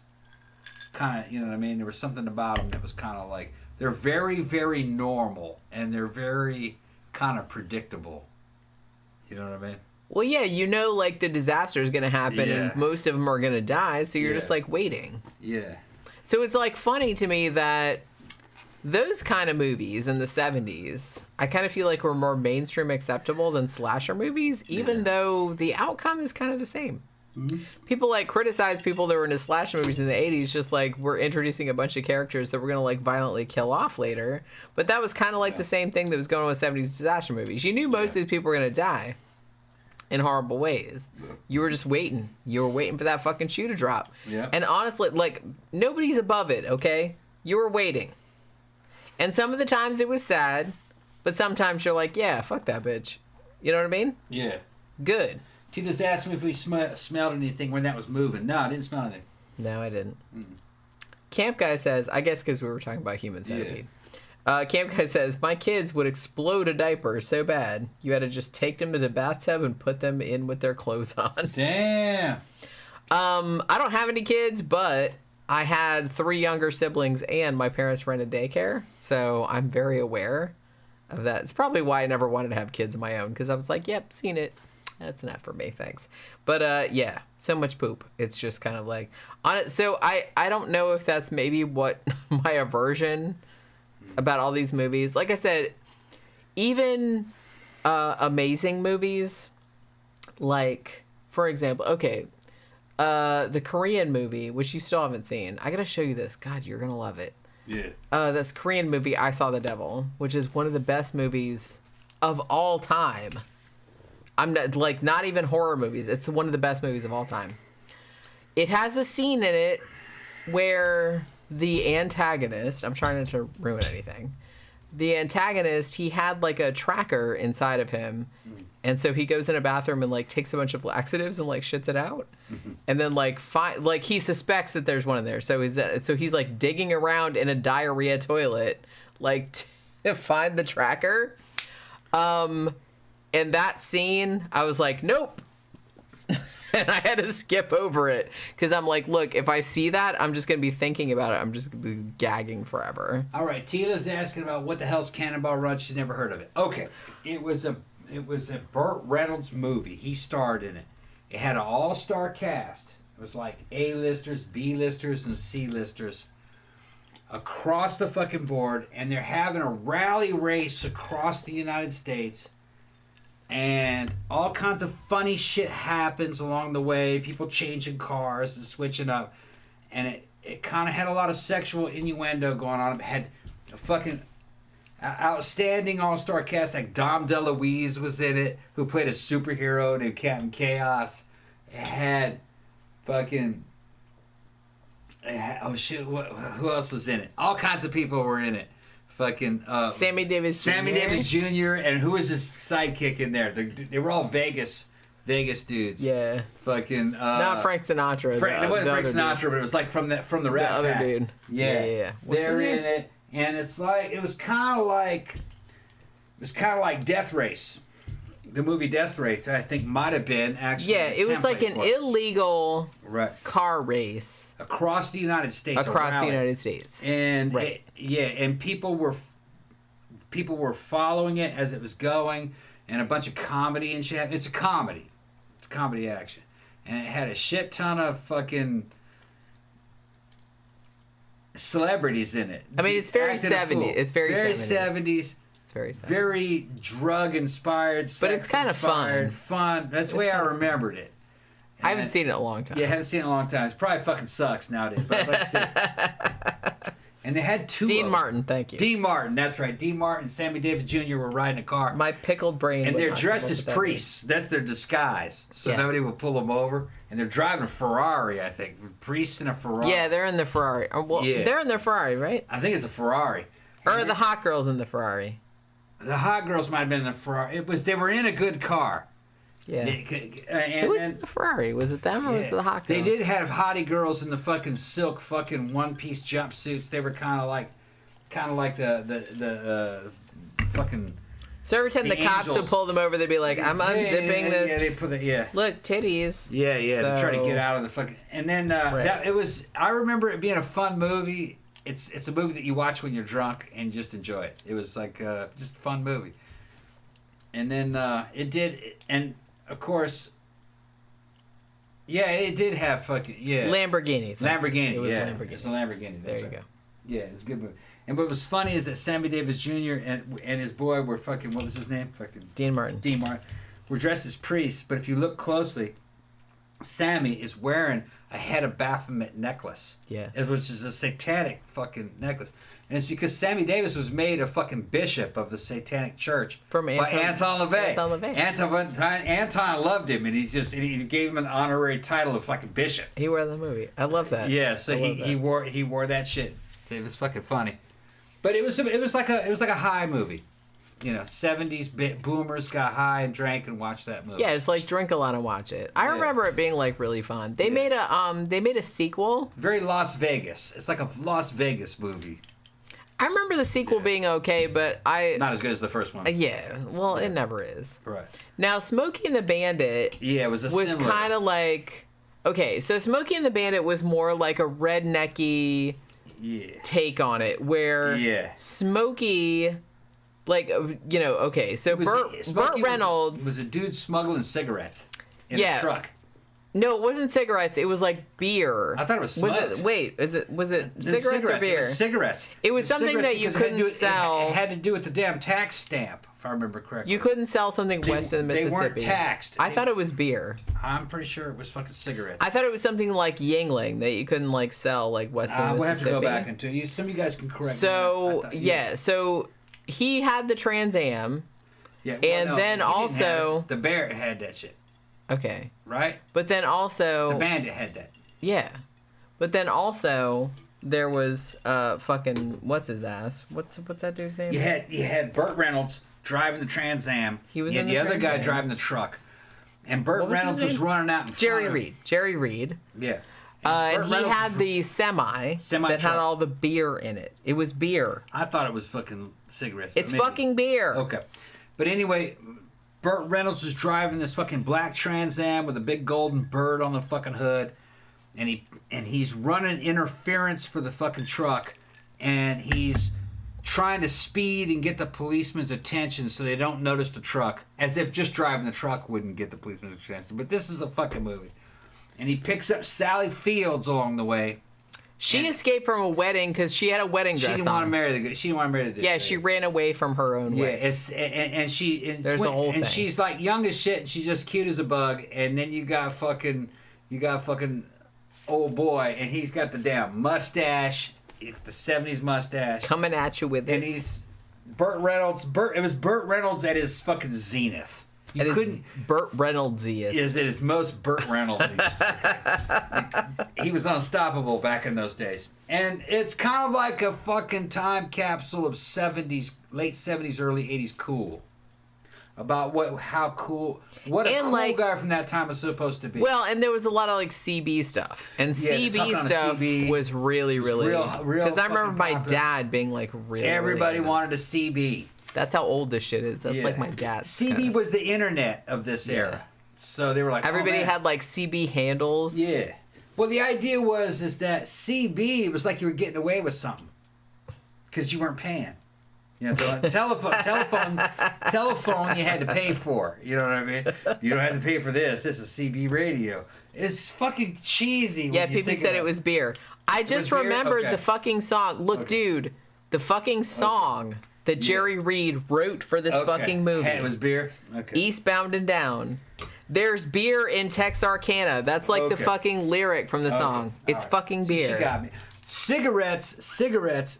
That was Axel Foley from. Yeah, so you're thinking of generally. Yeah, cigarettes. Well, like I said, there are certain beers because I know that Yuengling. Well, I don't know. This is weird, but Yuengling. I don't know if this is the same. They don't know what Yuengling is. Yuengling. For a long time, you couldn't buy it out west because my sister and her then husband lived in Denver, and her then husband was really into Yuengling, which is actually a good beer. I'm not gonna lie. But you couldn't get it out there. So every time they came east of the Mississippi River, they came to like Florida or whatever, he would stock up on the shit so he would have it. So I don't know, for whatever reason, but there was like some kind of laws where certain kinds of beer, you couldn't sell them east of the Mississippi River. So it was like kind of a big deal. So transporting beer over those state lines was kind of a big deal. So I know it seems like weird nowadays because it seems like not, but back in the old days that was kind of a thing. T's asking how good it was, and fucking some people are saying, well, back in the day it was like a 5, like 1 out of 5. It was 5 out of 5. I haven't seen it in a long time, so I'm not gonna like judge it because I haven't seen it in a long time. I used to love that shit when I was a kid, but when I was a kid in like the early 80s, it was like fucking awesome. And then she says, I did see Smoking the Bandit. Yeah, back in the days, Smoking the Bandit and Cannonball Run were like 5 out of 5. And like I said, everybody was into like that CB shit. My dad was into that CB shit. It was all like, it was a whole thing. And it kind of takes you back to some of this like urban exploration videos of like Dan Bell where he goes into like the 70s fucking abandoned 70s love motels and shit. It was from that era. Those are my favorite. That was the way the world was. Those are my favorite. For better or worse. Probably for better because... I would not want to go back to that. Those people really liked it. Those people from their point of view, they really enjoyed what they were doing. But okay, whatever. It's kind of weird. It's weird to be. I think they had a good sex lives, though. Actually, I think they had a lot of fun. I don't know. Did they? I think they did. How much of that, though, was just us projecting onto it, or like what the media wanted to portray about it? I don't know. I don't know. The boomers really have a fucking really strong nostalgia for it. It was probably pretty good. But the thing about it, though, is that humans, I kind of feel like are sort of... We always kind of feel like, oh, things were better back in the old days, like when I was growing up. And it's just kind of like, I don't think that's always the case. It may have been. I don't know if that's always the case. Because everything is about perspective. Yeah, well, the thing about it is that... They weren't as jaded as we were.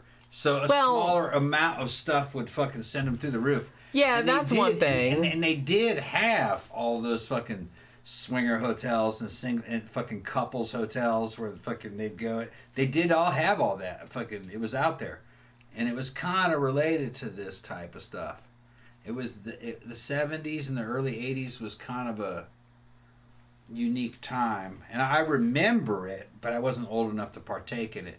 The closest I ever fucking saw it was going to California, like Lake Clarko up in the Sierra Nevada mountains, and fucking, I'm like fucking 12, and all the girls are naked, and they're fucking all like my age or older, and the park rangers are there and everything. Yeah, I remember that. Well, the thing about it is that kind of like something out of Logan's. I kind of feel like it's something that like associated to what we were talking about earlier with the movies is that. Shit like that might happen nowadays, but no one's commenting on it because it's not unusual. It's not as unusual as back then. It was like, ooh. It was part of the mainstream. You know. If you look at the talk now, no one cares because if you look at the talk shows of the day, they were talking about it and the Love Boat and all that kind of shit. It was in the zeitgeist, but I think a lot of it was mostly happening in Mississippi. And actually, Mississippi. Most of it was happening in California. And not places like Mississippi. Those are two completely different things. Well, I was traveling between the two. I think it was mostly happening out in the California, and I think that was part of the reason why California was considered to be like kind of like the apex of all the cool shit. That's what I'm saying. It's because it was mostly happening out there where they were making those movies. Right. That's what I'm saying. So the thing that like people are commenting on it is that it was unusual. Like nowadays, I kind of feel like it's not unusual, or nobody would be that like if you were doing that, everybody's like, yeah, and. They were referring to the cutting edge. And that's what I'm saying. In those days, it was California. Right. So nowadays, like, nobody would consider that cutting edge, so No. no one would consider it, like, worthy of mention, No. is all I'm saying. Yeah, I agree. So that's all I'm saying. So I kind of feel like that's... Because people talk about, like, nowadays, they're like, oh, they never make that movie nowadays, or they never do that nowadays. I'm like, yeah, they would, but it's like nobody would comment on it because it wouldn't be weird. It wouldn't be a thing. Right? It wouldn't be weird. But, So... I do understand, you know what I mean? It was another time. Yeah, that's exactly what my point is. It is another time. And when I watched that other time and I kind of lived vicariously through it because I was a kid when it was going on, I can imagine how cool it would have seemed back in those days. Well, I remember it being like, I remember it being like cool. I remember when CB was cool. Right. I remember when all that kind of shit was cool. Everybody needed a handle. What's weird is like what you mentioned before, all the cool shit that was lost. Like, you see, the thing is the 1920s. A lot of shit was happening there that we will never know about because it wasn't recorded. Yeah. Or not recorded very well. Like I said, I kind of, well, you know, like they say, there's nothing new under the sun. Yeah. Everything you can think of has already been thought of by somebody somewhere. Even if it wasn't, like, written down. In the 1920s, it would have all been New York or California. Yeah. Mostly New York, probably. I would think in the 20s, huh? I would imagine. Yeah. I mean, it was like a big, anywhere there was like a They big had it city. either in both places. Though. Sure. They had Mae West and all the fucking players out there. Yeah, all on kind the of East crazy Coast. shit was going on about that. Yeah. But because, like I said, because, you know, culturally it wasn't remotely acceptable to talk about that kind of stuff. Right. And a lot of, you know, if people recorded it. But like I said, I've read some shit from like the late 1800s Yeah. that was just as fucking scandalous as shit now. Like, people are doing the same shit. People Right. are doing the same shit always. Yeah. It's just, it depends on how much of that shit survived, how much of that was culturally acceptable at the time. You know, so a lot of it has to do with context, not exactly what was going on. So, Like fucking Mae West, man. Fucking, I mean, that was California. 20s, right? 20s or 30s? I think it might have been 30s. They went on in Hollywood-based newspapers about her and her driver, who was a black guy, and that fucking, it was known that they were a couple. So, even like interracial stuff back in those days, it was considered which, cutting like edge. I said, up until But the they 50s knew or all about it. 60s was pretty... Yeah. I mean, from a mainstream point of view, it was pretty, like, they wouldn't put it, like, you know, in media. They would be like, oh no. They wouldn't talk about that in the 50s. But in the 20s, they would. Remember the flip out they had when on Star Trek when Captain Kirk kissed Uhura? Yeah, yeah. When it was just, and it was really not a big deal. That was the first television interracial kiss. It was. But what was funny is that even that was kind of behind the times compared to what was going on in the 20s. It's just that it didn't translate. Generations happened. Yeah, because old people watching TV, they'd be like, oh, my God. Yeah. And then you go back into history even further in the New Orleans area in the 1800s, mid Everyone's like, 1870s. They're like, oh, well, we've been doing that for fucking ever. There was, you know, the octagon balls and all that, and there was a lot of fucking racial intermixing. You know, Louisiana, Mississippi, Alabama.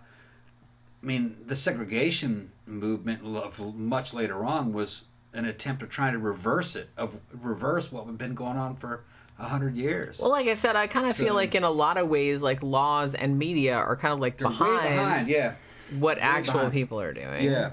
You know what I mean? What the quote unquote acceptable. Yeah, and then like a state would have laws against certain things, but it would only last for like 20, 30 years. And then it get reversed, and it was not as fucking... It wasn't as stable as they make you believe. This shit was changing every couple of years. Well, like I said, that, you know, when you have to like teach history, you have to dumb it down a lot. Well, it's not just that. It's just that obviously there was like 50 bajillion things going on. You have to like kind of cobble it into some sort of like narrative that makes sense.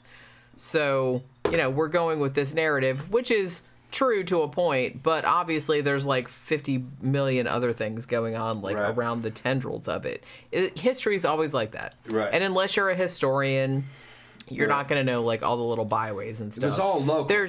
Like I said, there's nothing nefarious in that. It's just kind of like, look, you have to distill things down to like the essence, right? Just to give people you know, a broad understanding of stuff. Yeah. That's all you're doing. It's like no one's like trying to short shrift you on purpose. They're trying to break it down to something real simple. Yeah, just to like kind of get it across. Right. Look, we want everybody to have this kind of like basic understanding of this. We don't have time to get into like all the intricacies. But like I said, if you're into history, you know, you can kind of go down all these little rabbit holes of like all kind of interesting shit, because all kind of interesting shit happened that like nobody talks about because they didn't have time. Yeah. You know. Yeah, the part I always enjoyed was the whole Indian white man dynamic, or the Indian white woman dynamic. The white man was going out saving these white women from Indians, but the white man was running off with these Indians. It's like, no thanks. No thanks. Yeah, that was some funny shit, because in the area we're talking about the 1800s. The Native American lifestyle offered more to women than the Anglo-American lifestyle of the 1800s. And a lot of women who were not being treated all that well were running off and joining the Indians. It's like, what? I can whip off my corset and actually like talk when I want to? Awesome. You can live a practical life, and you don't have to fucking prostitute yourself or whatever to survive. Yeah, there was a lot of that shit that was going on. And it was the same thing with dudes. White in the Seminole Indians here in Florida, which has predated the United States. No, man, a lot of the Seminoles were just Irish dudes that joined up and became a Seminole Indian, and then they just interbred with the people. They were all mixed. You even had black people joining Indian tribes and just breed in with them. And they leave a lot of that out because it's local. It's not general. It's local. Well, like I said, I don't think that's anything nefarious. I think it's just because there's so much shit going on. Yeah, it's like, look, Right. if you had to teach a history class to like high school kids, there's a lot of ground to cover, especially nowadays. So it's like you really got to distill everything down to like its essence. You can't get into like the fucking little bitty, even though that's like interesting, but you would get bogged down. You could do a whole year alone on just one city. Yeah. Like the history of one city. Back in the 1800s, the Indians were pretty cool. All right. And if you were a cool white person, chances are you were going to be hanging out with the Indians, whether you were a woman or a man. And you were probably going to be marrying Indians, whether you were a woman or a man. And because the Indians were fucking cool. A good movie that I think that kind of encapsulates it was a John Milius wrote the screenplay, Jeremiah Johnson.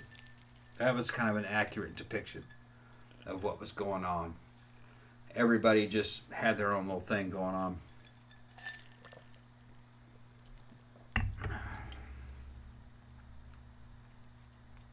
Are you done talking? Okay. Yeah.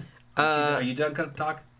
No, I never know when you're done talking because this is how she does. Because you never stop talking. So I'm always kind of like she never stopped talking either. See how she does? Okay. So I always wait because I'm like, oh, you're done? Okay. Okay. Tila says, is Tom trying to bring back the Captain and Tennille with that hat on?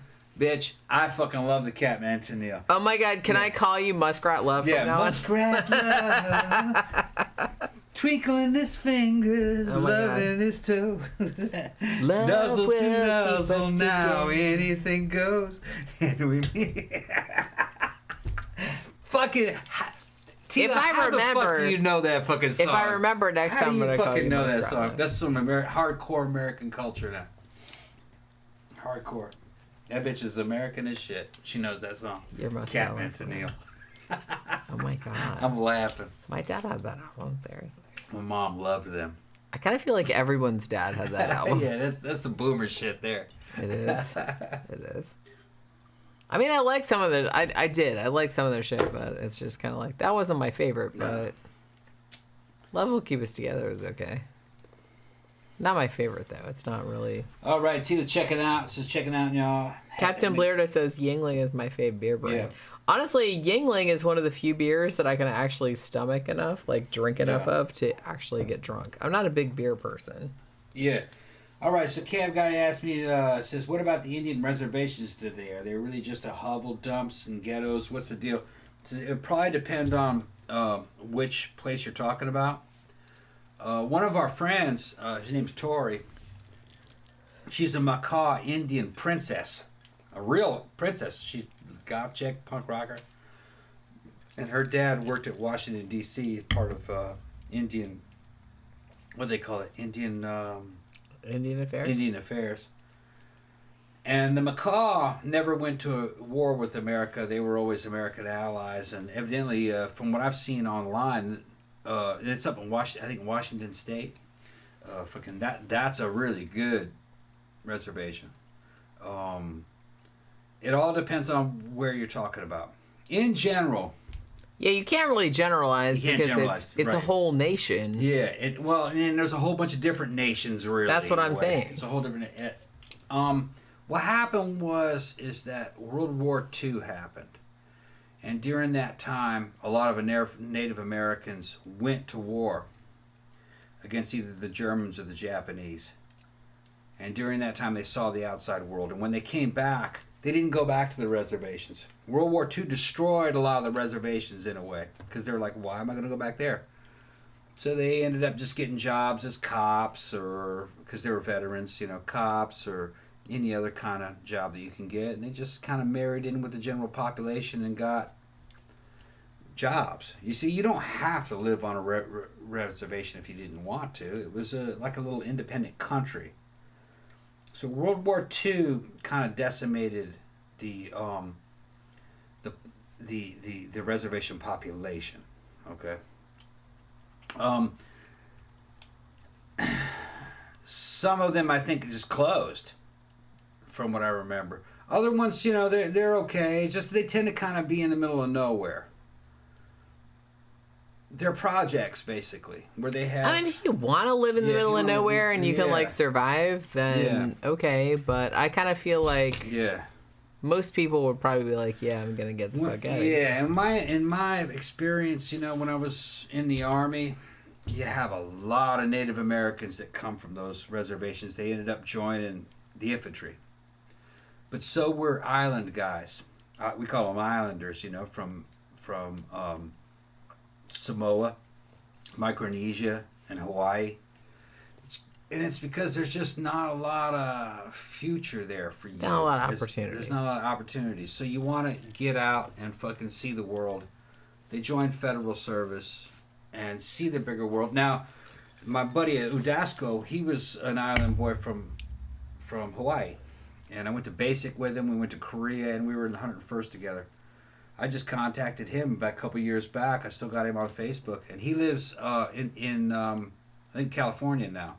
So he lives on the mainland.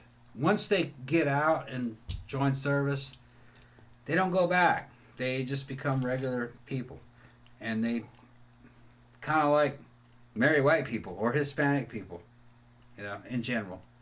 Some of them might marry black people. A lot of the guys that I knew that was like my best buddy, Sparks, he married a black woman. That was his second wife. His first wife was white. It's just not, it's not kind of what they tell you in the mainstream media. It's that people are a lot cooler in the United States than an outsider would think that they are. It's not stereotypical. Just everything's just kind of, people are just judged by who they are, not really what their colors are. And that'd be the same with the Indians. As soon as they get out of a fucking reservation, a lot of times they don't want to go back to the reservations. There's not really. Well, it's just kind of like growing up in any little tiny. Like growing up in a little town. I didn't go back to any little. That's what I mean. You grew up in a little bitty town. Some people like that, and like I said, I'm not judging, but. If you leave and you go to college and then stuff like that, it's like, why would you want to go back there? Yeah. But the thing with you have to understand the Native American man. It doesn't matter what Indian nation they come from. Indians are macho, okay? Manhood is about being a hunter or being a warrior. And the reason why they join the army is because a lot of them can't hunt, but they can be a warrior. It depends on what the situation is, or they can be both. So Indian families are always proud of their sons that end up joining the U.S. Army to become a fighter. And they don't want to be a water boy or a truck driver. They join the infantry. They want to be Army Rangers or paratroopers or something like that. When I was in the 90s, Native Americans were vastly overrepresented in the combat arms. All right? That's what they do. all this shit about Indian scouts and shit, it's not a fucking cliche. No, that's where they are. Well, like I said, you have to think, too, that a lot of people that grew up on reservations, that's very low income. So that might be like, that's something that's a way for them to get out of that. Well, it's not only that, it's an honorable way out, because in their culture... That's what I'm saying. In their culture... That's the best option. Yeah. In their culture, being a warrior or a hunter is the most manly thing. So what you're talking about... Remember in Predator 1, the fucking... What was his name? The Indian scout dude? Yeah, that's what you're talking about. There's lots of them. And they tend not to go back. They tend to end up being cops or go into some other kind of federal service. And, same thing I could say about Mexican-American guys from Southern California. You know, my buddy Chifino, he's like my fucking brother. He's now in Homeland Security and trains people, to do security for airports and ports. Airports and seaports. And that's where we all got our start, And it's been going on for generations. It doesn't have anything to do with oppression or any of that bullshit. It's about opportunity and your culture. There's not a lot of difference between a rednecks and Indians and Mexicans. That's all that same machismo, country style mentality. It's all about the same. Now they got black guys too. A lot of the black guys that were in the country, a lot of the black guys that were in combat arms are Texas, Alabama, Mississippi. They're country black guys, not so much urban. You had urban guys, but they were mostly in other jobs, truck drivers, support. But when it comes to like Army Rangers, Special Forces, paratroopers and shit, it's country guys. That's who they're looking for. That's what they need. It's like they're calling you, because those are the skills. That's the skill set, which is survival. Or, survival in a country setting. Desert, jungle, forest. I fit right in. I loved it. We were young, though, too. This is just starting out type stuff. Daniel Rolling Ghostface talks about Brotherhood of the Wolf. Mm-hmm. Good film with Native Americans. Honestly, I did a review of that not too long ago. Good werewolf movie if you haven't seen it. Somebody says, where was it? Oh, Captain Blair says, Tom and Jen, would you consider getting solar panels in the future, hook up feed bank and grid, or backup battery bank? Honestly, I'm not averse. The problem with solar panels is they tend to be expensive. And you have to get them installed. They also don't look very good. If you could get solar panels installed on your house and you were able to get a decent return, on them. In other words, make profit on them over time, that'd be good. Now, a small solar bank where you have solar panels that are 20 feet, 20 by 20, charging up a big fucking battery pack, which you can charge up other things. Probably more practical in a grid down type situation where we are here in Florida in case of things like hurricanes. You have to understand that in Florida where we are, the main threat is not apocalypse. The main threat is hurricanes. Yeah. Okay. So we're kind of like a mini apocalypse. It's like I said, I've lived here my whole entire life, so this whole apocalypse shit. Yeah. Not really all of that alarming to me, because I'm like, and we have every summer. Yeah. And I got 2 excellent fucking gasoline powered generators. One of my generators can run propane or diesel. That's a good one. And it'll run both of our outside units for the air conditioning and the refrigerators. So in Florida, the main priority for hurricane, which usually happens in the hotter seasons, is can you run your AC? Yeah, from about August to October. Yeah. You want to be able to run AC and your refrigerators. Everything else you can... Yeah, everything else, fuck it. But, Right. I mean, you at least want some fucking air conditioning. Right. Anything. Air conditioning, that's the main priority. And keep your food cold. Now, you can also say, well, what about your Wi-Fi? Yeah, okay, but that's not a lot of voltage. And the same thing with the televisions. A flat screen television or laptop, or what do you call them? Tablet. Tablet. It's not much voltage. Well, that's a little bit down the. Yeah. That's down the priority list. Right. Honestly, number 1 priority, AC. Yeah. Number 2 priority, refrigerator. Right. Anything after that is just gravy. Yeah. Now, some people might, well, why isn't the refrigerator the priority? You haven't lived in Florida. It can be 95 degrees, 100% humidity, and inside these fucking houses, it's worse than the fucking swamps, worse than Dagobah. And you can't even fucking sleep. That's how hot, and the smells are terrible. Just everything starts to rot and mildew. It's just terrible.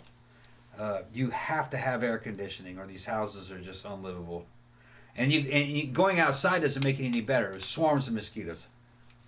And just that's another thing. Yeah, and no real wind. It's just dead fucking steam. You know? Well, that's the thing. Like in Florida, like you don't understand. Even if there's a breeze, it's hot. Going outside is like walking into a sauna. You know, you guys like walk into a sauna. It's like that, but you can't leave it. Yeah. You know what I'm saying?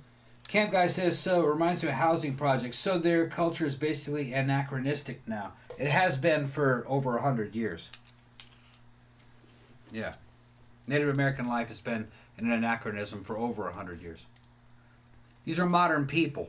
You can't run around on horseback hunting the buffalo as it travels from one place to the next. There's fucking fences everywhere, and everybody owns the land and freeways, and the original Native American lifestyle was, especially if you were a Lakota Great Plains Indian, was about following buffalo.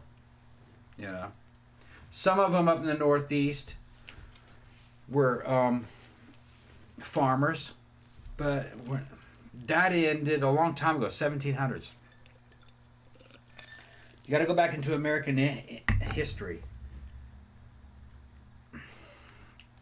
Early European settlers and Native Americans interbred from day one. Salem Township, where they had the damn Salem witch trials, were mostly Native Americans. Or part Native American. Few of the people are what you would call white. Very few of them.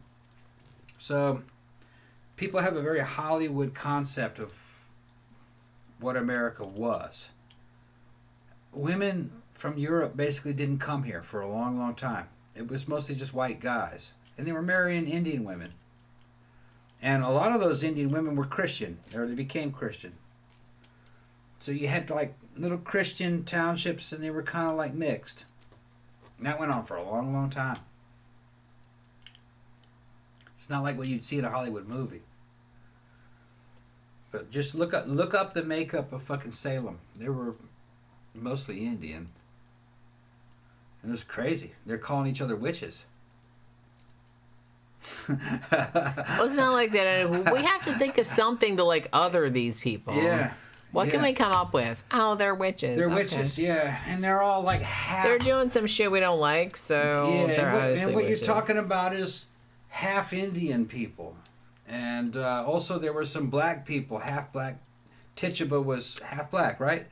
Yes. I think, yeah, half from I kind of feel like, well, Jamaica. That really fed into that whole thing. Yeah, she was like a Caribbean descent. Yeah, probably. And I kind of feel like that was maybe like fed into that whole thing because she wasn't white. Mm-hmm. So it was kind of like, oh, she's doing like that voodoo magic or whatever. She's like she was bringing some voodoo corrupting these young, innocent white girls. But they weren't white according to history. Well, honestly, those girls, and also those girls, kind of assholes. Yeah, they were assholes. Yeah, they were assholes. They got a lot of people killed. So good job, girls. From what I remember, only the town priest and the leader and his wife were the ones that you would really call white. The other ones were their mothers were Indian. But like I said, I kind of feel like if you don't have race to other people, then you'll come up with something else. I don't think race was the factor. It was religion. Religion. That's what I'm saying. You'll find some other shit to like other people about. Oh, they're doing like some, tangentially weird shit that I don't like. That Jamaican voodoo. Right. Yeah. So I kind of feel like that was that. And like I said, the girls that started that shit, assholes. Sorry, they were just teenagers, but still assholes. Yeah, and what's funny is that y'all got all kind of people killed. Good job. Yeah, decades later, they were found like a lot of them were found working in brothels. So I'm not gonna like shit too much. Like, look, you're teenagers. We all did dumb shit when we were teenagers. But when I was a teenager, I'm pretty sure I remember like not getting a whole bunch of people killed. Yeah. So I'm just saying.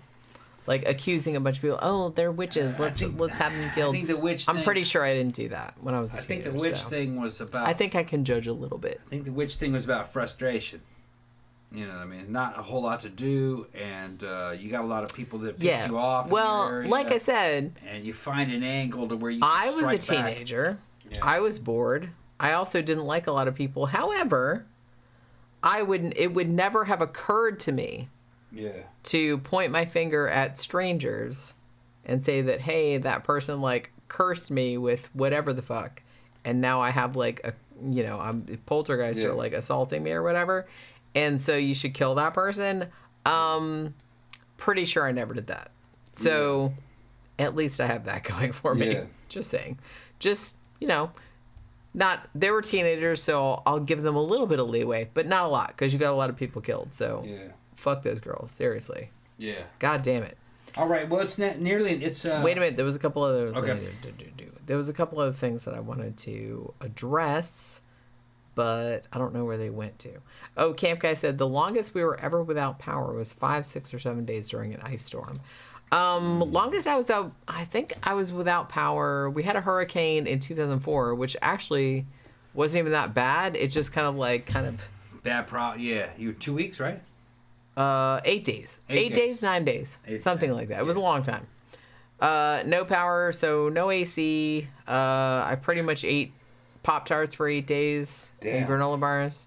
So, I bought some Pop-Tarts, a whole case of them. Did you see that? Strawberry Pop-Tarts. I did. I saw that. Yeah. I saw them. They were cheap. I was like, I'm going to get some strawberry Pop-Tarts. Or Sam's, the whole case. Honestly, you know what the weird thing? You know what? I love strawberry Pop-Tarts every now and then. Yeah. Because put butter on them bitches and put where them in I used to work. Yeah. The newspaper I used to work at. Every now and then they'd have strawberry Pop-Tarts in the snack machine. So I didn't usually eat while I was at work, but every now and then I'd be like, man, I want some like Pop-Tarts. So I'd go down and like pay $1 or whatever they were, like to get them out of the snack machine. But then I would eat one, then I'm like, I feel like I should eat the other one because it'll go to waste otherwise. And then I would like eat the other one and I'm like, now I'm gonna barf. That's like, I feel like they should just package them one at a time because one is enough. Two is too many. Yeah. That's too many. It's too much. So, I don't know. Like, I like one, but you eat one more and I'm just kind of like, I'm gonna throw up now. So I don't know. So we're talking about, what are we talking about? Cremation? Yeah. What do you do with mommy powder? Oh my God. Okay. Well, I think it's almost 9:30. I think we gotta go ahead and cut it loose. I'll make you something to eat. We've been talking for a long time. Eating, yay. Yeah. All right. It's Friday. It's Friday, and it's not. Wait, somebody asked something about Florida. Okay. The way you guys always describe it, who the hell would want to live in Florida? I'm just saying, like, if you don't like hot weather. Yeah, you gotta put up with it. Don't move here. Yeah. It's honestly, like I said, I was born here. I was born in Daytona Beach. And I've lived here most of my life. I'm not a fan of hot weather. So I'm saying now, if you really do not like hot weather, even if you think you like hot weather because it's cold where you are. Satan's ass crack here. Yeah, I'm just telling you right now. I'm just for sake of I'm like full disclosure. If you're going to move here, you have to understand 8-9 months out of the year, your ass crack is going to be damp. It's not 8-9 years. Months, I said. 8-9 months. It's not that much. It is. I think it's more like 6. No. No, it's not that bad. Yes, it is. 8-9? No, it's about 6. Okay. Yeah, okay, person who just moved here a few years ago. You're exaggerating. Versus somebody who's lived here their whole life. It's about half the year. Well, I'm not as sensitive to it as you are, I guess. Even though I was born here. Yeah, well, I kind of like heat, but you know what I mean? I don't. It's not that bad. I'm just saying that if you don't like heat. Yeah. I'm just telling you right now. Like I said, there's a lot of good things about Florida. I'm not saying that. But I'm just saying that... It's hot. Yeah. Like, most of the year, it's going to be so hot. You're going to go outside and be like, yeah, no. And you're going to go right back inside into your air conditioning. That's how that's going to go. Maybe. Because, honestly... Well, we don't know where this person's from. And we brought that British girl here, and she fucking loved it. That's what I'm saying. You But just for a can't short remember. time. Yeah. You're right. If she moved here? No, she didn't. Like, let's talk to her like a year from now and see how she feels about it. Because I would say it wears on you after a while. It's it hotter. wears on It's you. hotter than Mississippi.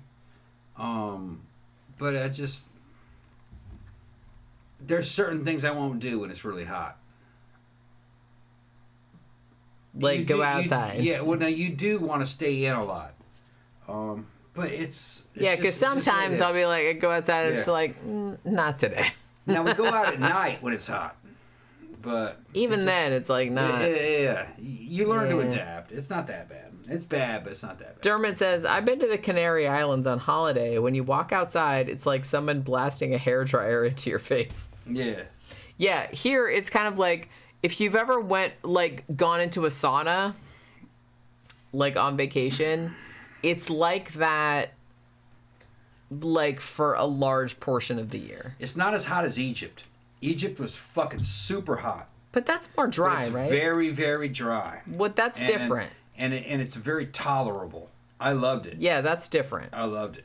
This is 100% humidity and nearly 100 degrees at certain times. Yeah. A lot of times it's more like 80. It's but you go just- outside. It's like the air Yeah. is It's like you're wrapped in a damn solid. plastic. It's like, okay, imagine if you had like a wet washcloth Yeah. on your face Yeah. But, No, like, your whole body. all the time. Yeah. Yeah, your whole body, like your ass crack, everything, Yeah. like all the time. Yeah.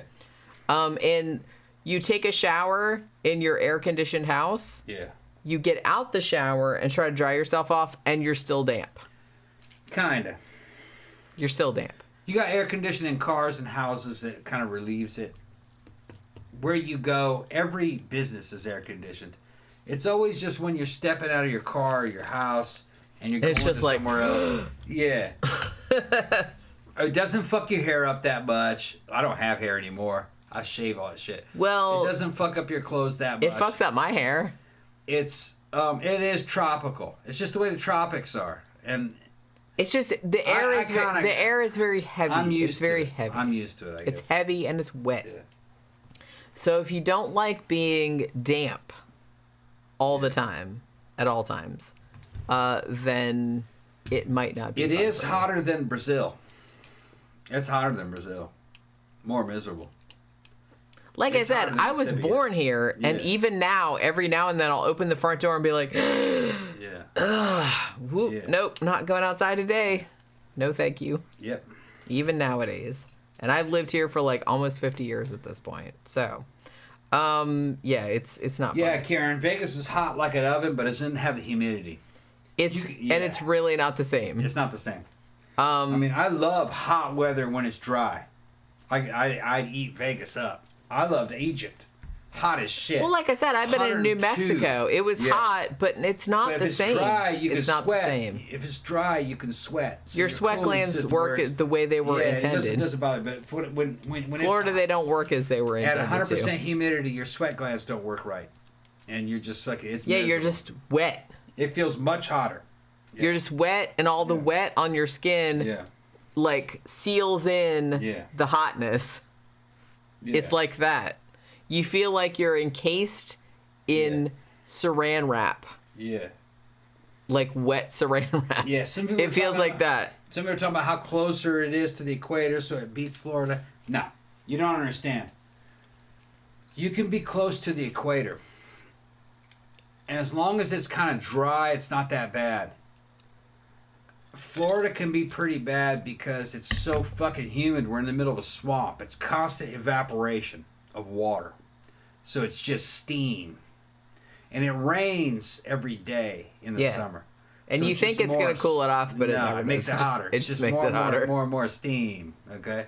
Everything molds. Your car will get covered in mold. You have to wash that because it's just looking The steam. Everything is like humidity. mold and termites and Yeah. fucking. Oh my god. Yeah. Everything's wet. Yeah. Everything's wet at all times. I would say it was like closest thing to it. If you've never been here, would be like.